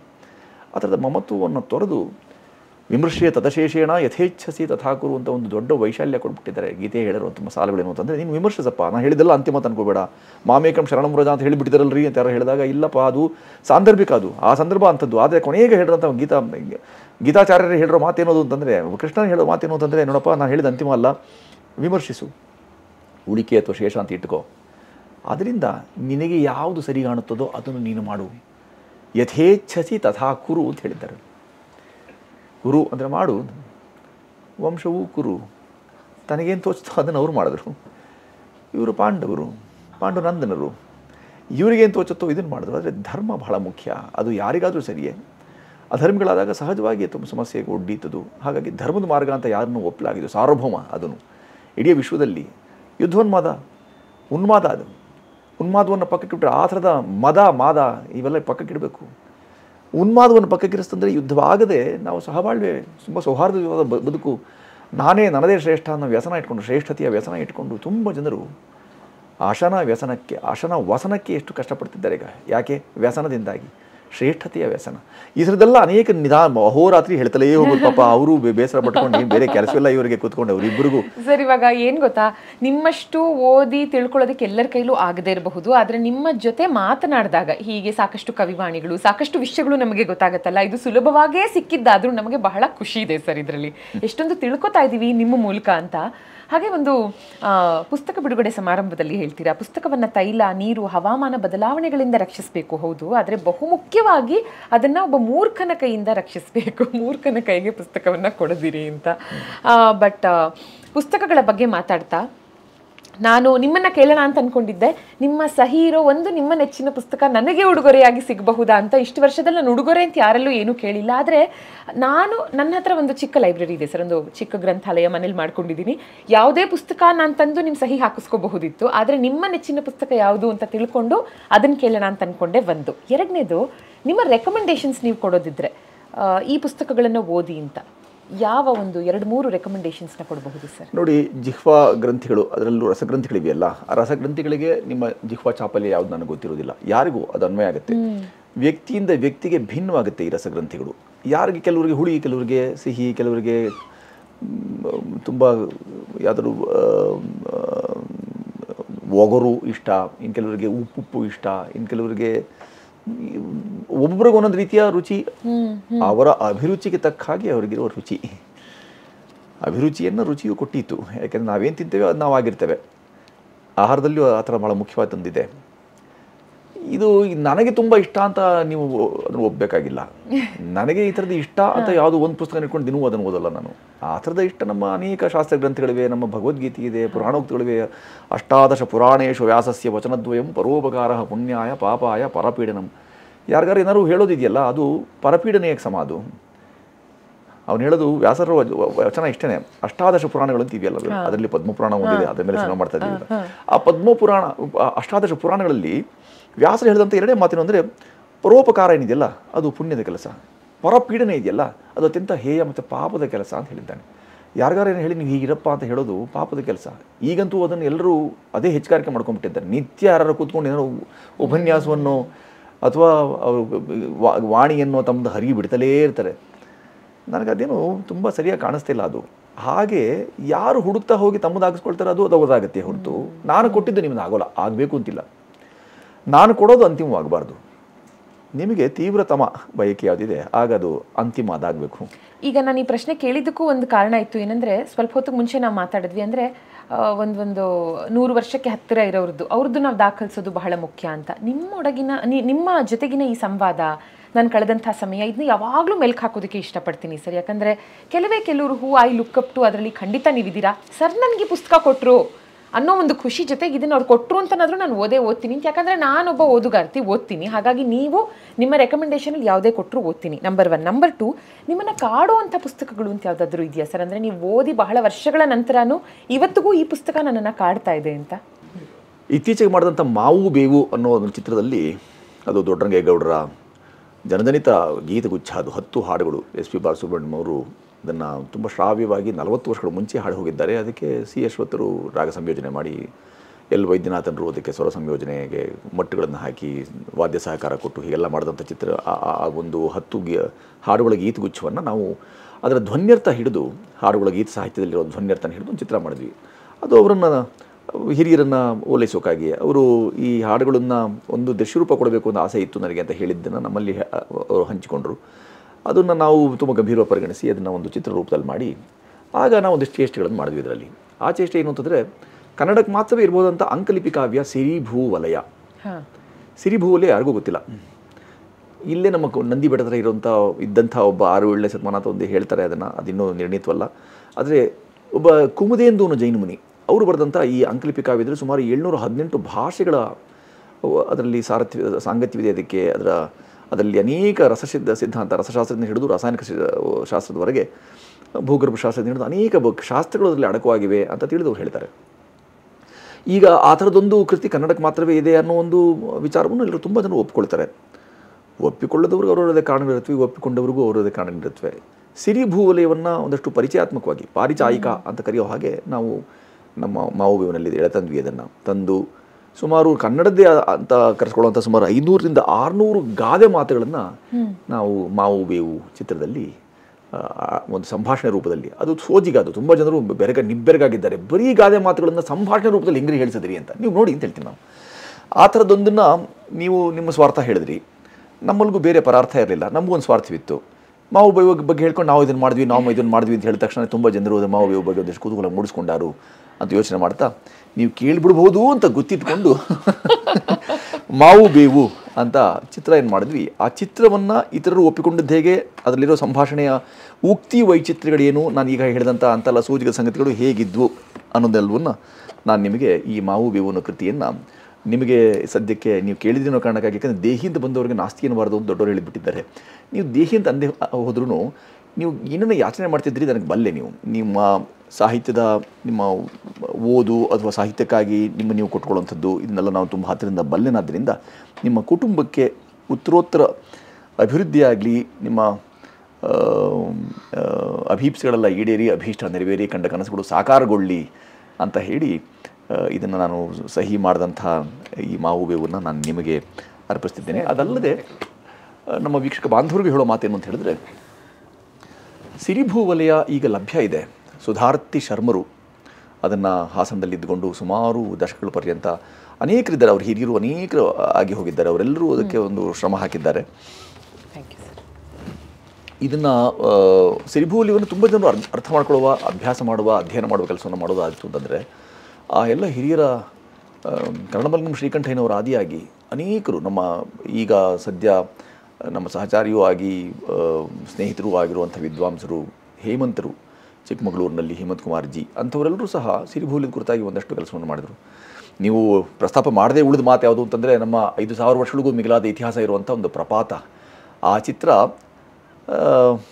ನಾವು ಯಾರೋ ಸಾಮಾನ್ಯವಾಗಿ ಇತಿಹಾಸದ ಪ್ರಕಾರ 1903ಕ್ಕೆ ರೈಟ್ ಸಹೋದರರು ವಿಮಾನವನ್ನು ಕಂಡುಹಿಡಿದ್ರು ಅಂತ ಹೇಳ್ತಾರಲ್ಲ, ಅದು ಹಾಗಲ್ಲ. ಅದಕ್ಕೂ ಮುಂಚೆ 5000 ವರ್ಷಗಳ ಮುಂಚಿತವಾಗಿ ಅದರ ಉಲ್ಲೇಖವನ್ನು ರಾಮಾಯಣದಲ್ಲಿ ನೀವು ಪುಷ್ಪಕವಿಮಾನದ ಮುಖಾಂತರ ಕಾಣ್ತೀರಿ. ಅದರಲ್ಲಿ ಅನೇಕ ಅಧಿಪ್ರಕರಣಗಳಿವೆ. ಭಾರದ್ವಾಜ ಮುನಿಕೃತ ವೈಮಾನಿಕ ಶಾಸ್ತ್ರ, ಇದರ ಕುರಿತಾಗಿ ಒಂದು ಬಹಳ ಅದ್ಭುತವಾದ ಚಿತ್ರ ಮಾಡಿದ್ವಿ ನಾವು. ಅದನ್ನು ಹುಡುಕಾಟ ಮಾಡುವಂಥದ್ದೇ, ಅದನ್ನು ಪ್ರಪಾತ, ಬೌದ್ಧಿಕ ಅಧಪಾತ ಅಂತ ಕರ್ಕೊಂಡಿದ್ದೇವೆ. ಅದರಲ್ಲಿ ನಾವು ಎಷ್ಟು ನಿಷ್ಕೃಷ್ಟರು, ನಾವು ಅದನ್ನು ಅರ್ಥನೆ ಮಾಡ್ಕೊಳ್ಳದೆ ಯಾರು ಏನು ಹೇಳ್ತಾರೆ ಅದನ್ನೇ ನಂಬಿಡ್ತೇವೆ. ನಾವು ಅದನ್ನು ಅದನ್ನು ಪರೀಕ್ಷಿಸುವ ಕೆಲಸವನ್ನು ಸಹ ಮಾಡೋದಿಲ್ಲ ಅಂತ ಯೋಚನೆ ಮಾಡ್ತಾ, ಆ ಮೌಲ್ಯಮಾಪನವನ್ನು ಮಾಡ್ತಾ ಹೋದಾಗ ನಮಗೆ ವಿಜ್ಞಾನದ ನಿಲುಕಿಗೆ ಸಿಕ್ಕಿದ್ದು ಕವಡೆ ಗಾತ್ರ ಮಾತ್ರ. ಆ ಕವಡೆಯೇ ಏನೆಲ್ಲ ಮಾಡ್ತಾ ಇದೆ, ಯಾರು ಯಾವುದನ್ನು ಅರ್ಥ ಮಾಡ್ಕೊಳ್ಳೋ, ಕೃಷ್ಣ ಸೀಸಂ ಚಾಂಜನಿಕಂ ವಜ್ರತುಂಡಂ ಸಮಂ ಸತಃ ಅನ್ನೋದು ವಜ್ರತುಂಡಂ ಅನ್ನೋ ಅರ್ಥಕ್ಕೆ ನಮಗೆ ಅನೇಕ ತುಂಬ ಅರ್ಥಗಳು ಇವಾಗ ಸಿಗ್ತಾ ಇರೋದ್ರಿಂದ ಅದೊಂದನ್ನೇ ಅರ್ಥ ಮಾಡ್ಕೊಳ್ಳೋ ಸಾಧ್ಯವಿಲ್ಲದ ಮೇಲೆ ನಾವು ಒಂದು ಭಾರದ್ವಾಜ ಮುನಿಕೃತ ವೈಮಾನಿಕ ಶಾಸ್ತ್ರ, ಅದರಲ್ಲೂ 5000 ವರ್ಷಗಳ ಮುಂಚೆ ಅದು ಕೇವಲ ನಾವಿವಾಗ ವಿಹಿಯ ಗಚ್ಚತಿ ಇತಿ ವಿಮಾನಂ ಅಂತ ಯಾವುದು ಹಕ್ಕಿಯ ಹಾಗೆ ಹಾರುತ್ತೋ ಆಕಾಶದಲ್ಲಿ ಅದನ್ನು ಮಾತ್ರ ವಿಮಾನ ಅಂತ ಕರಿತೇವೆ. ಆದರೆ ನಮ್ಮವರು ವೈಮಾಂತರಿಕ್ಷ ನೌಕೆಗಳನ್ನು ಮಾಡಿದ್ರು. ಅದು ಅಂತರಿಕ್ಷಕ್ಕೂ ಹೋಗ್ಬರೋಕ್ಕೆ ಸಾಧ್ಯವಾಗಿತ್ತು. ಅದರ ಪಾದರಸಕೃತ ಅದಕ್ಕೆ ಇಂಧನ ಅಂತೆಲ್ಲ ಹೇಳ್ತಿದ್ರು. ಈಗ ಹೊರದೇಶಿಗರು ನಮಗೆ ನಿಮ್ಮಲ್ಲಿ ಇದಿದೆ ನೋಡಿ ಅಂತ ಹೇಳಿದಾಗ ನಮಗೆ ಕುತೂಹಲ ಸಹಜವಾಗಿ ಮೂಡುತ್ತೆ. ಅದೇ ನಾವು ಸರ್ವಶ್ರೇಷ್ಠ, ನಾವೇ ಎಲ್ಲ ಜಗತ್ತಿಗೆ, ಹಾಗಲ್ಲ ಅದು ಯೋಚನೆ. ಅದೇ ಆ ಥರದೊಂದು ಸಾಧ್ಯತೆ ಇದೆ ಅಂತಂದಾಗ, ಆ ಥರದೊಂದು ಅವ್ರು ಬಳಸಿದ್ರು ಅಂತಂದಾಗ, ಮಹಾಭಾರತದಲ್ಲಿ ಅಣುಬಾಂಬ್ನಿಂದಾಗಿಯೇ ದ್ವಾಪರ ಯುಗವೇ ಅಂತ್ಯವಾಯಿತು ಅಂತ ಆ ಥರದೊಂದು ಮಂಡನೆ ಇರಬೇಕಾದಾಗ, ಅಥವಾ ಕುರುವಂಶದವರಷ್ಟು 100 ಜನರು ಗಡಿಗೆಗಳಲ್ಲಿ ಉತ್ಪತ್ತಿಯಾದರು ಅಂತ ಹೇಳಿದಾಗ, ಈಗ ಇರುವಂಥ ಈ ವಿಜ್ಞಾನಕ್ಕೂ ಅದಕ್ಕೂ ತೊಳಕು ಹಾಕಿ ನೋಡಿದಾಗ ಎಷ್ಟೋ ಸಾಮ್ಯತೆಗಳಿವೆಲ್ಲ ಅಂತ ಯಾರಿಗೂ ಅನ್ನಿಸ್ಬೋದು. ಆ ಥರ ಅಕಸ್ಮಾತ್ ಅನ್ನಿಸಿಲ್ಲ ಅಂತಂದರೆ ಅದನ್ನು ಅನಿಸೋಕ್ಕಾದ್ರೂ ಸಹ ಇಂಥವನ್ನೆಲ್ಲ ವಿಚಾರಗಳನ್ನ ಇಟ್ಕೊಂಡು ನಾವೇ ಮಾಡಿಕೊಂಡ ಆತ್ಮಲೇವುಡಿಯೇ ಅಥವಾ ಒಂದು ತೌಲನಿಕ ಅಧ್ಯಯನ, ಸೈದ್ಧಾಂತಿಕ ನೆಲೆಗಟ್ಟಿನಲ್ಲಿ ನಾವು ಎಷ್ಟು ಅರ್ಥ ಮಾಡ್ಕೊಂಡಿದ್ದೇವೆ, ಎಷ್ಟು ನಮ್ಮ ಕೈಗೆಟಕಲಿಲ್ಲ ಅನ್ನೋದನ್ನು ಯೋಚನೆ ಮಾಡೋದಕ್ಕೆ ಹೋಗಿ ಮಾಡಿದಂಥ ಪ್ರಪಾತ ಇದೆಯಲ್ಲ, ಇಂಥ ಎಲ್ಲ ಸಂಗತಿಗಳನ್ನು ನಾವು ಹಾಗೆ ದಾಖಲಿಸ್ತಾ ಮುನ್ನಡೆದವಾದ್ದರಿಂದ ಅದರ ಮುಂದುವರಿಕೆಯಾಗಿ ನಾವು ಈ ಸಿರಿಭೂವಲಯವನ್ನು ಮಾವು ಎಳೆತಂದಿದ್ದೇವೆ. 500ಕ್ಕೂ ಮಿಗಿಲಾದಂಥ ಗಾದೆ ಮಾತುಗಳು, ಎಂತೆಂಥ ಗಾದೆ ಮಾತುಗಳು ನಮ್ಮ ಕನ್ನಡದಲ್ಲಿ ಆಗಿ ಹೋಗಿವೆ ಅಂತ ಹೇಳಿದ್ರೆ, ಹಸಿದು ಹೊಟ್ಟೆ ತೋರಿಸಿದ್ರೆ ಮಸೆದು ಕತ್ತಿ ತೋರಿಸಿದ್ರಂತೆ ಅಂತಲ್ಲ, ಅನೇಕ ಆ ಥರದ ಎಷ್ಟು ಸಾಂದರ್ಭಿಕ ಗಾದೆ ಮಾತುಗಳು, ಅವು ಎಷ್ಟು ಚೆಂದ ಈ ಸಂದರ್ಭಕ್ಕೆ ಹೊಂದಿಸ್ಕೊಂಡಿದ್ದೇವೆ ಅಂದರೆ ಅದು ಅದರ ಜಾಣ್ಮೆ, ಅದರ ಚಾಕಚಕ್ಯತೆ. ಅವುಗಳನ್ನೆಲ್ಲ ನೀವು ಇದನ್ನು ಪ್ರಾಯ ಬರ್ಬೋದು, ಸಾಮಾಜಿಕ ಜಾಲತಾಣದಲ್ಲಿ ಸಿಗಬಹುದು, ಬರಲಿಕ್ಕಿದೆ. ಅದು ಅದನ್ನು ಆ ಥರದೊಂದು ಪ್ರಯತ್ನ ಬಿಡುಗಡೆ ಆದಾಗ ಅದಕ್ಕೆ ಸಿಕ್ಕ ಅಭೂತಪೂರ್ವ ಯಶ, ಮತ್ತು ಅದಾದ ಮೇಲೆ 5 ವಿಭಾಗಗಳಲ್ಲಿ ಅಂತಾರಾಷ್ಟ್ರೀಯ ಮಟ್ಟದಲ್ಲಿ ಸಿಕ್ಕಂಥ ಪ್ರಶಸ್ತಿ, ಮಾನ್ಯತೆ, ಪುರಸ್ಕಾರಗಳನ್ನೆಲ್ಲ ಗಮನಿಸಿ ನೋಡಿದಾಗ ನಾವೇನೋ ಒಳ್ಳೇದು ಮಾಡಿದ್ದೀವಿ ಅಂತ ನಮಗೂ ಅನ್ನಿಸಿ, ನಾವು ಮಾವುವನ್ನು ತದ್ವತ್ತು ಏನೆಲ್ಲ ನಾವು ಹೆಂಗೆ ಬೀಜಾಂಕುರ ಎಲ್ಲಿಂದ ಆಯಿತು, ಹೇಗಾಯಿತು, ಅವೆಲ್ಲವನ್ನು ಸಾರ ಸಂಗ್ರಹವಾಗಿ ನಾವು ಪುಸ್ತಕ ರೂಪದಲ್ಲಿ ಹಿಡ್ಕೊಟ್ಟಿದ್ದೇವೆ. ಅದನ್ನು ನೀವು ನೋಡಬಹುದು. ಪುಸ್ತಕವೂ ಸಿಗುತ್ತೆ ಹೊರಗಡೆ, ಯಾರು ಬೇಕಾದರೂ ಅದನ್ನು ಪಡ್ಕೊಳ್ಬೋದು. ಅದನ್ನು ನಮ್ಮ ಪ್ರಕಾಶಕರು ಭದ್ರಾವತಿ ರಾಮಾಚಾರಿ ಅಂತ, ಅವರು ತುಂಬ ಚಂದದ ಆ ಥರದೊಂದು ಪ್ರಕಟಣೆಯನ್ನು ಕೈಗೆತ್ತಿಕೊಂಡಿದ್ದಾರೆ, ಕೆಲಸ ಮಾಡಿದ್ದಾರೆ. ಇದು ಪುಸ್ತಕ ಕೇವಲ ಓದಿಗೆ ಅಥವಾ ಅದರ ಸಂಗ್ರಹಕ್ಕೆ ಸೀಮಿತವಲ್ಲದೆ ಇದು ಅನೇಕ ವಿಷಯಗಳನ್ನು ಅದರ ಮೇಲೆ ಬೆಳಕು ಚೆಲ್ಲುವಂಥ ಕೆಲಸವನ್ನು ಮಾಡುತ್ತಾದ್ದರಿಂದ ಇದು ಸಂಗ್ರಹ ಯೋಗ್ಯ. ಮತ್ತು ನಿಮ್ಮ ಗ್ರಂಥಾಲಯದಲ್ಲಿ ಅಕಸ್ಮಾತ್ ಇಟ್ಕೊಂಡಿದ್ದ ಕಿರು ಗ್ರಂಥಾಲಯ, ವಾಚನಾಲಯ ಅಂತ ಏನಿತ್ತು ಅಂತಂದರೆ ಅದರಲ್ಲಿ ಒಂದು ದಾಖಲು ಯೋಗ್ಯ ಕೃತಿಯಾಗಿ ಅದು ನಮಗೆ ದಕ್ಕುತ್ತೆ ಅನ್ನೋದನ್ನು ತುಂಬ ಜನರು ಹೇಳಿದ್ದಾರೆ. ಆ ಎಲ್ಲ ಮಾತುಗಳು ಸಹ ಪುಸ್ತಕದಲ್ಲಿ ಅಡಕವಾಗಿವೆ. ಸರ್, ಮೊದಲನೇದಾಗಿ ತುಂಬ ಧನ್ಯವಾದಗಳು. ಒಂದೇನಂದರೆ, ನೀವು ಒಂದು ಪುಸ್ತಕ ಬಿಡುಗಡೆ ಸಮಾರಂಭದಲ್ಲೇ ಹೇಳ್ತೀರಾ, ಒಂದು ಪುಸ್ತಕ ಎಷ್ಟು ಕಷ್ಟಪಟ್ಟು ಅದನ್ನು ಬರೆದು ಅದನ್ನು ಹೊರತರೋದು ಅದು ಸುಲಭವಾದ ಮಾತಲ್ವೇ ಅಲ್ಲ, ಸಾಕಷ್ಟು ಜನರ ಶ್ರಮ ಇದೆ ಅದರ ಹಿಂದೆ. ಅದನ್ನು ಒಂದು 50% ಡಿಸ್ಕೌಂಟ್ಗಂತ ಕೊಟ್ಟಾಗ ಅದಕ್ಕೆ ನಾವು ಮಾಡುವಂಥ ಅವಮಾನ ಅಲ್ವಾ, ಅಂದರೆ ಆ ಶ್ರಮಕ್ಕೆ ನಾವು ತಕ್ಕನಾದ ಬೆಲೆ ಕೊಡ್ತಿಲ್ಲ ಅನ್ನೋದು ಅಂತ. ಆದರೆ ಇದನ್ನು ನಾನು ಉಚಿತವಾಗಿ ಪಡ್ಕೊಂಡಿದ್ದೀನಿ, ಆದರೆ ಖುಷಿ ಇದೆ, ಯಾಕಂದರೆ ಇದನ್ನು ನಾನು ಕೇಳಿ ಪಡ್ಕೊಂಡ್ರು ಉಡುಗೊರೆ ಮತ್ತು ನಿಮ್ಮ ಆಶೀರ್ವಾದದ ಒಂದು ಪ್ರತೀಕ ಅಂತ ಭಾವಿಸ್ತೀನಿ. ಸಂಗ್ರಹ ಖಚಿತ ಅನ್ನೋ ಗೊತ್ತಾಯಿತು, ಹಾಗಾಗಿ ಉಚಿತಕ್ಕೆ ಸಮಸ್ಯೆ. ಧನ್ಯವಾದಗಳು sir, thank you so much. ಜೊತೆಗೆ ಕುಮುದೇಂದು ಮುನಿ ವಿರಚಿತ ಸಿರಿಭೂವಲಯದ ಬಗ್ಗೆ ನೀವೇನು ಹೇಳಿದ್ರಿ, ಅದರಲ್ಲಿನ ಒಂದು 100 ಇಂದ್ರರ ಕಾಲದಿಂದಲೂ ನವೇದೇ ಉಳಿದ ಭಾಷೆ ಕನ್ನಡ ಅಂತ ಏನು ಹೈಲೈಟ್ ಮಾಡಿದ್ದಾರೆ ಅಂದರೆ ತುಂಬ ಖುಷಿ ಆಗುತ್ತೆ. ಅಂದರೆ ಅಷ್ಟು ಶತಮಾನಗಳ ಹಿಂದೆ ಸಹ ನಮ್ಮ ಭಾಷೆಯ ಉಲ್ಲೇಖ ಎಷ್ಟು ಶತಮಾನಗಳ ಹಿಂದೆಯಿಂದ ಇತ್ತು ಅಂತ ತಿಳ್ಕೊಳ್ಳೋದೇ ಒಂದು ಬಹಳ ಖುಷಿಯ ಸಂಗತಿ. ಜೊತೆಗೆ ನಾನು ಹೇಳಿದ್ನಲ್ಲ, ಸಾಕಷ್ಟು ನಿಮ್ಮ ನುಡಿ ಮುತ್ತುಗಳು ಮೋಟಿವೇಟಿಂಗ್ ಆಗಿದ್ದರೆ ನೀವು ಪ್ರಾರಂಭ ಮಾಡ್ತೀರಾ, ನಾವು ಬದುಕಿನಲ್ಲಿ ಕೆಲಸ ಮಾಡಬೇಕಾಗಿರೋದು 3 ದಿನ ಅಂತ. ಒಂಥರ ಖುಷಿ ಆಯಿತು ನನಗೆ, ಯಾವುದೇ 3 ದಿನ ಕೇಳೋಣ, ಆ 3 ದಿನ ಕೆಲಸ ಮಾಡೋಣ ಸಾಕು ಅಂತ. ಆದರೆ ಇದು ಪ್ರತಿದಿನ ಕೆಲಸ ಮಾಡಿಸೋ ಹಾಗೆ ಮಾಡಿಬಿಡ್ತು. ನಮ್ಮ ಸಂಸ್ಕಾರ ಭಾರತಿಯಲ್ಲಿ ನಾವು ನಮ್ಮೆಲ್ಲ ಕಾರ್ಯಕರ್ತರು, ಮಾತಾ ಭಗಿನಿಯರು, ಸಂಸ್ಕಾರ ಭಾರತಿ ನಿಮಗೆ ಗೊತ್ತಿದೆ, ಕಲೆ ಮತ್ತು ಸಾಹಿತ್ಯಕ್ಕೋಸ್ಕರ ಇರುವಂಥ ರಾಷ್ಟ್ರೀಯ ಒಂದು ಸಂಸ್ಥೆ. ಅದು ಅದರ ತುಂಬ ಉತ್ಕೃಷ್ಟವಾದಂಥ ಅಧ್ಯಯನಶೀಲ ಕೆಲಸಗಳಿಗಾಗಿ, ಉತ್ಕೃಷ್ಟತೆಯನ್ನು ಸಾಧಿಸೋದಕ್ಕಾಗಿ ಕಲಾಕ್ಷೇತ್ರದಲ್ಲಿ ಅವುಗಳನ್ನು ನಾವು ಬಹಳ ಕಾಲದಿಂದ ಹಿರಿಯರು ನಡೆಸ್ಕೊಂಡು ಬಂದಿದ್ದಾರೆ. ಅಂಥದ್ರಲ್ಲಿ ನಾವು ಅವ್ರನ್ನ ಪ್ರೇರಣೆಗೋಸ್ಕರ, ಉತ್ತೇಜನಕ್ಕೋಸ್ಕರ ಹೇಳ್ಕೊಳ್ಳೋಂಥ ಮಾತು, ಜಾಸ್ತಿ ಕೆಲಸ ಮಾಡಬೇಡಿ, ನಮ್ಮ ಸಂಘಟನೆ 3 ದಿನದ ಕೆಲಸ ನಾವು ಹೇಳ್ಕೊಳ್ತೀವಿ. ಅವಾಗಲೂ ಏನದು ಅಂದರೆ ನೆನ್ನೆ ಒಂದು ನಾಳೆ ಅಷ್ಟೇ, 3 ದಿನ ಕೆಲಸ ಮಾಡ್ಕೊಳ್ಳಿ, ಅದು ನಿತ್ಯ ಆಗ್ತಾ ಇರಬೇಕು. ಅದು ಆ ನೆನ್ನೆ ಮುಗಿಯೋಲ್ಲ, ಇಂದು ಅದು ಮುಗಿಯುವಂಥದ್ದು, ಮುಗಿದೇ ಇರುವಂಥದ್ದು, ಮತ್ತು ನಾಳೆ ಅಂತೂ ಬರ್ತಲೇ ಇರುವಂಥದ್ದು. ಹಾಗಾಗಿ ಈ 3 ದಿನಗಳ ಕೆಲಸ ತುಂಬ ಮುಖ್ಯ. ಅದನ್ನು ನೀವಾಗಲೇ ಹೇಳಿದಂಥ ತೈಲಾದ್ರಕ್ಷೇತ್ ಜಲಾದ್ರಕ್ಷೇತ್ ರಕ್ಷೇತ್ ಶಿಥಿಲ ಬಂಧನಾತ್ ಮೂರ್ಖ ಹಸ್ತೆ ನದಾತವ್ಯಂ ಏವಂ ವದತಿ ಪುಸ್ತಕಂ ಅಂತ ಹೇಳ್ತಾರೆ ಅವರು. ನೋಡಪ್ಪ, ಒಂದು ಪುಸ್ತಕವನ್ನು ತೈಲದಿಂದ ಜಲ ತಿನ್ನೋ ಅದು ಶಿಥಿಲವಾಗಿಬಿಡುತ್ತೆ, ಅಥವಾ ಯಾವುದೊಂದು ಕುದ್ಗುಟ್ಟೆ ಬೀಳುತ್ತೆ, ಅಥವಾ ಏನೋ ಹುಳ ತಿಂದುಬಿಡುತ್ತೆ, ಈ ಥರದ್ದೆಲ್ಲರೂ ಭಾಳ ರಕ್ಷಿಸಬೇಕಾದ್ದು ಭಾಳ ಮುಖ್ಯ. ಅದು ಒಂದು ಪುಸ್ತಕದ ಮಸ್ತಕಕ್ಕೆ ಬರಬೇಕು ಅಂತಂದರೆ ಅದನ್ನು ರಕ್ಷಿಸಬೇಕು. ಪುಸ್ತಕವನ್ನು ರಕ್ಷಿಸಿದ್ರೆ ಮಸ್ತಕಕ್ಕೆ ಬರ್ಬೋದು, ಓದಿದ್ರೆ ಬರುತ್ತೆ. ಸುಮ್ಮನೆ ಪುಸ್ತಕ ರಕ್ಷಿಸಿದ್ರೆ ಅಲಂಕರಣಾರ್ಥವಾಗಿ ಮನೆಯಲ್ಲಿ ಇಟ್ಕೊಂಡ್ರೆ ಪುಸ್ತಕ ಖಂಡಿತವಾಗಿಯೂ ಏನು ಮಸ್ತಕಕ್ಕೆ ಬರೋಲ್ಲ. ಅದು ಮಸ್ತಕಕ್ಕೆ ಬರಬೇಕು ಅಂದರೆ ಅಧ್ಯಯನ ಮಾಡಬೇಕು. ಅದಕ್ಕೆ ಅದು ಎಲ್ಲರಿಂದಲೂ ಬಹಳ ಮುಖ್ಯವಾಗಿ ನೀನು ರಕ್ಷಿಸಬೇಕಾದ್ರೆ ಒಬ್ಬ ಮೂರ್ಖನ ಕೈಲಿ ಕೊಡಬೇಡ ಪುಸ್ತಕ ಅಂತ ಹೇಳುತ್ತೆ. ಅದು ಆ ಪುಸ್ತಕವೇ ಅಲವತ್ಕೊಳ್ಳುತ್ತೆ ಅನ್ನೋ ರೀತಿಯಲ್ಲಿ ಈ ಸೂಕ್ತಿಯನ್ನು ಬರೆದಿದ್ದಾರೆ. ಎಷ್ಟು ಚಂದ ಇದೆ ಅಂತ ಹೇಳಿದ್ರೆ, ಏನಾದರೂ ಮಾಡಪ್ಪ, ಅದನ್ನಾದ್ರೂ ರಕ್ಷಿಸೋದ್ರೆ ಎಲ್ಲರಿಂದ ಜಾಸ್ತಿ ರಕ್ಷಿಸಬೇಕಾದ್ರೂ ಒಬ್ಬ ಮೂರ್ಖನ ಕೈಯಲ್ಲಿ ಪುಸ್ತಕ ಕೊಡಬೇಡ ಅನ್ನೋ. ಆ 3 ಖಗಳು ಯಾವುದು ಅನ್ನೋದನ್ನು ನಾವು ಯೋಚನೆ ಮಾಡಿಕೊಂಡು ಖಂಡಿತವಾದವನ್ನು ಇಟ್ಟುಕೊಂಡು ಕೊನೆಗೆ ಪುಸ್ತಕ ಯಾರನ್ನು ತಲುಪಬೇಕು, ಯಾರಿಗಾಗಿ ಪುಸ್ತಕ ಪ್ರಕಟಣೆ ಆಗಿದೆ, ಅವರು ಅದನ್ನು ಬೇಡಿ, ಹೌದು ನನಗಿದು ಬೇಕು ಅಂತ ಕೇಳ್ತಿರ್ಬೇಕಾದಾಗ ಅದಕ್ಕೆ ಹೇಳೋದು ದೇಹಿ ಅಂತ ಯಾರಂದ್ರೂ ಅದಕ್ಕೆ ನಾಸ್ತಿ ಅಂತ ಅನ್ಬೇಡ ಅಂತ ದೊಡ್ಡವರು ಹೇಳಿದ್ದಾರೆ. ಅಂತ ಎಲ್ಲ ಹಿರಿಯರ ನುಡಿಗಟ್ಟು, ಅಂತ ಎಲ್ಲರ ಹಿರಿಯರ ಆ ಉಪಾಧಿ, ಆ ಎಲ್ಲರ ವಿಚಾರಧಾರೆ, ಅವರ ಆಲೋಚನಾ ಕ್ರಮ, ಇವನ್ನೆಲ್ಲ ಗಮನಿಸ್ಕೊಂಡಾಗ ನಾವು ಏನೇನೂ ಅಲ್ಲ ಅದ್ರ ಮುಂದೆ ಅಂತ ಅನಿಸುತ್ತೆ. ಒಬ್ಬ ಸಾಧಾರಣ ಯಾರೋ ಒಬ್ಬ ವ್ಯಕ್ತಿ, ನೀವು ಊರ ಹೊರಗೆ ಕಟ್ಟೆ ಮುಂದೆ ಕೂತಿರಂಥ ಒಬ್ಬ ವ್ಯಕ್ತಿಯನ್ನು ನೋಡೋಕ್ಕೆ, ಒಬ್ಬ ಕೃಷಿ ಸಮಾಜದ ಒಬ್ಬ ನಿರಕ್ಷರ ಕುಕ್ಷಿ ಅಂತ ಅವರು ತಾತ್ಸಾರದಿಂದ ನೋಡಿದಾಗೂ ಸಹ ಅವ್ರ ಜೊತೆ ಕೂತು ಮಾತು ಹೇಳೋದು ನೋಡಿ, ಅವರು ಎಂಥ ಒಳ್ಳೆಯ ಮಾತುಗಳನ್ನು ಆಡ್ತಾರೆ, ಅವರು ಎಷ್ಟು ಚಂದದ ಮಾತುಗಳನ್ನು ಅವ್ರು ಆಡ್ತಾರೆ ಅಂತಂದರೆ ಹೀಗೆ ಯಾವುದೋ ಸುಮ್ಮನಿರ್ಲಾರ್ದೆ ನಾವು 4 ಜನರನ್ನ ಭೇಟಿ ಮಾಡೋದಕ್ಕೆ ಅಂತ ಹೋಗ್ಬೇಕು, ಸಂಪರ್ಕ ಅಂತ ಹೋಗ್ತಿರ್ಬೇಕಾದಾಗ ಅಲ್ಲೊಂದು ದ್ರಾಕ್ಷಾ ತೋಟ, ಅಲ್ಲಿ ಗಿಳಿವಿಂಡು ಎಲ್ಲ ಹೊರದು ಮುಕ್ಕು ತಿಂತಾ ಇದೆ ಎಲ್ಲರೂ ಪಕ್ಕದಲ್ಲಿ, ಎಲ್ಲ ಪೂರ್ಣ ಗಿಳಿವಿಂಡು ಅಥವಾ ಪೂರ್ಣ ದ್ರಾಕ್ಷಾ ತೋಟ ಇರೋದ್ರಿಂದ ಗಿಳಿವಿಂಡು ಸಹಜವಾಗಿ ಬಂದೇ ಬರುತ್ತೆ. ಉಪ್ಪರಿಗೆ ಮೇಲೆ ಕೂತಂತ ಒಬ್ಬ ಹಿರಿಯ ವ್ಯಕ್ತಿ ಕೂತ್ಕೊಂಡು ಅದನ್ನು ಗಿಳಿಬಿಟ್ಟು ತಿನ್ನೋದನ್ನು ತುಂಬ ಸೂಕ್ಷ್ಮವಾಗಿ ಗಮನಿಸಿ ಆಸ್ವಾದಿಸ್ತಿದ್ರು. ಇದೇನು ವಿಶೇಷ ಇದ್ದಿಲ್ಲ, ಅವ್ರನ್ನ ಹೋಗಿ ಕೂತ್ಕೊಂಡು ಮಾತಾಡೋದು ಎಷ್ಟು ಆತ್ಮೀಯ ಅಂತಂದ್ರೆ, ನಾವು ಯಾವತ್ತೂ ಸಂಧಿಸಿಯೇ ಇಲ್ಲದಿರೋಂಥ ವ್ಯಕ್ತಿ ಬನ್ನಿ ಕೂತ್ಕೊಳ್ಳಿದ್ದ ಜಾಗ ಮಾಡ್ಕೊಡುವಂಥದ್ದು. ಯಾವ ಊರು ಬಂದ್ವಿ, ಹಸ್ತಿದ್ದೀರೇನೋ, ಸ್ವಲ್ಪ ನೀರಡಿಕೆ ಏನೋ, ಏನಾದ್ರು ದಾಕ್ಷಿ ಕೊಡ್ಲಾ, ಏನಾದ್ರು ತಿಂತೀರಾ, ಊಟ ಮುದ್ದೆ ತರಿಸ್ಲಾ, ಹೀಗೆಲ್ಲ ಆರಂಭವಾದ ಮಾತು. ಇದೇನು ಅಕ್ಕಪಕ್ಕದವರೆಲ್ಲರೂ ಗಿಳಿಬಿಂಡನ್ನು ಓಡಿಸೋ ಕೆಲಸ ಮಾಡ್ತಾರೆ, ನೀವು ಉಪ್ಪರಿಗೆ ಕೂತು ಸುಮ್ಮನೆ ಆನಂದಿಸ್ತಿರಲ್ಲ, ಅದು ಆಸ್ವಾದಿಸ್ತಿರಲ್ಲ ಅಂತಂದಾಗ ನಮ್ಮ ಹಿರಿಯರು ಹೇಳಿದ್ದು, ನಮ್ಮ ಅಪ್ಪ ನಮ್ಮ ತಾತ ಎಲ್ಲ ಹೇಳ್ಕೊಟ್ಟಿದ್ದೆ ಮಾತು. ನೀವು ಹಾಕೋದಾದ್ರೂ ಕೃಷಿ ಮಾಡಬೇಕಾದ್ರೂ 3 ಸಾಲುಗಳು ಮಾಡಬೇಕಪ್ಪ. ಒಂದು ದೇವರಿಗೆ ಬಿಡಬೇಕು, ಒಂದು ಈ ಖಗ ಮೃಗಗಳಿಗಾಗಿ ಬಿಡಬೇಕು, ಇನ್ನೊಂದು ಭಾಗ ಉಳಿದ್ರೆ ನಿನ್ನೂ ಪಡ್ಕೋಬೇಕು. ಎಂಥ ಆಹಾರ ಸರಪಳಿಯ ಸಿದ್ಧಾಂತವನ್ನು, ಎಂಥ ಒಳ್ಳೆಯ ವಿಚಾರಧಾರೆಯನ್ನು ಅವ್ರು ಹೇಳ್ತಾ ಇದ್ದಾರೆ. ಅದನ್ನು ಇವ್ರಿಗಿಂತ ಹೆಚ್ಚು ಸುಭಿಕ್ಷವಾಗಿ, ಇವ್ರಿಗಿಂತ ಹೆಚ್ಚು ಇವರೆಲ್ಲ ಯಾರು ಗಿಳಿಬಿಂಡನ್ನು ಓಡಿಸಿ ಅದನ್ನು ಪೂರ್ಣ ನಮಗೆ ಇರಬೇಕು ಅಂತ ಬಯಸ್ತಿದ್ರು. ಆ ಸ್ವಾರ್ಥಕ್ಕೆ ಎದುರಿನಲ್ಲಿ ಇವ್ರದ್ದು ಪರಾರ್ಥ ಎಷ್ಟು ಚೆನ್ನಾಗಿದೆ. ಆಮೇಲೆ ಇವರು ಆನಂದ ತುಂದಿಲರಾಗಿದ್ದಾರೆ. ಇವರಿಗೆ ಅವ್ರು ಬೇಕಿರೋಂಥ ಹಪಾಪಿ ಕಾಣಿಸ್ಲಿಲ್ಲ. ಇವರಲ್ಲಿ ನನಗೆ ಅಂಥ ಅವ್ರು ಓಡಿಸ್ತಾ ಇರೋಂಥವ್ರು ಹಪಾಪಿ ಕಾಣಿಸ್ಲಿಲ್ಲ. ಇಂಥ ಎಲ್ಲ ಒಳ್ಳೆಯ ಸಂಗತಿಗಳನ್ನು ನಮ್ಮ ಹಿರಿಯರು ಅವ್ರಿಗೆ ಬಿಟ್ಟು ಹೋದ್ರಲ್ಲ. ಆ ಹಿರಿಯರು ಇನ್ನೆಷ್ಟು ನಿರ್ಮೂಲ ಭಾವದ ನಿರಾಳ ಮನಸ್ಸಿನ ಪ್ರಭೃತಿಗಳು ಅವರಾಗಿದ್ದಿರ್ಬೋದು.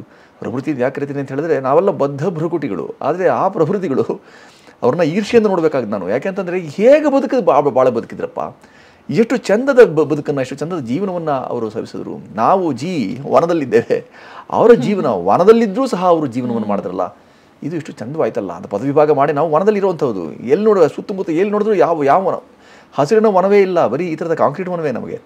ಇಂಥದ್ರ ನಡುವೆ ನಾವು ಕಟ್ಕೊಳ್ತಿರ್ಬೇಕಾದಾಗ ಅವರು ಎಂಥ ಚಂದದ ಬದುಕನ್ನು ಇದು ಹೀಗೆ ಬಾಳಿ ಇದು ತೋರಿಸಿ ಹೋದರು ನಮಗೆ. ಆ ತೋರಿಸಿದಂಥ ಮೇಲ್ಪಂಕ್ತಿಯನ್ನು ತೋರಿಸಿದಂಥ ಅವರ ಆ ಆಶಯಗಳನ್ನು ನಾವು ರೂಢಿಸ್ಕೊಳ್ಳದೆ ನಾವು ಪಕ್ಕಕ್ಕಿಟ್ಟು ತುಂಬ ಸ್ವಾರ್ಥಿಗಳಾಗ್ಬಿಟ್ವಿ, ಸ್ವಹಿತ ಸಾಧಕರಾಗ್ಬಿಟ್ವಿ. ಅಂಥ ಸ್ವಹಿತ ಸಾಧನೆ ಇದೆಯಲ್ಲ ನಮ್ಮನ್ನು ಈ ಥರದ ವೇದನೆಗೆ ಇಂದು ದೂಡಿದೆ. ಇನ್ನು ಮುಂದೆ ಮತ್ತು ರೋದನೆ ಆದೀತು. ಆದರೆ ನಮ್ಮೆಲ್ಲರ ಅಂದರೆ ನಿಮ್ಮನ್ನು ಕಳಿಸ್ಕೊಡೋದಕ್ಕಿಂತ ಮುಂಚೆ ನಿಮ್ಮನ್ನು ಈ ಕೇಳಲೇಬೇಕು ಅಂದರೆ ಒಂದಷ್ಟು ಪದಗಳು, ಆಂಗ್ಲ ಪದಗಳು. ಸರ್, ನಮ್ಮ ಟೀಮಲ್ಲಿ ಡಿಸ್ಕಸ್ ಮಾಡ್ತಿದ್ವಿ ನಾವು, ನಿಮ್ಮ ಮೈಂಡಲ್ಲಿ ಹೇಳಿ ಯಾವ ಪದ ಇದೆ ಆಂಗ್ಲ ಪದ, ನಿಮಗದು ಕನ್ನಡದ ಅರ್ಥ ಗೊತ್ತಿಲ್ಲ ಅನ್ನೋವಂಥದ್ದು, ಕನ್ನಡದಲ್ಲಿ ಅದನ್ನು ಏನಂತ ಕರೀತಾರೆ ಅಂತ ಗೊತ್ತಿಲ್ಲ ಅನ್ನೋವಂಥದ್ದು ಅಂತ ಕೇಳಬಹುದಾ ಸರ್? ದಯಮಾಡಿ. ಓಕೆ. ಫ್ಯಾನ್, ಪಂಖ ಅಥವಾ ಬೀಸಣಿಗೆ, ಕ್ಯಾರೆಟ್, ಗಜ್ಜರಿ. ಓಕೆ. ಸೈಕಲ್, ದ್ವಿಚಕ್ರ, ಕ್ಯಾರಮ್ ಬೋರ್ಡ್. ಅವು ನಮ್ಮದಲ್ಲದ್ರಿಂದ ನಮ್ಗೆ ಮೂಲ ಪದಗಳಿಲ್ವಲ್ಲ, ಅದಕ್ಕೊಂದು ಪ್ರತ್ಯಯ ಸೇರಿಸ್ಕೊಳ್ಳಿ, ನಮ್ಮದೇ ಆಗುತ್ತೆ. ಕ್ಯಾರಮ್ ಬೋರ್ಡು ನಮ್ಮದಲ್ಲ, ಅದು ನಾವೆಂದೂ ಆಡಿದ್ದಲ್ಲ. ಅದು ನಮಗೆ ಅಳುಗುಳಿ ಮನೆ ಗೊತ್ತು, ಹುಲಿಗಟ್ಟ ಗೊತ್ತು, ಪಗಡೆ ಗೊತ್ತು, ಕುದುರೆ ಕಟ್ಟಾಟ ಗೊತ್ತು. ಇವೆಲ್ಲವೂ ನಮ್ಮ ಆಟಗಳು, ನಮ್ಮ ಜಾನಪದೀಯ ಆಟಗಳು. ಹಾಗಾಗಿ ನಮ್ಮೆಲ್ಲೂ ಅದಕ್ಕೆ ಚಿನ್ನಿದಾಂಡು ಗೊತ್ತು, ಗಜ್ಜಿಗ ಗೊತ್ತು, ಗೋಲಿ ಗೊತ್ತು. ಇವೆಲ್ಲವೂ ನಮ್ಮ ಆಟಗಳೇ. ಅದು ಹೊರಗಿಂದ ಬಂದ್ರಿಂದ ಅವುಗಳನ್ನ ಪ್ರತ್ಯೇಕವಾಗಿ ತರ್ಜುಮೆ ಮಾಡುವಂಥದ್ದು, ಭಾಷಾಂತರ ಮಾಡುವಂಥ ಕೆಲಸವನ್ನು, ಆ ಥರದ ಕೆಲಸವನ್ನು, ಉದಾಹರಣೆಗೆ ಪರಂಗಿಯವರು ತಂದರು ಅನ್ನೋ ಕಾರಣಕ್ಕಾಗಿ ಇವತ್ತಿಗೂ ಪರಂಗಿ ಹಣ್ಣದು ಬ್ರಿಟಿಷರು ತಂದು ಹಾಕಿದ್ದು. ಅದಕ್ಕಾಗಿ ಈಗಲೂ ಗೂದೆ ಹಣ್ಣು ನಮ್ಮದಲ್ಲ, ಹಾಗಾಗಿ ತಿಪ್ಪೆ ಹಣ್ಣು ಅಂತ ಕರಿತೀವಿ. ತಿಪ್ಪೆಯಲ್ಲಿ ಬೆಳೆಯುವಂಥ ಹಣ್ಣು, ಅದಕ್ಕಾಗಿ ನೀವು ಟೊಮ್ಯಾಟೊ ಅಂತ ಕರಿತೀವಿ. ಇದನ್ನು ಆ ಥರ ಅನೇಕ ಅಪಭ್ರಂಶಗಳು ಆ ಥರದ್ದು ಇವೆ ನಮ್ಗೆ, ಹಾಗಾಗಿ ಹೇಳ್ಕೊಂಡ್ಬಿಟ್ಟಿದ್ದೇವೆ. ಅವರು ಕೆಂಪು ಮೂತಿ ಅಂತ ನಾವು ಯಾರಿಗೆ ನಮ್ಗೆ ಇಷ್ಟವಾಗೋದಿಲ್ಲ, ಆಗ ಅವ್ರನ್ನ ಜರಿಬೇಕು ಅಂತ ಬೇರೆ ಏನೂ ಕಾಣಿಸ್ದೆ ಎಷ್ಟೋ ಜನರು ಆ ಥರ ಕೆಂಪು ಮೂತಿಯವರು, ಪರಂಗಿಯವರು ಆ ಥರ ಪಾಪ ಆ ಕಾಲಕ್ಕೆ ಅವ್ರಿಗೆ ಅರ್ಥವಾಗದ ರೀತಿಯಲ್ಲಿ ಹೇಗೆ ನಾವು ಪದ್ಮಗಂಧಿಲದಂತ ಅನ್ಕೊಳ್ತಾ ಇದ್ದೀವಿ. ಪದ್ಮವನ್ನೇ, ಕಮಲವನ್ನೇ ಸ್ವಾತಂತ್ರ್ಯ ಸಂಗ್ರಾಮ ಭಾರತ ಮೊದಲ 1857 ಇದೆಯಲ್ಲ, ಆಗ ನಮ್ಮ ಸೇನೆಯೆಲ್ಲ ನಮ್ಮವರೇ ತಾನೆ. ಅವ್ರ ಎಷ್ಟು ಜನ ಇದ್ದರು. ಅವರು ಪದ್ಮವನ್ನು ಅವ್ರಿಗೆ ಕೊಡೋದು, ಇವರೇನೋ ಹೂ ಕೊಟ್ಕೊಳ್ತಾರೆ ಅಂತ ಹೇಳಿದ್ರೆ ಆ ದಂಟೊಂದನ್ನು ಇಟ್ಕೊಂಡು, ಹೂವು ಒಂದನ್ನು ಇಟ್ಕೊಂಡು ದಂಟನ್ನು ಇತರರು ಕೊಡ್ತಾ ಇದ್ದಾರೆ ಅವರು ಅಂತಂದರೆ ಅದರ ಅರ್ಥ ನಾನು ಇದ್ದೇನೆ ಒಳಗೆ ಸೇನೆಯಲ್ಲಿ, ನಾನು ಇದಕ್ಕೆ ನನ್ನ ಸಹಭಾಗಿ ಅಂತ ಅವರು ಹೇಳ್ಕೊಂಡಂಥ ಅದು ಸೂಚ್ಯ. ಅದು ಬ್ರಿಟಿಷರ ಮೂಗಿನಡಿಯಲ್ಲೇ ಅದಾಯಿತು. ಅವ್ರ ಮುಂದೆ ಇದಾದ್ದರಿಂದ ಅವ್ರ ಬೆನ್ನ ಹಿಂದೆ ಏನೂ ಇರಲಿಲ್ಲ. ಅದು ಚಪಾತಿಯಲ್ಲಿ ಮಖಾನ ಅಥವಾ ಈ ಕಮಲದ ಬೀಜಗಳನ್ನ ಇಟ್ಟು ಕೊಟ್ಟಿದ್ದು ಕಥೆ ನಮ್ಗೆ ಗೊತ್ತೇ ಇದೆ. ಅವುಗಳು ಹಾಗೆ ಮಾಡಿದ್ರ ಮುಖಾಂತರ ಅವರು ಒಗ್ಗೂಡೋದಕ್ಕೆ ಬೇಕಾಗಿರೋಂಥ ಇದನ್ನು ಅಲ್ಲೂ ಮತ್ತೆ ಪದ್ಮವೇ ಬಳಕೆ ಆಯಿತು. ಈ ಥರದ್ದೆಲ್ಲ ನಾವು ಪದ್ಮಗಂಧಿಯಲ್ಲಿ ತಂದ್ಕೊಳ್ತಿದ್ದೇವೆ. ಆ ರೀತಿ ಹೊರಗಿನಿಂದ ಎರವಲು ಪಡ್ಕೊಂಡದ್ದಕ್ಕೆ ತರ್ಜುಮೆ ಮಾಡಿಕೊಳ್ಳಿಲ್ಲ. ಯಾಕೆ? ಅದೆಲ್ಲ ಕಾರಣಗಳು ನೂರಾರು. ಈ ಥರದ್ದೆಲ್ಲ ಪ್ರಕ್ರಿಯೆ ಸೇರಿಸ್ಕೊಳ್ಳೋದು ಆಕ್ಚುಲಿ ಚೆನ್ನಾಗಿದೆ. ಒನ್ ಆಫ್ ಮೈ ಫ್ರೆಂಡ್ಸ್ ಈ ಕೇರಳಗೆ ವಿಸಿಟ್ ಮಾಡಿದಾಗ ಯಾರೋ ಮಲಯಾಳಮಲ್ಲೇ ಮಾತಾಡ್ತಿದ್ರಂತ, ಅವ್ರಿಗೆ ಇಂಗ್ಲೀಷ್ ಬರಲ್ಲ, ಇನ್ಯಾವ ಭಾಷೆನೂ ಬರಲ್ಲ. ಇವರು ಮಲಯಾಳಮಲ್ಲೇ ಮಾತಾಡೋದಕ್ಕೆ ಪ್ರಯತ್ನ ಪಟ್ಟಿದ್ದಾರೆ, ಕನ್ನಡನೇ ಪ್ರತಿ ಕೊನೆ ಅಕ್ಷರನ ಜ್ಞ ಮಾಡಿದ್ದಾರೆ. ಆ ಥರ ಈ ಪ್ರಕ್ರಿಯೆ ಸೇರಿಸ್ಕೊಳ್ಳೋದು ನೀವು ಹೇಳಿದ್ಮೇಲೆ ಹೌದಲ್ವಾ ಅನ್ಸುತ್ತೆ. ಕ್ಯಾರಮ್ ಬೋರ್ಡು, ಅಕ್ವೇರಿಯಮ್ಮು ಈಗ ಮಾಡ್ತಿರೋದು ಹಾಗೆ, ನಾವು ಈಗಲೂ ಹಾಗೆ ಮಾಡ್ತಿರೋದು. ನಾವು ಯಾವುದಕ್ಕೆ ಆ ಥರದೊಂದು ಭಾಷಿಕ ತರ್ಜುಮೆ ಮಾಡಿಬಿಟ್ರೆ ನಮಗೆ ಸ್ವಲ್ಪ ಲಂಬಿತ್ವೋ, ಈಗ ಶಕಟ ಬಂಡಿ ಅಂತ ಕರೆಯೋದು, ಉಗಿಬಂಡಿ ಅಂತ ಕರೆಯುವಂಥದ್ದು ಅದರ ಬಳಕೆಯಲ್ಲಿಲ್ಲ ಅಥವಾ ಆಗ್ತಿಲ್ಲ, ಅದಕ್ಕಿಂತ ಹೆಚ್ಚು ನಮಗೆ ಸೂಕ್ತ ಅಂತಂದಾಗ ಭಾಷೆ ವಿಕಾಸವಾಗೋದು, ವಿಸ್ತಾರವಾಗೋದು ಅಥವಾ ಭಾಷೆಗೆ ಉಳಿಯುವಂಥದ್ದು ಇದರಿಂದಾಗಿ ಅಂತೂ ತುಂಬ ಅದಕ್ಕೆ ಎರವಲು ಪದಕೋಶ ಅಂತ ಜನ ಹೇಳಿದ್ದಾರೆ ಭಾಷಾಶಾಸ್ತ್ರಜ್ಞರು. ಆ ಥರದ್ದು ಅನೇಕ ಆ ಥರದ್ದು ಭಾಷಾ ಪಾಂಡಿತ್ಯ ಪ್ರದರ್ಶನಕ್ಕೋಸ್ಕರ ಅಥವಾ ಭಾಷೆಯಲ್ಲಿ ನಮ್ಮಲ್ಲಿ ಹೀಗೂ ಉಂಟು ಅಂತ ಹೇಳ್ಕೊಳ್ಳೋಕ್ಕೋಸ್ಕರ ಅದು ಬೇಕಾದಿತ್ತು. ಹಾಗೆ ಶುದ್ಧ ರೂಪದಲ್ಲಿ ಬಳಕೆ ಮಾಡಿದ್ರೆ ತುಂಬ ಸಂತೋಷ ಅಂತ ಹಿರಿಯರೇ ಹೇಳಿಬಿಟ್ಟಿದ್ದಾರೆ. ಇದೇ ಆಗಬೇಕು ಅಂತೇನಿಲ್ಲ. ನಾನು ಹಾಗೆ ಲೇವಡಿ ಮಾಡೋದು ತುಂಬ ಜನ ನೋಡಿದ್ದೇವೆ. ನಾವು ತುಂಬ ಜನರು ಹಾಗೆ ಹೇಳಿ ನಂಗೆ ಏನೂ ಅರ್ಥವಾಗೋದಿಲ್ಲ, ಕನ್ನಡದಲ್ಲಿ ಹೇಳಿ ಸಾಯಿ ಅಂತೆಲ್ಲ ಹೇಳಿ ಅವರು ಅದನ್ನು ಜರಿಯುವಂಥದ್ದು ಇದೆಲ್ಲ ನೋಡಿದ್ದೀವಿ. ಆ ಲೇವಡಿ ಸಲ್ಲ, ಅದನ್ನು ಮಾಡಬಾರ್ದು. ಅಕಸ್ಮಾತ್ ಯಾರೋ ಹಾಗೆ ಬಳಕೆ ಮಾಡಿ ತಮ್ಮನ್ನು ತಾವು ಸ್ಥಾಪಿಸ್ಕೊಳ್ಳೋದಕ್ಕೋ ಅಥವಾ ಹಾಗೆ ಹೇಳೋದ್ರ ಮುಖಾಂತರ ತಾವು ಸಂತೋಷ ಪಡೋಕ್ಕೆ ಅನುಕೂಲ ಆಗುತ್ತೆ, ಅನುವಾಗುತ್ತೆ ಅನ್ನೋದಿತ್ತು ಅಂದರೆ ಅವ್ರಿಗೆ ಅವಕಾಶ ಕೊಡಬೇಕು.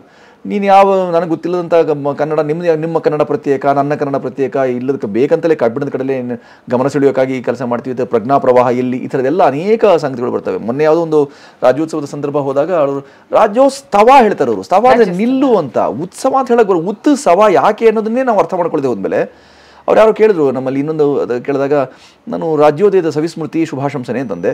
ಅಲ್ಲ, ನಾನು ರಾಜ್ಯೋತ್ಸವ ಅಂದೆ, ನೀವು ರಾಜ್ಯೋದಯ ಸವಿ ಅಂತ ಹೇಳ್ತಿದ್ದೀರಿ. ಅಲ್ಲಪ್ಪ, ಉದಯ ಆದರೆ ತಾನೇ ಉತ್ಸವ ಮಾಡಲಾರ್ರಿ. ನೀವು ಉತ್ಸವ ಮಾಡಬೇಕು ಅಂದರೆ ಉದಯ ಆಗಿರಬೇಕು. ಉದಯವೇ ಆಗಿಲ್ಲ ಅಂತಂದರೆ ನೀವು ಉತ್ಸವ ಹೇಗೆ ಮಾಡ್ತೀರಿ? ಸಂಭ್ರಮ ಆಚರಣೆ ಹೇಗಾಗುತ್ತೆ? ಹಾಗಾಗಿ ಸಂಭ್ರಮಕ್ಕೆ ವಿಭ್ರಮ ಮೊದಲು ಸರಿದಿರಬೇಕು. ಕೆಲವೊಂದ್ಸಲ ಏನಾಗುತ್ತೆ ಅಂದರೆ ಈ ಡಿಸ್ಕಷನ್ನ ಕೆಲವೊಬ್ಬರ ಜೊತೆ ಮಾಡಿದಾಗ ಸರ್ ಅವ್ರು ಹೇಳಿರೋದು ಏನಂದರೆ ಅಂದರೆ ಈ ರಾಜ್ಯೋತ್ಸವನ ರಾಜ್ಯೋತ್ಸವ ಅನ್ನೋದಿರಬಹುದು, ಶುಭಾಶಯನ ಸುಭಾಶಯ ಅಂತ ಹೇಳೋದಿರಬಹುದು. ಕೆಲವೊಂದು ಪದ ಪ್ರಯೋಗ ಈ ಥರ ತಪ್ಪಾದಾಗ ನಮಗೊಂಥರ OCD ಅನ್ನೋ ಥರ ಪೋಟ್ರೆ ಮಾಡ್ತಾರೆ. ಜೊತೆಗೆ ಕನ್ನಡ ಅಷ್ಟು ಮಾತ್ರ ಬಳಸ್ತಾ ಇದ್ದಾರಲ್ಲ ಪ್ರೀತಿಯಿಂದ, ಅದನ್ನು ಗೌರವಿಸೋಣ, ಅದರಲ್ಲೂ ತಪ್ಪು ಹುಡುಕೋದು ಬೇಡ ಅಂತ. ಆಗಲಾರಿದರೆ ಕುಮ್ಮಕ್ಕು, ಆಗಿದರೆ ಅದಕ್ಕೆ ಕಸರತ್ತು ಅಂತ ಕೈಲಾಗದವರು ನಾವು 100 ನಾವೆಲ್ಲ ಸಬೂಬು ವೀರರು, ಸಮಜಾಯಿಷಿ ಶೂರರು. ಎಲ್ಲದಕ್ಕೂ ಸಬೂಬಿದೆ, ಎಲ್ಲದಕ್ಕೂ ಸಮಜಾಯಿಷಿ ಇದೆ. ಆದರೆ ಒಂದು ಭಾಷೆಗೆ ಅದರದೇ ಆದಂಥ ತದ್ಧಿತ ರೂಪ, ಅದಕ್ಕೊಂದು ವ್ಯಾಕರಣ ಶುದ್ಧತೆ ಇರುತ್ತೆ, ಅದಕ್ಕೊಂದು ಛಂದಸ್ಸಿರುತ್ತೆ. ಅದಕ್ಕೆ ಹಿರಿಯರು ಯಾವುದೋ ಉತ್ಪತ್ತಿ ಗಮನಿಸಿದಾಗ ಅಕ್ಕಿ ಹೊಡೆದನು ಹಕ್ಕಿ ತಿಂದನು ಹೇಳೋಕ್ಕಾಗಲ್ಲ. ನೀವು ಅರ್ಥ ವ್ಯತ್ಯಾಸ ಆಗಿಬಿಡುತ್ತೆ. ನಮಗೇನು ಅಲ್ಪಪ್ರಾಣ ಮಹಾಪ್ರಾಣ ದೋಷ ಇರಲಿ ಪರವಾಗಿಲ್ಲ, ಅದೇನು ಗ್ರಾಮ್ಯ, ಅದೇನು ನಿಮ್ಗೆ ಅರ್ಥವಾಗಲಿಲ್ವೇ ಅಂತ ಕೇಳ್ತಾರೆ. ಹೌದು, ಅರ್ಥವಾಗುತ್ತೆ. ವಿದ್ಯಾರ್ಥಿ ಅಂದರೆ ವಿದ್ಯೆಯನ್ನು ಕೊಲ್ಲುವವ, ವಿದ್ಯಾರ್ಥಿ ಅಂದರೆ ವಿದ್ಯೆಯನ್ನು ಆರ್ಜಿಸುವವ. ನಾವೇ ತೀರ್ಮಾನ ಮಾಡ್ಕೊಳ್ಳೋಣ ಯಾವುದನ್ನು ಹೇಳ್ತಿದ್ದೀನಿ ಅಂತ. ಭಾಷೆ ಯಾವ ಅರ್ಥದಲ್ಲಿ, ಯಾವ ಕಾರಣಕ್ಕಾಗಿ, ಯಾವ ಉದ್ದೇಶ ಇಟ್ಕೊಂಡು ನೀವು ಬಳಸ್ತಾ ಇದ್ದೀರಿ ಅದು ಸಾಧಿತವಾಗ್ತಾ ಇಲ್ಲ ಅಂತಂದಾಗ ಸಹಜವಾಗಿ ಒಂದೊಂದು ದೋಷವಾಗಿ ಪರಿಣಮಿಸ್ಬೋದು. ಆ ಕಾರಣಕ್ಕೆ ನಮ್ಮ ಸವಲತ್ತು ಸೌಕರ್ಯಕ್ಕೆ ನಾವು 100 ಮಾತನ್ನು ಹೇಳ್ಕೊಳ್ಬೋದು. ಆದರೆ ಶುದ್ಧರೂಪ ವ್ಯಾಕರಣ ಅಥವಾ ಏನಿದೆ, ಕೇಶಿರಾಜರಾಗಲಿ, ಕೇಶಿರಾಜನ ಶಬ್ದಮಣಿದರ್ಪಣವಾಗಲಿ, ಯಾಸ್ಕನ ನಿರುಕ್ತವಾಗಲಿ, ಯಾರೆಲ್ಲರೂ ವೈಯಾಕರಣಿಗಳಿದ್ದಾರೆ, ಯಾರು ವಾಗ್ಗೇಯಕಾರರಿದ್ದಾರೆ, ಅವರೆಲ್ಲರೂ ಯಾವ್ಯಾವ ಕಾರಣಗಳಿಗಾಗಿ ಇದನ್ನೆಲ್ಲ ಸೃಷ್ಟಿ ಮಾಡಿದ್ದಾರೋ ಅವುಗಳನ್ನು ತದ್ವತ್ತು ಹೇಳಿದೆ, ಯಥಾವತ್ತು ಹೇಳಿದೆ. ನಮಗೆ ಇಷ್ಟ ಬಂದ ರೀತಿ ಮನಬಂದಂತೆ ಹೇಳೋದನ್ನೆಲ್ಲ ನಾವು ಭಾಷೆ ಅಂತ ಕರೆಯೋಕ್ಕೆ ಸಾಧ್ಯ ಆಗಿತ್ತು ಅಂತಂದರೆ ಆಗ ಈ ಥರದೊಂದು ವ್ಯಾಕರಣದ ಶುದ್ಧತೆ ಅಥವಾ ವೈಯಾಕರಣಗಳ ಅಗತ್ಯವೇ ಕಾಣಿಸ್ತಿರಲಿಲ್ಲ ನನಗೆ. ಈ ಎಲ್ಲ ಕಾರಣಗಳನ್ನು ಮುಂದಿಟ್ಕೊಂಡು ಯೋಚನೆ ಮಾಡಿದಾಗ ನಮಗೆ ಅವುಗಳೆಲ್ಲದರ ಅಗತ್ಯ ಕಾಣಿಸುತ್ತೆ, ಅನಿವಾರ್ಯ ಅಂತ ಅನಿಸುತ್ತೆ. ನಾನು ಆಗಲೇ ಹೇಳಿದ ಹಾಗೆ ಬೌದ್ಧಿಕ ಔನ್ನತ್ಯಕ್ಕಾಗಿ ಯಾವುದೇ ಯಾರ ಮಾತು ಸಹ ನಾವು ಆಲಿಸುವ ಮುಖಾಂತರ ಅದನ್ನು ಸ್ಮೃತಿಯಲ್ಲಿ ಇರಿಸ್ಕೊಳ್ಬೇಕು, ಸ್ಮೃತಿಯಲ್ಲಿ ಇರಿಸ್ಕೊಂಡಿದ್ದನ್ನು ಮನನ ಮಾಡ್ಕೊಳ್ಬೇಕು, ಮನನ ಮಾಡಿದ ನಂತರವಷ್ಟೇ ಅನುಷ್ಠಾನಕ್ಕೆ ತರಬೇಕು. ನಾವು ನೇರವಾಗಿ ಅನುಷ್ಠಾನಕ್ಕೆ ಹೋಗಿಬಿಡ್ತೇವೆ. ಹಾಗಾಗಿ ಛಂದಸ್ಸು ವ್ಯಾಕರಣ ಇವುಗಳೆಲ್ಲ ತುಂಬ ಒಗೆದು ತೆಗಿಬೇಕಾಗಿರುವಂಥ ಸಂಗತಿಗಳು ಅಂತ ಪಕ್ಕಕ್ಕಿರಿಸದೆ ನಾವು ಈ ಭಾಷೆ ವಿಚಾರಕ್ಕೆ ಬಂದಾಗ ಒಂದಷ್ಟು ಎಚ್ಚರಿಕೆಯಿಂದ ಅದನ್ನು ಬಳಕೆ ಮಾಡಿದ್ದನ್ನು ಇತರರಿಗೆ ರವಾನಿಸುವಂಥ. ಯಾಕಂದರೆ ಅಂತಿಮವಾಗಿ ನಾವಾಗಲೇ ಹೇಳ್ಕೊಂಡಾಗೆ ವಾಕನು ಇಂದ್ರಿಯ, ಅದರಿಂದ ಹುಟ್ಟಿದಂಥ ಜನ್ಯ, ವಾಗೀಂದ್ರಿಯ ಜನ್ಯ ಅರ್ಥವಾಹಕ ಧ್ವನಿ ವ್ಯವಸ್ಥೆ. ಅದು ಒಂದು ಭಾಷೆಗಿರೋ ವ್ಯಾಖ್ಯಾನ. ಅದು ಈ ಧ್ವನಿ ವ್ಯವಸ್ಥೆ ಅರ್ಥವಾಹಕ ಆಗಬೇಕು. ವಹ ಧಾತು ಇದೆ ಅದರಲ್ಲಿ. ಅದು ನನಗೂ ನಿಮಗೂ ಈ ಪದಕ್ಕೆ ಇದೇ ಅರ್ಥ ಅಂತ ಗೊತ್ತಿದ್ದಾಗ ಇರಲಿ ರಿಯಾಯಿತಿ ಕೊಡ್ತೇನೆ ಅಂತ ನಾನೊಬ್ಬ ಯತಿ ಆಗ್ಬಿಡೋದು ಮುಖ್ಯ ಅಲ್ಲ. ರಿಯಾಯಿತಿ ಇದೆ, ಅದು ರಿಯಾಯತಿ ಅಲ್ಲ. ಅದು ನಾನು ಆಗಲೇ ಹೇಳಿದ ಹಾಗೆ ಬಹಳ ವರ್ಷಗಳಿಂದ ಕಾಯ್ತಿದ್ದಂತಹ ಸಂದರ್ಶನ ಅದು ಸಾಕಾರವಾಗಿದೆ ಎಂದಾಗ ನಮ್ಮದೊಂದು ಚಿಕ್ಕ ಪ್ರೀತಿಯ ಕಾಣಿಕೆ ಸರ್. 100% ವುಡ್ ಫ್ರೆಸ್ಟ್ ಆಯಿಲ್ಸ್ ಸಪ್ತಲ್ ಕೈಲ ಕಡೆಯಿಂದ ಕಾಣಿಕೆ ಇದ್ದಲ್ಲಿ ಕಾಣಿಕೆ, ಉಡುಗೊರೆಯಲ್ಲಿ ಕೊರೆ ಇದೆ. ಉಡುಗೊರೆಯಲ್ಲೂ ಕೊರೆ, ಹಾಗಾಗಿ ಉಡುಗೊರೆಯಾಗಿ ಬೇಕಿರಲಿಲ್ಲ ಅದಕ್ಕಿತ್ತು. ಆದರೆ ನೀವು ತುಂಬ ವಿಶ್ವಾಸದಿಂದ ತೋರಿಸ್ತೀರಿ. ವಿಶ್ವಾಸದಲ್ಲಿ ವಿಶ್ವಾಸ ಇದೆ, ಅಭಿಮಾನದಲ್ಲಿ ಹಿಂಪಾದ ಇದೆ. ನೀವು ಅಭಿಮಾನ ತೋರಿಸ್ತೀರಿ ಅದಕ್ಕೆ ಅಭಿಮಾನ ನಿಮಗೆ ವಿಶ್ವಾಸ ಕಾಣಿಸ್ತೀರಿ ಬಗ್ಗೆ ವಿಶ್ವಾಸ धन्यवाद. Thank you. बड़ा धन्यवाद आहे मित्रांनो. मधून